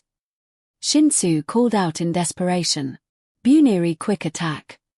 Izuku called out, but that was all Buniri needed as she outsped Zorua and tackled him first. Zorua grew angry as it made a purple aura savaged face at the Buniri, making it waver slightly in its speed. Don't let up. Use Headbutt. Izuku called out with a smile on his face. Bun. Buniri cheered as she charged with her head glowing slightly. Sucker Punch. Shinsu ordered out. Moving faster than she expected, Buniri got nailed in the face by Zura's little paw, but in turn got knocked back by the powerful headbutt. Zorua, you okay? Shinsu asked worriedly. 𝐤𝐻𝐻𝐿. The fox Pokémon cheered out with a growl, still smiling. We ain't going down that easy, right, Buniri? Izuku asked his rabbit Pokémon. Buniri. The Pokémon huffed out with a smile on its face. Look at this amazing battle, as it seems both quirks aren't backing down. What do you think, Eraser? Missy asked his mummy friend. While it may not seem noticeable at first, both are surprisingly fast and powerful. However, whatever that fox did with its face definitely slowed down the bunny. However, it is weaker for getting hit twice. Aizawa explained as both Pokémon smirked at the praise and weakness they could exploit. Buniri used Double Kick. Izuku ordered out as Buniri charged the fox, swinging its body twice using both legs to kick the Pokémon away. ZOR. The Pokémon howled in pain at the severe damage it had taken. We aren't giving up, use Hone Claws. Shinsu ordered out as Zorua nodded and produced claws from its paws and sharpened them on the hard ground. The audience was tense as they felt the battle nearing its end, as Shinsu decided to speak up. Midoriya, no matter what, I had a fun time and hope to join your class soon after I win this tournament, so no hard feelings. Shinsu grinned out as Zorua grinned at the exciting time they planned on having. I had a great time too, Shinso, but you aren't winning this tournament. Midoriya stated as he glared at Shinsu with a manic smile on his face. Well, see about that. Now Zorua use Fury Swipes. Use Ice Punch, Buniri. Both trainers called out as both Pokémon charged at each other with full speed. However, Zorua proved faster and more accurate as it started swiping at Buniri. Zo. The Pokémon howled as it landed 4 scratches on the bunny, with Buniri growing tired from each block. Bun. Buniri growled out in pain as Zorua was dealing painful swipes. Rua. The Pokémon howled out as it delivered a 5th swipe bearing red energy as it knocked Buniri on its back with a critical blow. Look at that amazing display. Did the fox win with that brutal assault? Present Macy asked as the audience was tense for an answer. No, look closer. Eraserhead muttered out. Zorua landed back on its feet as it stumbled around slowly. However, slowly ice started spreading from beneath its fur. Zorua. Shinsu called out worriedly. Zo. The fox Pokémon howled weakly as it fell to its side and fainted with the ice stopping just beneath its head. Buniri. The bunny Pokémon growled out as it slowly got up and stood proud and tall. Zorua has been knocked out. Buniri is the winner. Midnight announced. Yeah. The crowd cheered at the amazing battle. What? But how? Eraser Mummy explain. MIC demanded, dumbfounded by the turn of events. The Buniri, as Midnight called it, waited for a prime opportunity to strike and attacked on the final scratch from the Zorua, effectively trading blows. Eraserhead explained, making the audience understand what happened. Yikes, but I definitely thought the fox was gonna win. Missy muttered out. It was close to winning as each scratch was powerful and that final hit almost sealed Buniri's fate, only hanging on by its determination. However, the Zorua took a lot of powerful damage and couldn't withstand the last hit. Eraserhead explained, making Buniri cheer around at the praise it was getting. Buniri, you did it. Midoriya cheered out and wobbled over to the bunny Pokémon, petting its head softly. Bun. Buniri growled out, blushing at the praise from its trainer, also enjoying the head pats. You did amazing, Zorua, we just needed one more hit. Shinsu smiled as he walked over to the downed Pokémon as it escaped the melting ice. Zo. The Pokémon called out weakly as Shinsu picked it up. Hey Shinsu. Midoriya called out as Buniri walked alongside him, still basking in the attention. What is it? Shinsu asked, looking towards Midoriya. Midoriya held his hand out, smiling happily as he spoke up. That was an amazing battle, and I can't wait for you to join our class one day so I can battle alongside you. Shinsu was shocked momentarily as he took Midoriya's hand for a shake as a few tears let loose. But I didn't win. So, you didn't win now, but definitely made it far, so the teachers must see potential in you. Midoriya explained with a soft smile. Hey, I hope so, I enjoyed the battle, also here is your Zorua. Hitoshi smiled softly as he held out the weak Pokémon. No, hold on to him for a while, he will return eventually. Besides, it is only fair that you hang out with him for a while after that amazing bond one saw. You guys were like naturals and you even knew his moves. Midoriya explained with a huge grin on his face. Yeah, I guess it did feel natural. Still, it was an amazing experience. Shinsu smiled as he petted the fox Pokémon. Well, I have to go to Recovery Girl since my leg still hurts, so see you around, and Zorua, don't cause any trouble. Midoriya snickered as Buniri jumped up and patted Hitoshi's head. Bun. The bunny cheered out after the pat as she hopped after Midoriya, who left. Looking back at Zorua, Hitoshi smiled as he petted the fox again as he spoke out. I may not make it to the hero course this time, but I'm definitely going to try harder if they have nice people such as Midoriya. Zorua smiled as booped Shinsu's nose before howling out. Zorua. Walking down the halls with Buniri by his side towards Recovery Girl, Midoriya spotted Hatsume looking around hurriedly as she was hauling a massive cart easily behind her. Hatsume, what are you doing?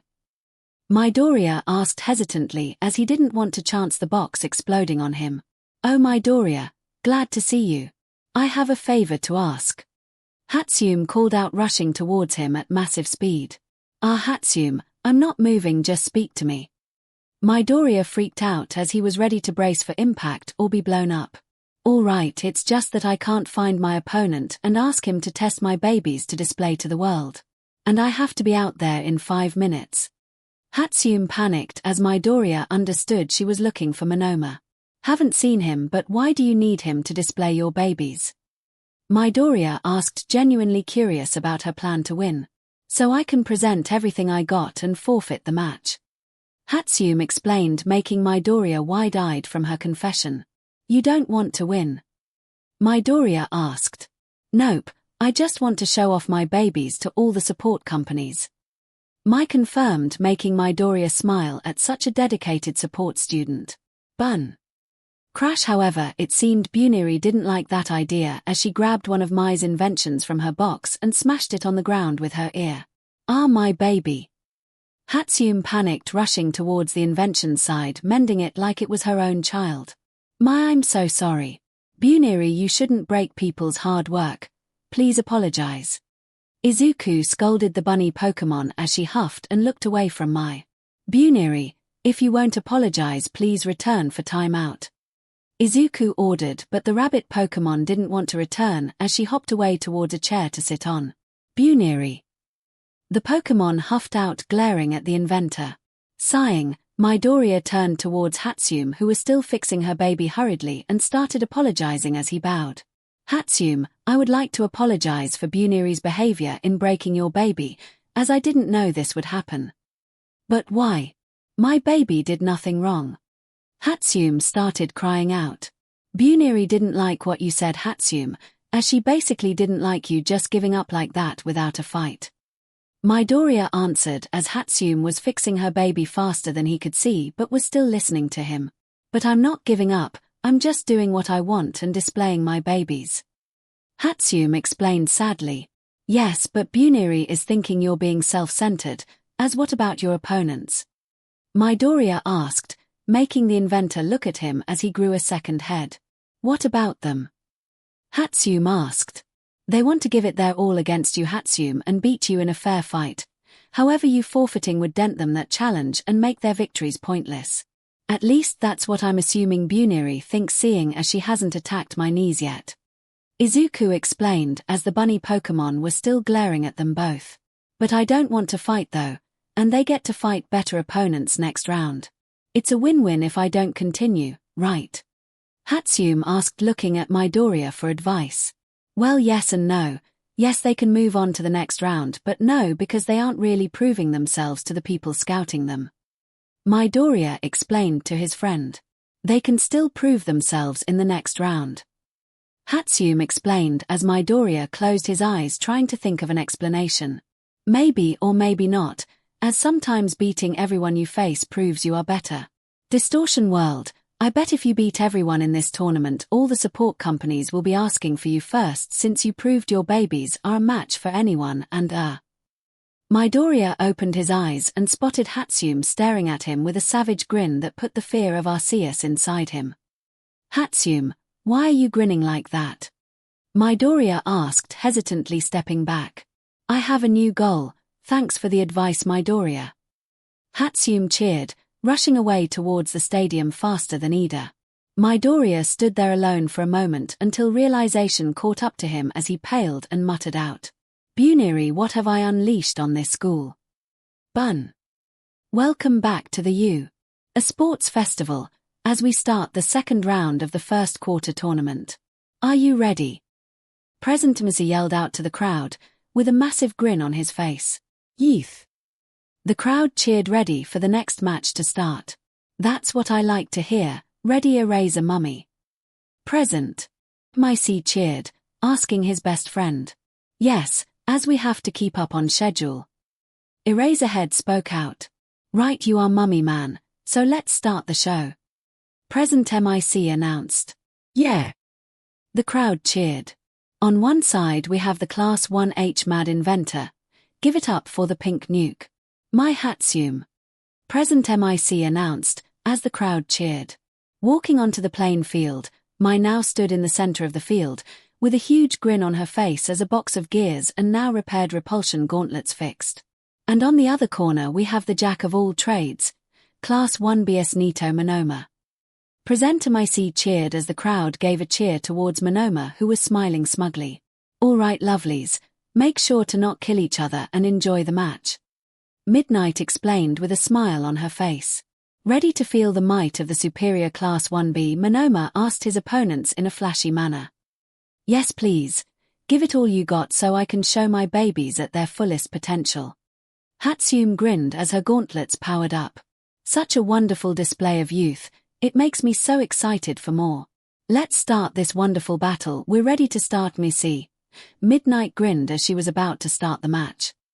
You heard her folks, count down with me. Missy cheered out as he riled up the crowd. 3. Missy started it off. 2. The crowd cheered after him. 1. Everyone screamed together. Boom! 𝐼𝐻𝐸𝐽 shouted as he produced a giant block of words spelling boom towards 𝐻𝐸𝐽. However, 𝐻𝐸𝐽 activated her thrusters and dodged out the way above the words as she started talking. And here we have my amazing baby, the repulsion boots and gauntlets again from the round before making a comeback, as its sleek design and power is great for quick and sudden bursts and turns, really handy for dodging any attack, don't you think?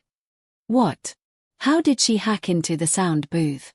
Present MIC asked in shock. Ask 𝐼𝐻𝐸𝐽, this is his problem child. Eraserhead stated. What are you doing? 𝐼𝐻𝐸𝐽 asked, bewildered by the scene in front of him. Displaying all my babies to the world. 𝐻𝐸𝐽 explained with a smile on her face. But this is a fight, you have to fight me, blam. 𝐼𝐻𝐸𝐽 growled as he shouted another display of words at her. However, 𝐻𝐸𝐽 still dodged it as she suddenly moved towards 𝐼𝐻𝐸𝐽, only for him to panic and produce an air shield in front of him. However, she stomped through it, breaking the air shield and kicking him in the face as she grinned out towards him and spoke. Oh, don't worry, I'm still fighting, and plan to win and prove my babies can win this tournament. 𝐻𝐸𝐽 could only gulp in fear as he saw her produce what appeared to be a chainsaw cannon, laughing maniacally at him. Ready for some tests?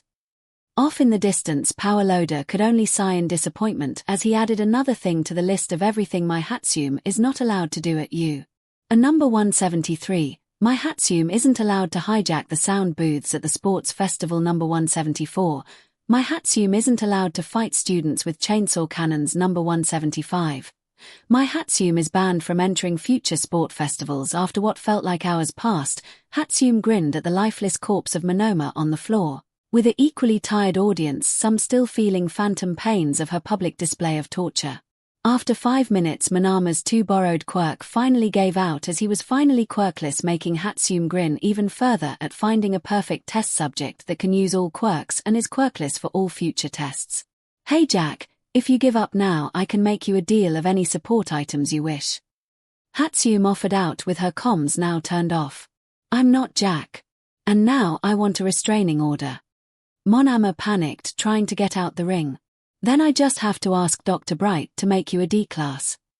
𝐻𝐸𝐽 shrugged as she produced a small dart gun. What? 𝐻𝐸𝐽 asked. Explain later, 𝐻𝐸𝐽 grinned as she shot a tranq dart at him. With that, 𝐻𝐸𝐽 was finally knocked out unconscious as 𝐻𝐸𝐽 grabbed his legs and started dragging him away towards the tunnels with a confused and conflicted Midnight. Neato, 𝐻𝐸𝐽 is knocked out. myheroacademia is the winner. Midnight announced. That was anticlimactic. Eraserhead muttered out. Should we save 𝐻𝐸𝐽 from her? Present MIC asked. No, he is already a goner unless 𝐼𝐻𝐸𝐽 finds her. Eraserhead shrugged. Fair enough, ready for the next round. Present MIC announced to the crowd. Yeah. The crowd cheered. Once 𝐼𝐻𝐸𝐽 found 𝐻𝐸𝐽, he added another rule to everything myheroacademia is not allowed to do at U. Number 176, myheroacademia isn't allowed to take human rights away from students, also need to investigate something called a SCP Foundation. Welcome back to the U. A sports festival, as we start the second round of the first quarter tournament. Are you ready? Present MIC yelled out to the crowd, with a massive grin on his face. Yeeth. The crowd cheered, ready for the next match to start. That's what I love to hear. Now give it up, listeners. 4 on one side we have Class 1's Deadly Spectre, as you never see her coming. Give it up, Toru Hagakure. Present MIC announced, hyping up the crowd. Walking onto the field from the tunnels was a floating U. A uniform bouncing around in excitement. I get to shine today. Hagakure cheered out in excitement as she was enjoying the attention. I like her enthusiasm, but can she keep it up? As now approaching the arena is the deadly silent maiden herself, Yui Kodai. Present MIC introduced, grinning at his speech. Calmly walking on the field, 𝐻𝐸𝐽 didn't wave or anything but instead chose to focus on her opponent. Such a tense stare. Now tell me, mummy man, how do you think this brawl will go? Present MIC asked, turning to his friend. Well, both girls are severely hindered by 𝐸's rules, as technically 𝐔𝐸𝐽 should win easily, but because we can't see her, we can't technically tell if she is out of bounds or knocked out. 𝐈𝐴 explained seriously as Present MIC nodded along at the explanation. Yeah, hard to tell if cheating is involved in this tricky situation. And what about Miss 𝐻𝐸𝐽? Present MIC asked, seeing as 𝐈𝐴 said both. 𝐻𝐸𝐽 can't bring anything in the ring, and the floor is all flat concrete, so there is no way for her to use her quirk. 𝐈𝐴 explained as Present MIC TSK in disappointment. So basically just a quirkless cat fight. Present MIC summarized. Well, see. 𝐈𝐴 stated as Present MIC eyes widened at sudden potential hinted. Back at the arena, Midnight got on the stage as she announced. You heard them, 𝐔𝐸𝐽, so no removing clothing. Now are you two ready? I guess, I just really wanted my chance to shine, but guess doing this quirkless means we are gonna get glossed over. 𝐔𝐸𝐽 sighed as she sagged her shoulders in disappointment. 𝐈𝐴 mumbled was heard from 𝐻𝐸𝐽. Excuse me. 𝐔𝐸𝐽 asked in sudden confusion. Don't give up. 𝐻𝐸𝐽 cheered out, still glaring at her but forming cute fists in determination. I'm not, but we won't get noticed.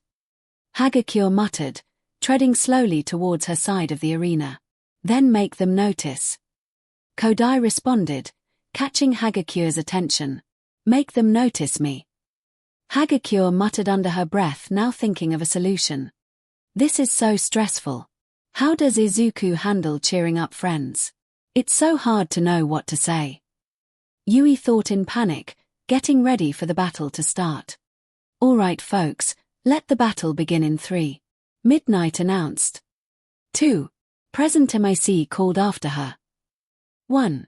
The crowd cheered out. Go. 𝐻𝐸𝐽 and 𝐔𝐸𝐽 called out, now charging straight for each other. Take this. 𝐔𝐸𝐽 called out, leaning obviously forward enough for 𝐻𝐸𝐽 to dodge out the way. You're easy to read. 𝐻𝐸𝐽 responded with a glare as she kneed the invisible girl in the stomach. Gah! 𝐔𝐸𝐽 huffed as she now staggered back. Not giving a second to read, 𝐻𝐸𝐽 charged forward and attempted to punch 𝐔𝐸𝐽, but luckily since her head and arms were invisible, some of the punches were easily missed. And would you look at that? 𝐻𝐸𝐽 is on the offensive as 𝐔𝐸𝐽 is just barely dodging the hits. Present MIC announced as the crowd was focused on the battle. 𝐔𝐸𝐽's arm and face are invisible, so it's hard to know when an invisible opponent is fighting, but this fight isn't completely blind as 𝐻𝐸𝐽 is focusing on other body movements and keeping the pressure. 𝐈𝐴 explained as he was paying close attention to the fight. 𝐻𝐸𝐽 hummed in approval as she was laser-focused on following the floating clothes, making sure to pay attention to the waist movement to figure out when 𝐔𝐸𝐽 was swinging a punch. Damn it, I knew this was pointless. 𝐔𝐸𝐽 hissed as 𝐻𝐸𝐽 struck her arm, making her stagger close to the border. You're not even trying. 𝐻𝐸𝐽 whispered out, missing inches away from 𝐔𝐸𝐽's head. What? 𝐔𝐸𝐽 asked, freaked out as she was getting overpowered by a girl that had more muscle built than her, considering she can't even do pull-ups like the other girls. You're not even trying, you're giving up too easily. Didn't you want to shine? 𝐻𝐸𝐽 asked, swinging again as 𝐔𝐸𝐽 dodged it. Yes. But what can I do? I'm just an invisible girl that can't use her quirk. 𝐔𝐸𝐽 argued out in frustration as she was mere feet from the border. Try and shine. 𝐻𝐸𝐽 called out as she charged forward and delivered a brutal gut punch to 𝐔𝐸𝐽's stomach. Staggering even more back, 𝐔𝐸𝐽 took a deep breath as she growled out. F it. If I'm losing anyways, I'm losing my way. As 𝐻𝐸𝐽 was about to deliver a final blow, she was suddenly struck in the head by an invisible force, knocking her to her knees. What? But she wasn't swinging. Looking up, she was met with a slightly shimmering woman retracting a bit of the sun as she can barely make out a faint outline of a smile. Am I trying now? 𝐔𝐸𝐽 asked in a furious voice as suddenly 𝐻𝐸𝐽 felt a force hit her gut, making her stagger backwards. Before she could even recover, 𝐻𝐸𝐽 barely looked up to notice a shining figure blinding her as she felt a fist against her cheek knocking her to the ground. She developed a new move. 𝐻𝐸𝐽 thought, looking at the shining fist coming her way again, but was slammed to the head again by an invisible force. My head hurts. 𝐻𝐸𝐽 muttered out as she wiped her brow with her shirt. Wow, 𝐻𝐸𝐽 is fighting back, and what's with the shining parts? Present MIC announced. 𝐻𝐸𝐽's sheer determination made her develop a move retracting a bit of light. It isn't perfect enough to blind an opponent, but it's much easier to notice a glowing fist instead of an invisible headbutt. Aizawa explained as crowds were now interested in this sudden tactic of deception. Soon enough 𝐻𝐸𝐽 was on the defensive as she kept accidentally getting focused on the glowing parts of 𝐻𝐸𝐽's body aiming for her, as she got many feint attacks by the actual punches, knees, and headbutt. If this keeps up, I'm gonna get knocked out for sure. Hiya! 𝐻𝐸𝐽 cheered as 𝐻𝐸𝐽 got struck in the side, making her stagger to the floor, now facing 𝐻𝐸𝐽's shoes. Ready to forfeit? 𝐻𝐸𝐽 asked in what 𝐻𝐸𝐽 assumed was a grinning smile from such a fun fight. The battle isn't over yet. 𝐻𝐸𝐽 muttered as she tapped all 5 fingers on 𝐻𝐸𝐽's shoes and rolled away, avoiding a kick, now putting her hands together. What do you mean by that? 𝐻𝐸𝐽 asked, now charging forward but suddenly tripped. Now this is an amazing surprise. Present MIC called out. Looking at her feet, 𝐻𝐸𝐽 noticed her shoes were the size of car tires, making her gasp in realization. Clothes count as items. Yep. 𝐻𝐸𝐽 responded as 𝐻𝐸𝐽 turned back towards her opponent as 𝐻𝐸𝐽 stomped on her back and said out loud. Grow. Suddenly 𝐻𝐸𝐽's own boots were enlarging on 𝐻𝐸𝐽, effectively pinning her towards the ground, unable to move. Oh, I'm stuck. 𝐻𝐸𝐽 huffed, trying to get the giant boot off her, but was too battered and weak to make it budge. Try as she may, 𝐻𝐸𝐽 soon lost her will to fight as the action calmed down, making her groan on the floor at the obvious loss. 𝐻𝐸𝐽 is immobilized. 𝐻𝐸𝐽 is the victor. Midnight announced to the crowd, effectively ending the match. Yeeth. The crowd cheered for 𝐻𝐸𝐽 as she shrunk down the shoes, now freeing 𝐻𝐸𝐽. You couldn't have made it a tad bit smaller. 𝐻𝐸𝐽 groaned, slowly getting up. Sorry, let me help. 𝐻𝐸𝐽 responded softly, getting 𝐻𝐸𝐽 on her feet and wrapping an arm around her shoulder. You pack a mean punch, mind teaching me your workout someday? 𝐻𝐸𝐽 muttered out, barely focused on the conversation itself. 𝐻𝐸𝐽 agreed with a smile as they both made their way to the infirmary with medic bots assisting them. I'm glad I got my friend to shine in front of the world. Watching the match on screen was one thing, but seeing them both bruised and battered in person was even worse as they finally started developing bruises. Well, 𝐻𝐸𝐽, at least, as 𝐻𝐸𝐽, was still a mystery. I swear you kids are more reckless every year. It is on thing to beat someone in the head, but with your own head is stupid, young lady. Recovery Girl ranted out as she waved her cane at the invisible girl. Sorry, it was in the moment. 𝐻𝐸𝐽 apologized sheepishly, still hanging on 𝐻𝐸𝐽's side. Seriously, beating people with your own head sounds like something that a blonde baboon would do. Recovery Girl grumbled, preparing the medic bed. Midoriya. 𝐻𝐸𝐽 called out weakly. Yes. Midoriya responded, now closing his notebook as he watched the whole fight on television. Can I have the cute doggo again? I need to pet something as it brings me comfort. 𝐻𝐸𝐽 muttered out weakly. Is that fine, Recovery Girl? Midoriya asked worriedly. I don't care as long as it doesn't interfere with my work or hurt anyone. Recovery Girl muttered out, now letting 𝐻𝐸𝐽 and 𝐻𝐸𝐽 sit at their respective beds to recover. Aren't there supposed to be guidelines and rules for support animals in hospitals? Ragdoll asked, helping them up to their beds. Don't care enough during this day, and this ain't a hospital, dearie. Recovery Girl huffed, grabbing her supplies for bruises. Also, it's technically a quirk. Midoriya replied softly. Bun bun. Buniri cheered out in agreement. Fair enough. Ragdoll shrugged, now writing down the injuries that need priority treatment. Since they agreed, go ahead Buniri, but be careful as they are recovering. Midoriya commanded as Buniri saluted and hopped on 𝐒𝐲𝐽's bed, now cuddling up next to her.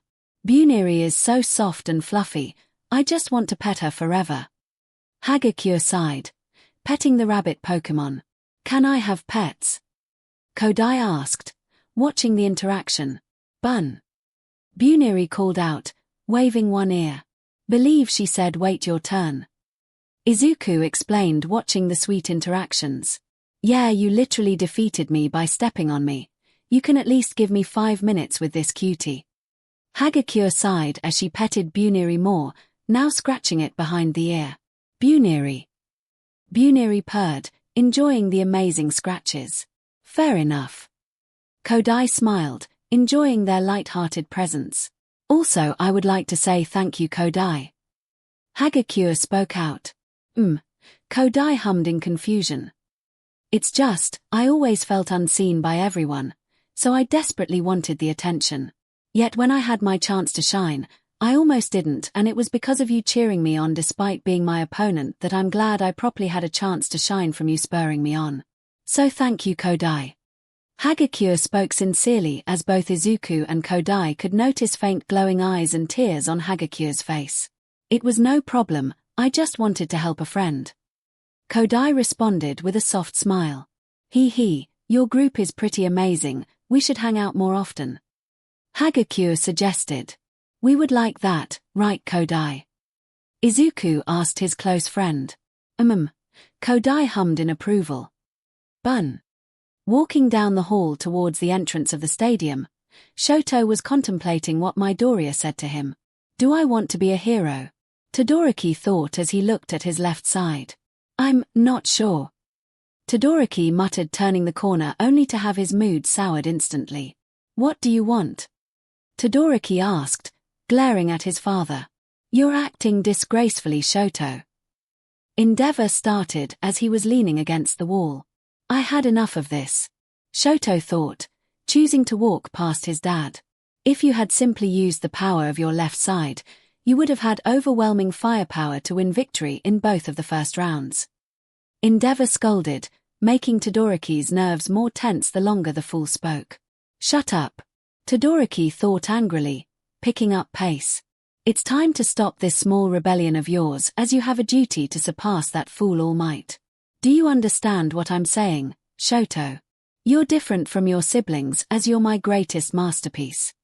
Endeavor ranted out as Shoto kept walking past, now sest off. Is that all you have to say to me, you bestiad?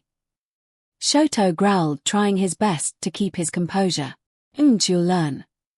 Enji muttered, now walking towards the stands. Welcome back to the U. A sports festival, as we start the 4th round of the first quarter tournament. Are you ready? President Mr. yelled out to the crowd, with a massive grin on his face. Youth. The crowd cheered, ready for the next match to start. That's what I love to hear. Now give it up, listeners. For on one side we have Class 1's Pink Horned vs. Give it up for Mina Ashido. Present MIC announced, hyping up the crowd.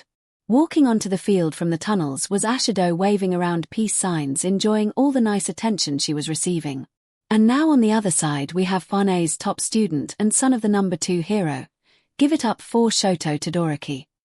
Present Mr. yelled out as the crowd cheered, hoping to see a son of a hero in action.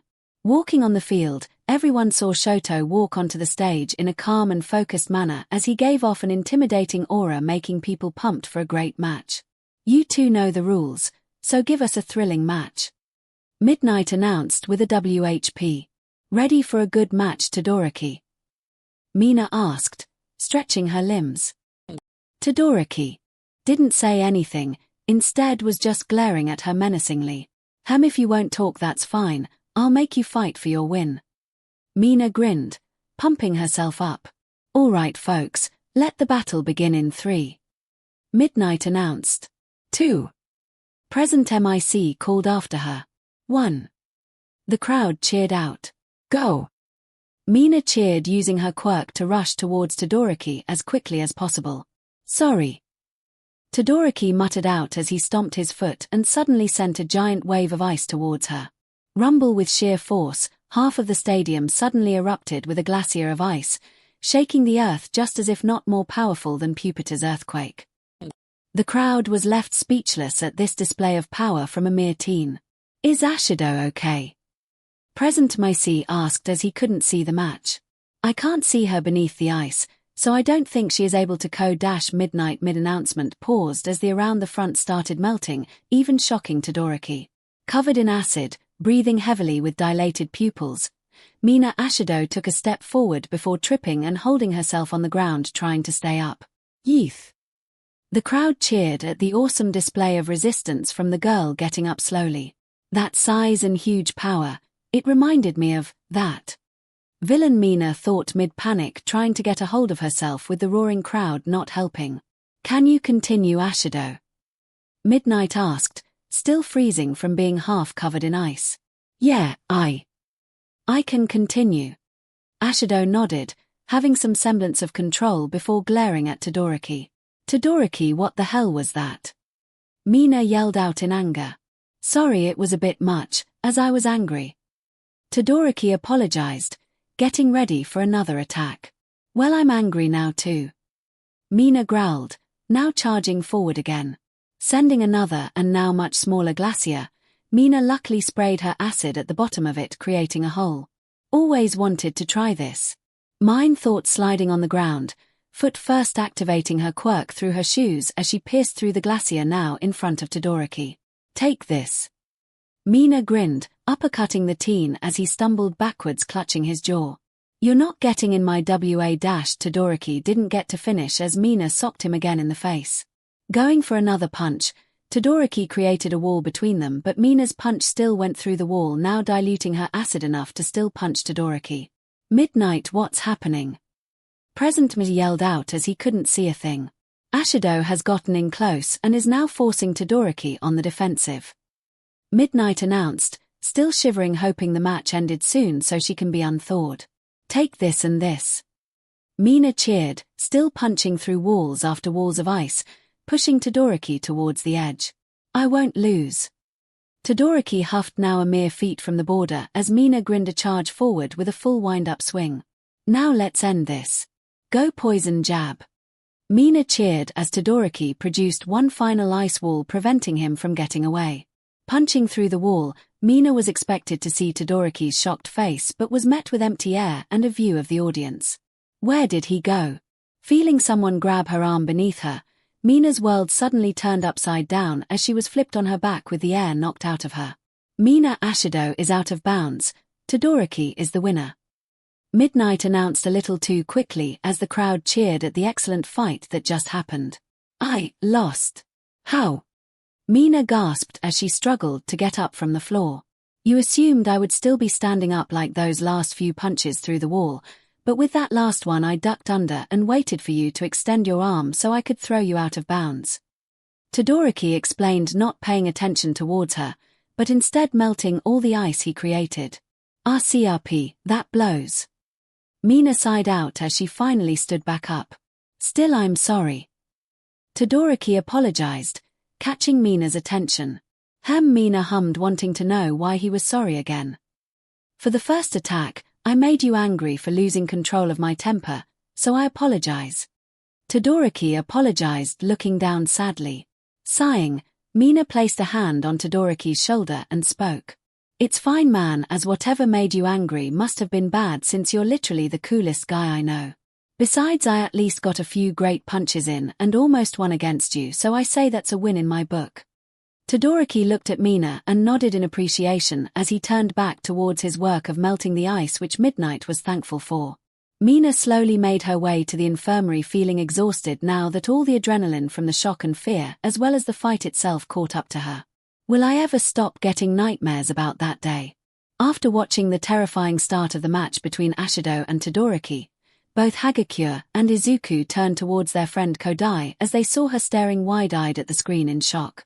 "Kodai!" Izuku called out, holding his hand out towards hers for support. "You okay?" Hagakure asked, letting go of Buniri to comfort the girl. "Bun." Buniri jumped across the bed to snuggle against Kodai. I'm fine, just anxious." Kodai responded, clutching Buniri near her heart. "I understand, Todoroki is amazing. Izuku praised as Kodai agreed with him. Yeah, he is terrifying. Hagakure agreed. Yeah, but I believe Kodai has a chance of winning. Izuku muttered out. Why? Kodai asked, unsure of why he thought that. Because you're giving it your all and taking your opponent seriously, so I'm sure you will keep him on edge. Midoriya explained, making Kodai's heart skip a beat. How does he always know the right words to say? Kodai thought, now holding Buniri closer with one arm. Bun. Buniri panicked, now getting squeezed to death. Thank you. Kodai mumbled, still hugging the struggling Buniri. Knock knock, come in dearie. Called out recovery girl working on patients. Hey RG, I think you can check on me as I'm too tired to know if something is wrong. Mina called out. What do you guess? Recovery girl asked. Honestly, from what I see, just quirk fatigue and a bruise on her back. Pixabob summarized using her quirk. At least this is better than normal. Go use the bed as I'll get the bruise ointment. Recovery girl sighed.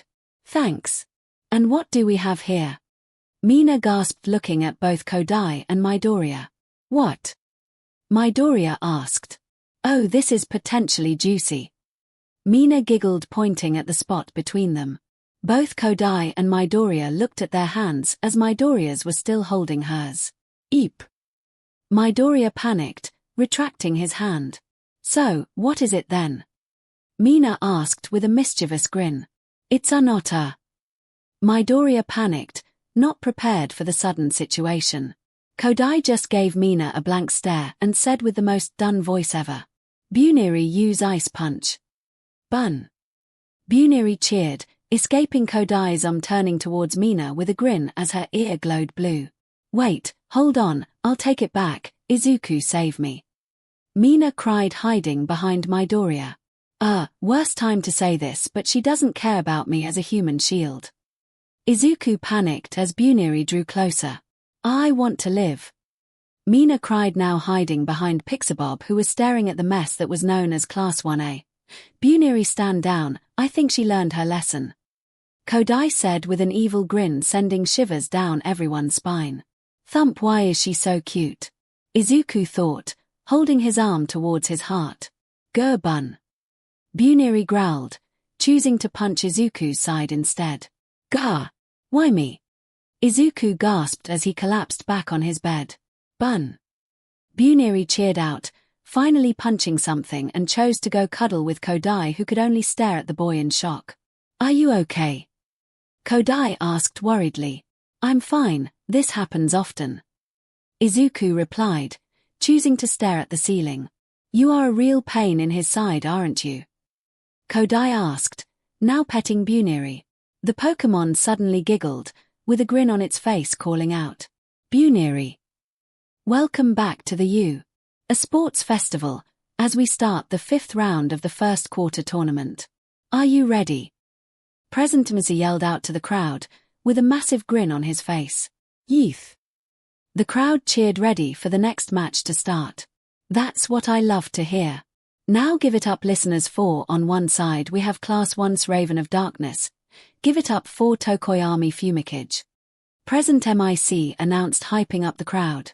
Walking onto the field from the tunnels was Tokoyami, strolling forward as the crowd was hyped for another battle. And now on the other side we have One's Jack of all trades. Give it up for Kyuka. Present MIC yelled out as the crowd cheered. Walking on the field, Kyuka walked towards the arena nervously as she twirled her ear jacks around her fingers to calm herself. Who do you think would come out on top? Present MIC asked. Meeting on the arena, Kyuka started stretching for the fight as Tokoyami was calmly breathing, ready for the battle to start. You kiddos know the rules, so shall we start and release all this built-up tension? Midnight asked with a stuck grin. How you got hired at this school is beyond me, but yes, I am ready to start this fateful duel. Tokoyami groaned as he placed a hand towards his face. Same here, and no hard feelings on who wins this match. Jiru asked her opponent. Yes, I will harbor no ill will towards you, my future comrade. Tokoyami bowed in respect, making Jiru smile. Same here, as I hate holding grudges in a game. 𝐤𝐸 replied, now readying her jacks. Alright folks, let the battle begin in 3. Midnight announced. 2. Present MIC called after her. 1. The crowd cheered out. Start. Both contests called out as the battle began with 𝐤𝐸 changing forward and sending her ear jacks forward. I just need one of them to stab his leg to stun him so I can knock him out. 𝐤𝐸 thought, aiming for his legs, trying to close the distance faster. Once they neared Tokoyami, suddenly 2 black claws projected out of her opponent's front and grabbed both of her ear jacks, surprising the girl. What? You did well to react fast, however patience was needed to detect and counteract your most dangerous weapons. Tokoyami spoke sagely as a dark figure unleashed from his body, still holding onto her jacks. Wonder what happens if I pull. Dark Shadow grinned, as suddenly she yanked at her ear jacks. Gah! 𝐤𝐸 yelped in pain as her body was tugged forward. Headbutt Dark Shadow cawed as she tackled into 𝐂𝐸𝐽𝐫's gut, making her gasp in pain. The thing hurt. 𝐂𝐸𝐽𝐫 winced out. Finish her. Tokoyami commanded. You got it, big bro. Crush claw. Wrapping both of her claws around 𝐤𝐸's waist, still holding her jacks, Dark Shadow pushed her towards the ground, making her form a small crater. Oh! 𝐤𝐸 yelled out, feeling the overwhelming pressure of her opponent. Do you yield? Tokoyami called out. I yield. 𝐤𝐸 shouted out in pain. 𝐂𝐸𝐽𝐫 has forfeited. Tokoyami 𝐒𝐵𝐵𝐾𝐲 is the winner. Midnight called out. Yeah! The crowd cheered in excitement. What an overwhelmingly fast-paced win. Such a display of true power. Present MIC announced, making 𝐂𝐸𝐽𝐫 grumble at him, rubbing her quick defeat in. At least I didn't embarrass myself. 𝐂𝐸𝐽𝐫 sighed out. I tried to make the match swift as a show of respect against you, and because personally I rather not stay in the light too long. Tokoyami explained as he offered a hand to her. Thanks, and I appreciate you not holding back. Shows that I'm really limited when it comes to facing raw power. 𝐤𝐸 thanked, now accepting the raven-headed boy's hand. While that may be true, you did display that you have the heart and will to face overwhelming odds. It is a great trait of a hero.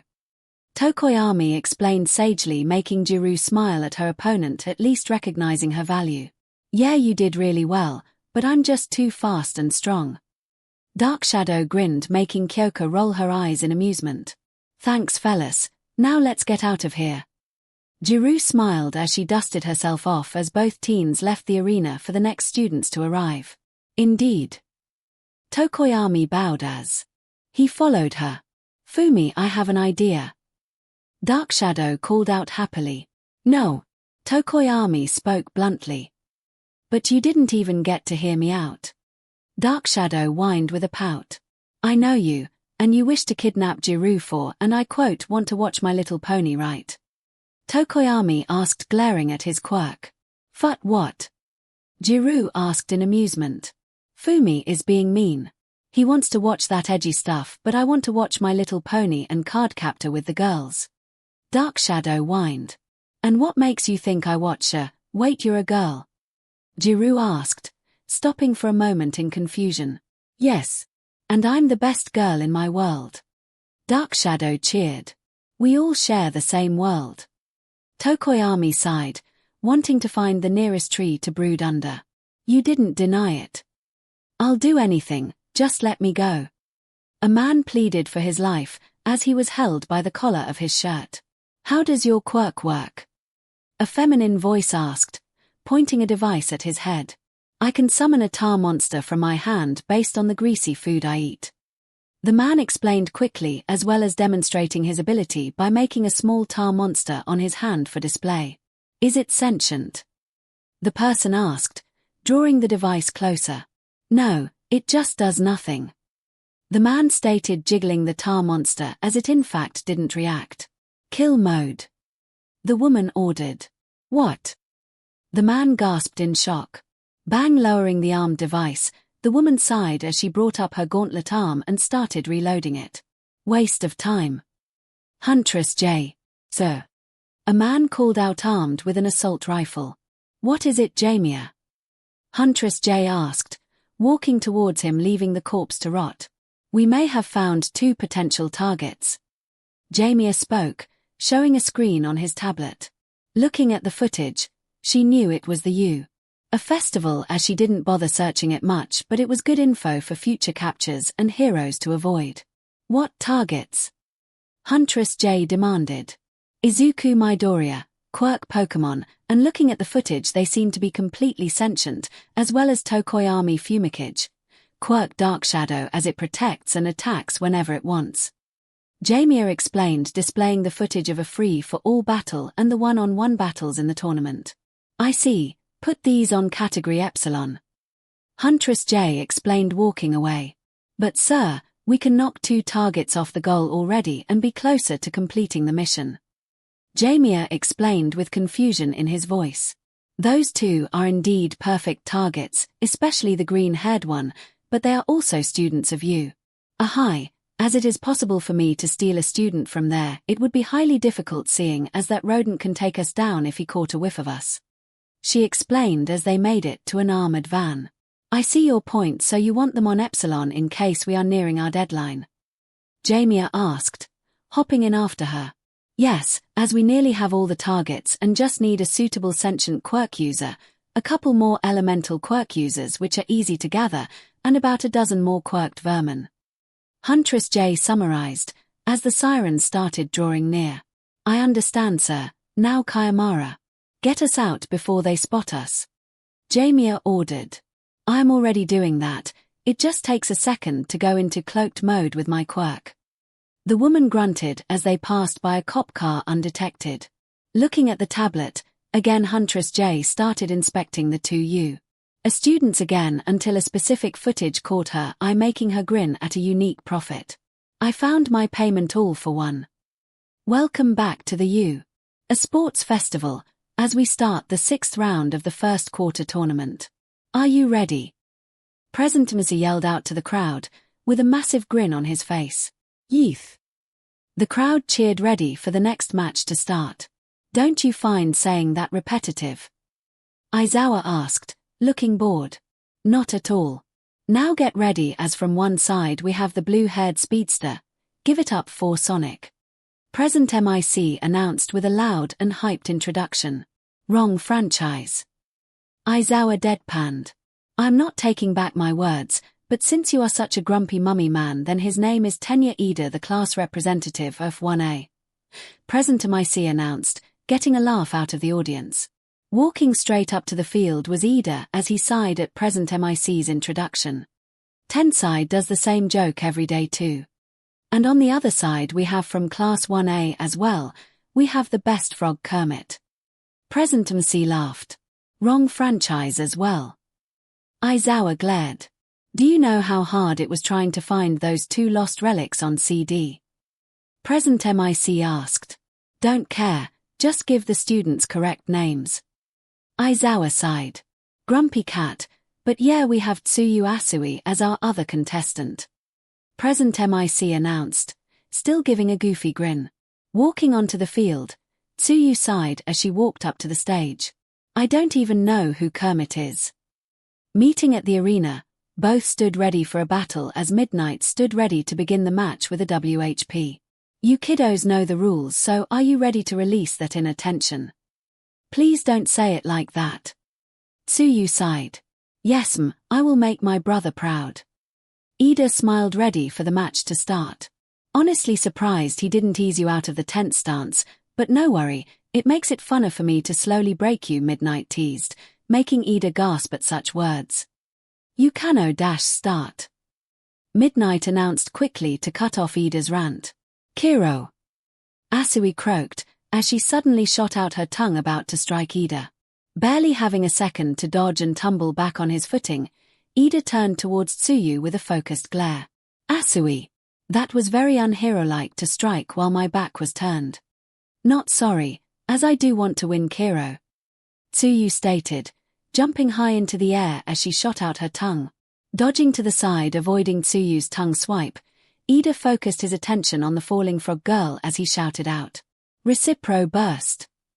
Charging forward with more speed than ever, Ida was mere steps away from a landing Tsuyu as he swung his leg forward with a powerful kick.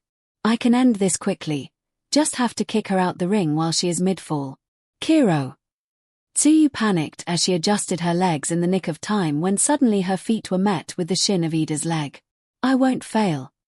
Tenya shouted as the force of his kick wasn't hindered and instead propelled Tsuyu as if she was just struck like a ball and bat. I have to not hit the ground first. Tsuyu panicked as she suddenly shot her tongue, wrapping it around Tenya's leg. What? Ida panicked, not expecting her to react so quickly. Sorry. Tsuyu apologized, swinging her tongue upward and over her shoulder, now slamming him towards the ground. 𝐂𝐸𝐺. Ida yelled in pain as his back was met with the grass. Ida Tenya is out of bounds. Tsuyu Asui is the winner. Midnight announced, as Tsuyu landed near Ida's side. Yeeth. The crowd cheered at the excellent fight. Sorry Ida, no hard feelings. Tsuyu asked, reaching a hand out for him. Indeed, as you did well to react quickly to my focused recipro burst. I just wish I could have made my brother proud. Ida sighed out, accepting her hand, getting up slowly since his back still hurts. If you want my opinion, I think you did great, as it was a solid plan to take out almost anyone else that couldn't react the way I could, Kiro. Tsuyu explained, making Ida smile at her honest thoughts. It is very much appreciated, and I hope I can learn more from my brother to counter reactionists like you. Ida sighed, smiling softly as he adjusted his glasses and made his way towards the infirmary. Hope I can call Tensai, as it would be very reassuring to hear his voice. He is around here somewhere. Muttered a white-armored man with exhaust pipes on his elbows. Running throughout the city with police sirens sounding everywhere, the armored man kept running, glancing at each alleyway, not stopping for a second. Ingenium, we see no signs of him on the roofs on our route. How are you faring? One of his sidekicks, known as Enigma, commed in for an update. I still can't find him, but SWCH to the next route and be on the lookout, and have Onimu Shinya and Big Shot go through the alleyways so we can push him out of the buildings he is hiding behind. Ingenium ordered, turning a corner towards his next route to scout. Roger, sir. His team commed in. Ingenium out. He said, not losing any bit of focus. Team Ida 10 out. His team cheered, now cutting off communication. Smiling momentarily, Tensai focused on the mission at hand and cursed this villain showing up on the day of his brother's big day at the tournament. If I handle this quickly, then I can still make it in time to watch for his big match on my phone.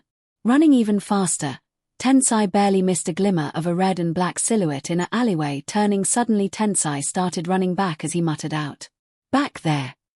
Going into the nearest alleyway, Tensai boosted his quirk at specific moments as he bounced on the walls to jump over a building for a surprise ambush. Getting a clearer view of the person, Tensai gritted his teeth and used his quirk as thrusters to slow down his descent and land behind the villain. I found you, hero killer.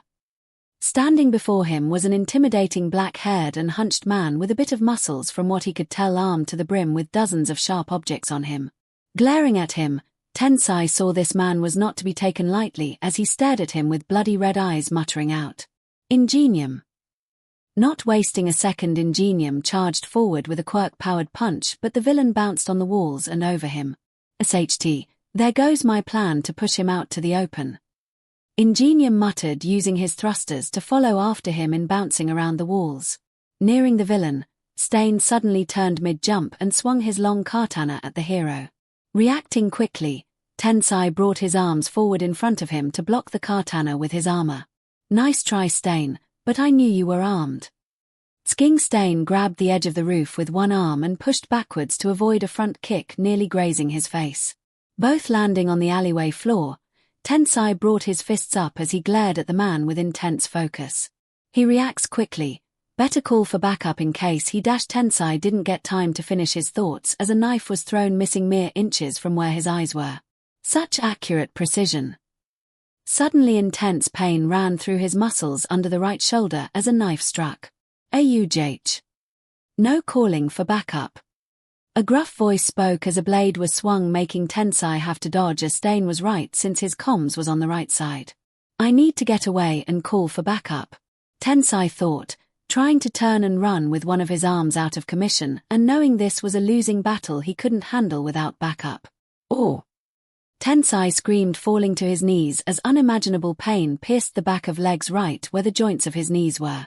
Turning tail and running just like the fake you are. Stain spoke with a hint of venom dripping from his voice. He struck me between the calf and thigh. I can't move my legs. Tensai panicked as Stain drew closer. And fakes like you need to be purged. Stain growled, reaching for his katana.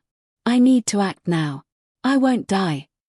Tensai shouted, using his last remaining limb to make a quirk-powered punch to hopefully knock out Stain with a right hook. Pathetic. Stain muttered, knocking away the punch to the side and delivering a powerful kick to the face, knocking him towards the ground as the knives dug deeper into him. 𝐂𝐢𝐺. Tensai cried out in pain, no longer looking to move and just surviving by no longer making his body worse by moving. Didn't even get a chance to use my quirk. Stain growled as he kicked him at the sides as spikes impaled him, making Tensai flip on his stomach. Tensai was only able to cry at not wanting to die and live to see his brother again, with the villain pushing down on him with his boot and yanking out the throwing knives. 𝐻𝐸𝐺.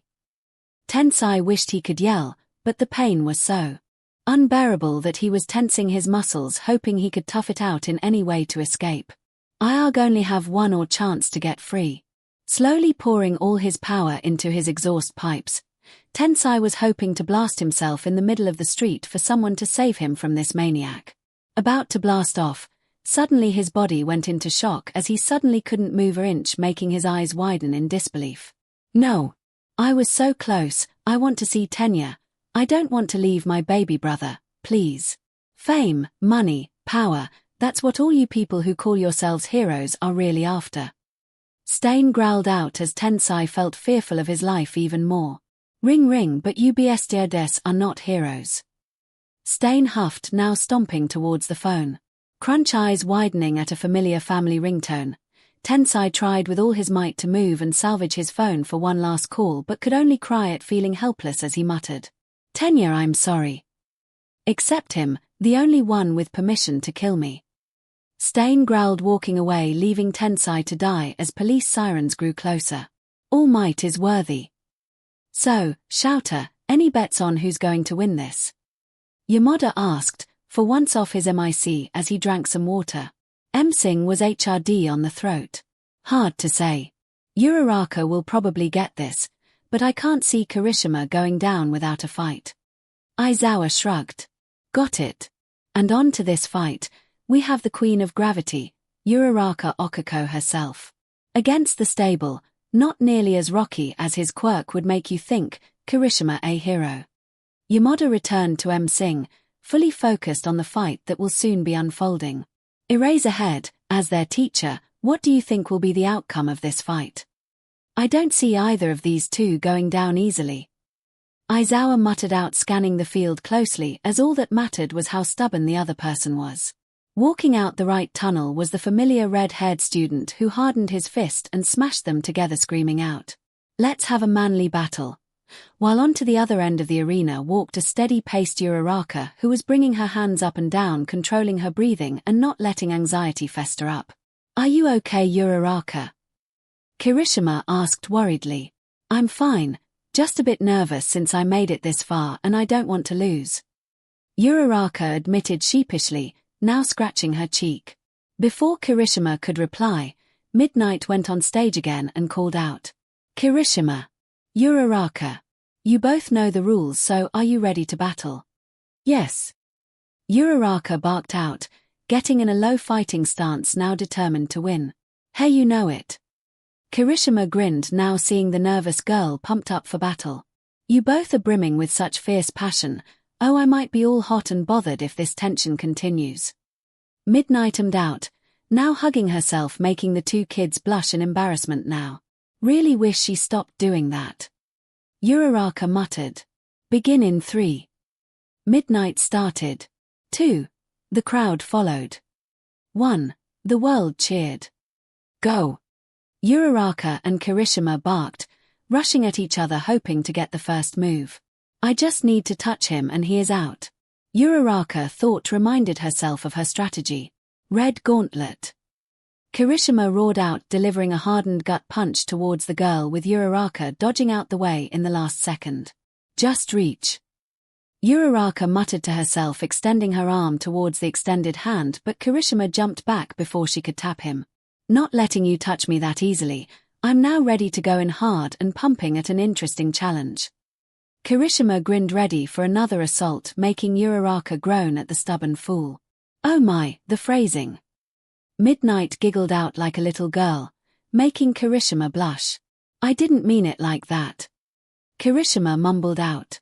Oh, I know, but you shouldn't lose your focus on me, Midnight teased as Kirishima turned back and saw Uraraka mere feet away, now lunging at him. Ah! Kirishima panicked, dodging to the left and delivering a small blow to Uraraka's side, making her hiss and tumble towards the ground.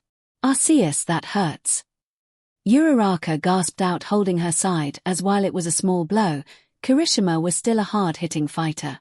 Attacking me while I was distracted, so unmanly. Kirishima scolded, going low and charging forward. Well, I don't care if I'm manly, I care about my family. Uraraka growled out, now also charging towards the boy, staying low. Mere seconds before they could collide, Uraraka suddenly placed both her hands together, touching her wrists, now jumping upwards. What? Kirishima panicked, now missing his right hook, as it collided with empty air. Got you. Uraraka called out above him, as she grabbed the boy's spiky hair, applying her quirk on him. Oh no. Kirishima panicked, but it was too late as Uraraka spun herself in midair, lifting the red-haired teen, and screamed out. Seismic toss.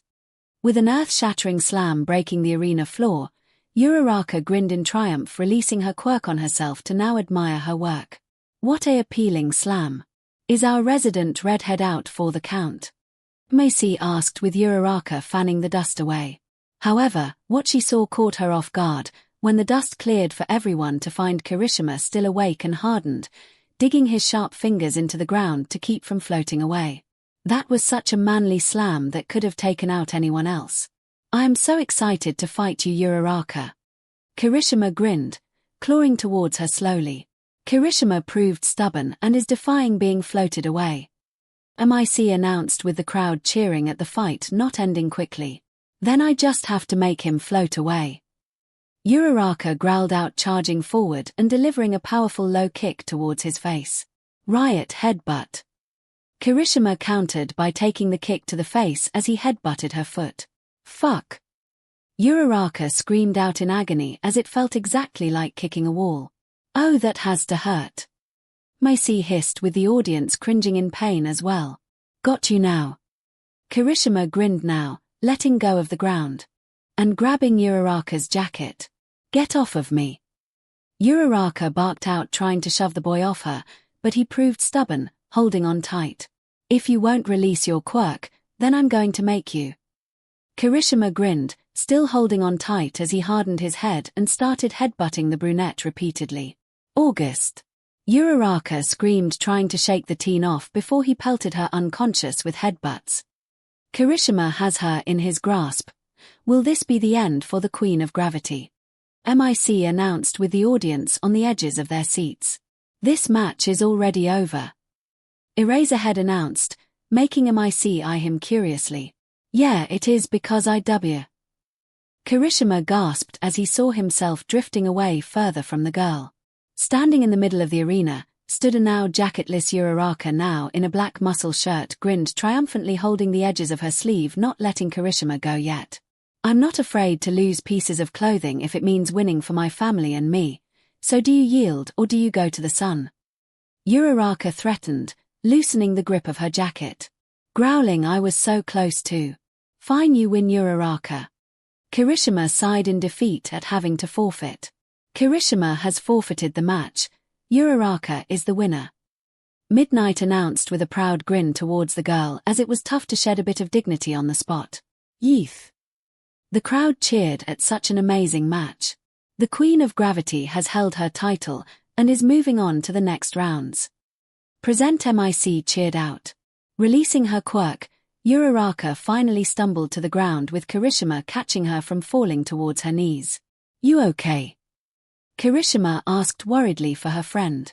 Yeah, just that seismic toss earlier really did a number on my stomach. Uraraka explained hushly, trying not to throw up in front of an audience.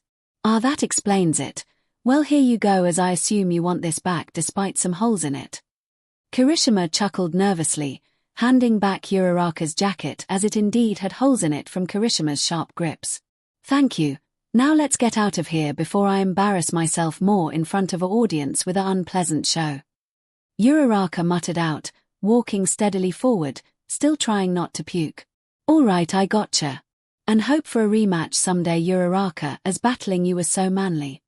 Kirishima grinned out, making Uraraka smile from such praise. Thanks, it means a lot to hear that you take me seriously. Uraraka sighed out happily.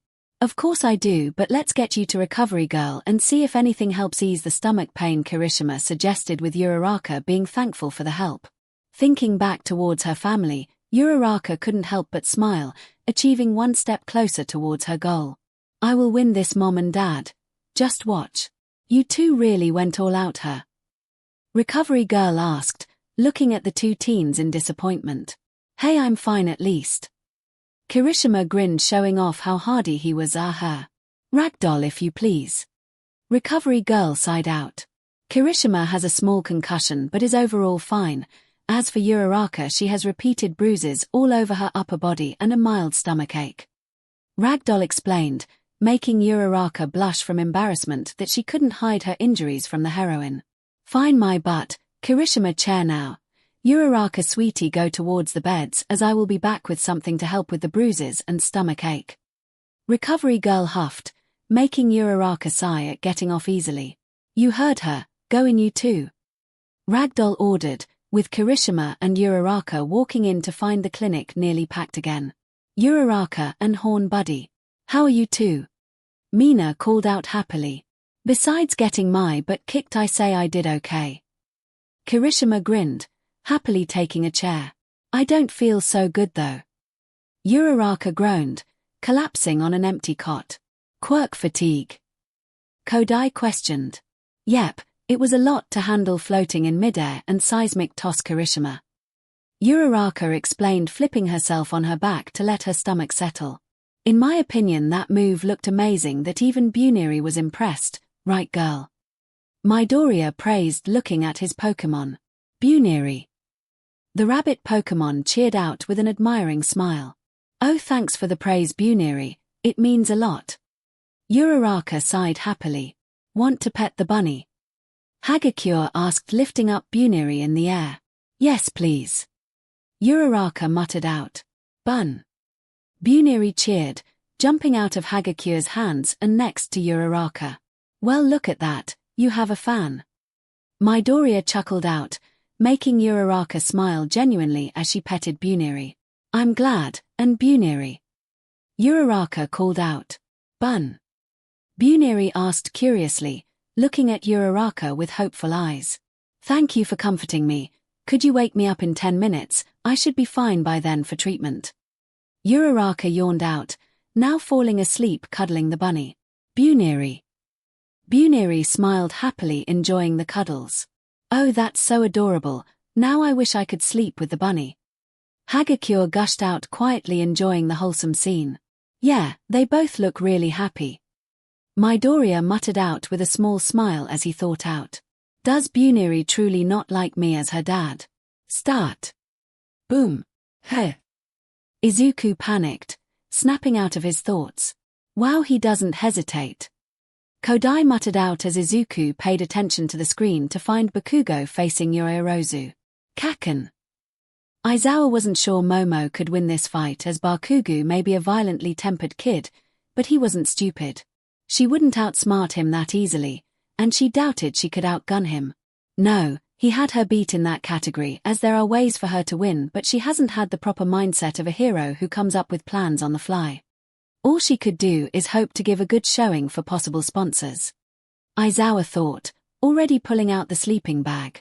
Macy, seeing that Aizawa had already judged the fight to be quick, decided to at least give the kids proper introductions. And we begin with the MSTRSOF creation. Yorozu Momo on one corner, and the 𝐵𝐻𝐻𝐿 explosions, the ever vicious Bakugo Katsuki on the other corner. Go ahead and place your bets, folks, because this fight is going to be quick. Professionalism. Aizawa scolded with his glowing red eyes peeking through the mask like a demon, as he warned Yamada. Walking out the right tunnel was the familiar tall raven-haired student who bowed at her opponent before speaking up. Let's battle with everything we got. While on the other end of the arena walked a glaring Katsuki who was bringing one of his hands up popping a small firework. Back down now, I'm not afraid to go all out against a high-class beach. Yoirozu glared back and gritted out. I'll prove to you I am more than a high-class woman. Are you kiddos ready? Midnight asked as both students glared at each other and nodded that they were ready. All right, let's start at 3. MIC cheered out. 2. The crowd cheered after. 1. The world cheered, but will soon regret it. Jiboom. Yoirozu wasn't even ready when Katsuki suddenly blasted himself over and above her, glaring down at her with a disappointed frown. Die! Bakugo roared out, as Yoirozu made a last-second blast shield in panic. Oh! Yoirozu screamed as she was pushed towards her knees, trying desperately to push back the blast. Pathetic. A sudden voice called behind her, making Yoirozu's eyes widen in fear as she felt heat against her back. Oh, Midnight, what happened? Macy called out in worry as he couldn't see past the smoke. I don't know. Midnight responded, just as worried. In the arena, a wall of smoke was dispersing, letting the world see what happened as Yoirozu was finally revealed. She lay mere inches from the border as her blast shield already crossed, making it useless in battle now. The audience was stunned in shock as the battle lasted only a mere 4 seconds. Midnight was about to call it but saw Yoirozu crawling up, so she asked, Yoirozu, can you move? Yes. Yoirozu hissed, crawling now on all 4s. Boom! Launching himself over, Bakugo landed a kick on her back, making Yoirozu yelp in pain as that was a severe burnt spot he blasted earlier. 𝐻𝐻𝐻. Not wasting a second, Bakugo could have pushed her out the arena but instead chose to place a hand on the back of her head, searing a bit of her hair. I only expected better from a recommendation student, as you aren't even worth calling a challenge. Now forfeit or I'll blast you out of this arena, so pick wisely. Yoirozu wanted to deny, but Bakugo's words stung more than her wounds, making her cry silently as she whimpered out. I give up. Wise choice. Bakugo huffed, getting off of her and leaving her alone. Seems like Yoirozu forfeited, so Bakugo is the winner. Midnight announced, with the crowd giving half a cheer with the other half hesitant to cheer after that brutal assault. Making his way towards the tunnels, Yoirozu could only cry out as the medic bots came to pick her up. I don't deserve to be a hero. Izuku could only frown as Yoirozu was strolled into the infirmary quickly, and judging from the burn marks and her face that didn't just show pain, he knew what likely happened. Ragdoll status. Recovery Girl asked professionally, seeing as the burn marks were a bit severe. Mostly first-degree burns and a second-degree burn on the center of impacts, as well as a mild concussion and bruises. Ragdoll explained, making Recovery Girl sigh in relief. Poor dearie, but don't worry, you should be fine with a day's worth of treatment from me. Recovery Girl explained, applying the burn cream quickly as well as gummies for extra energy before kissing her forehead. Thanks, mind if I have something to drink? I feel parched.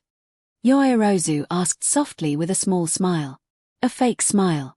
Of course dearie, but it would be a minute as I need to grab more water from the back, and Ragdoll mind checking on some of the previous contestants. They should be waking up soon. Recovery Girl suggested, as in fact some of the previous contestants were groggily waking up. With Yoirozu now alone, both Hagakure and Mina went up to her as the latter started speaking up. Yaramomo, are you okay? Yeah, Bakugo did a number on you.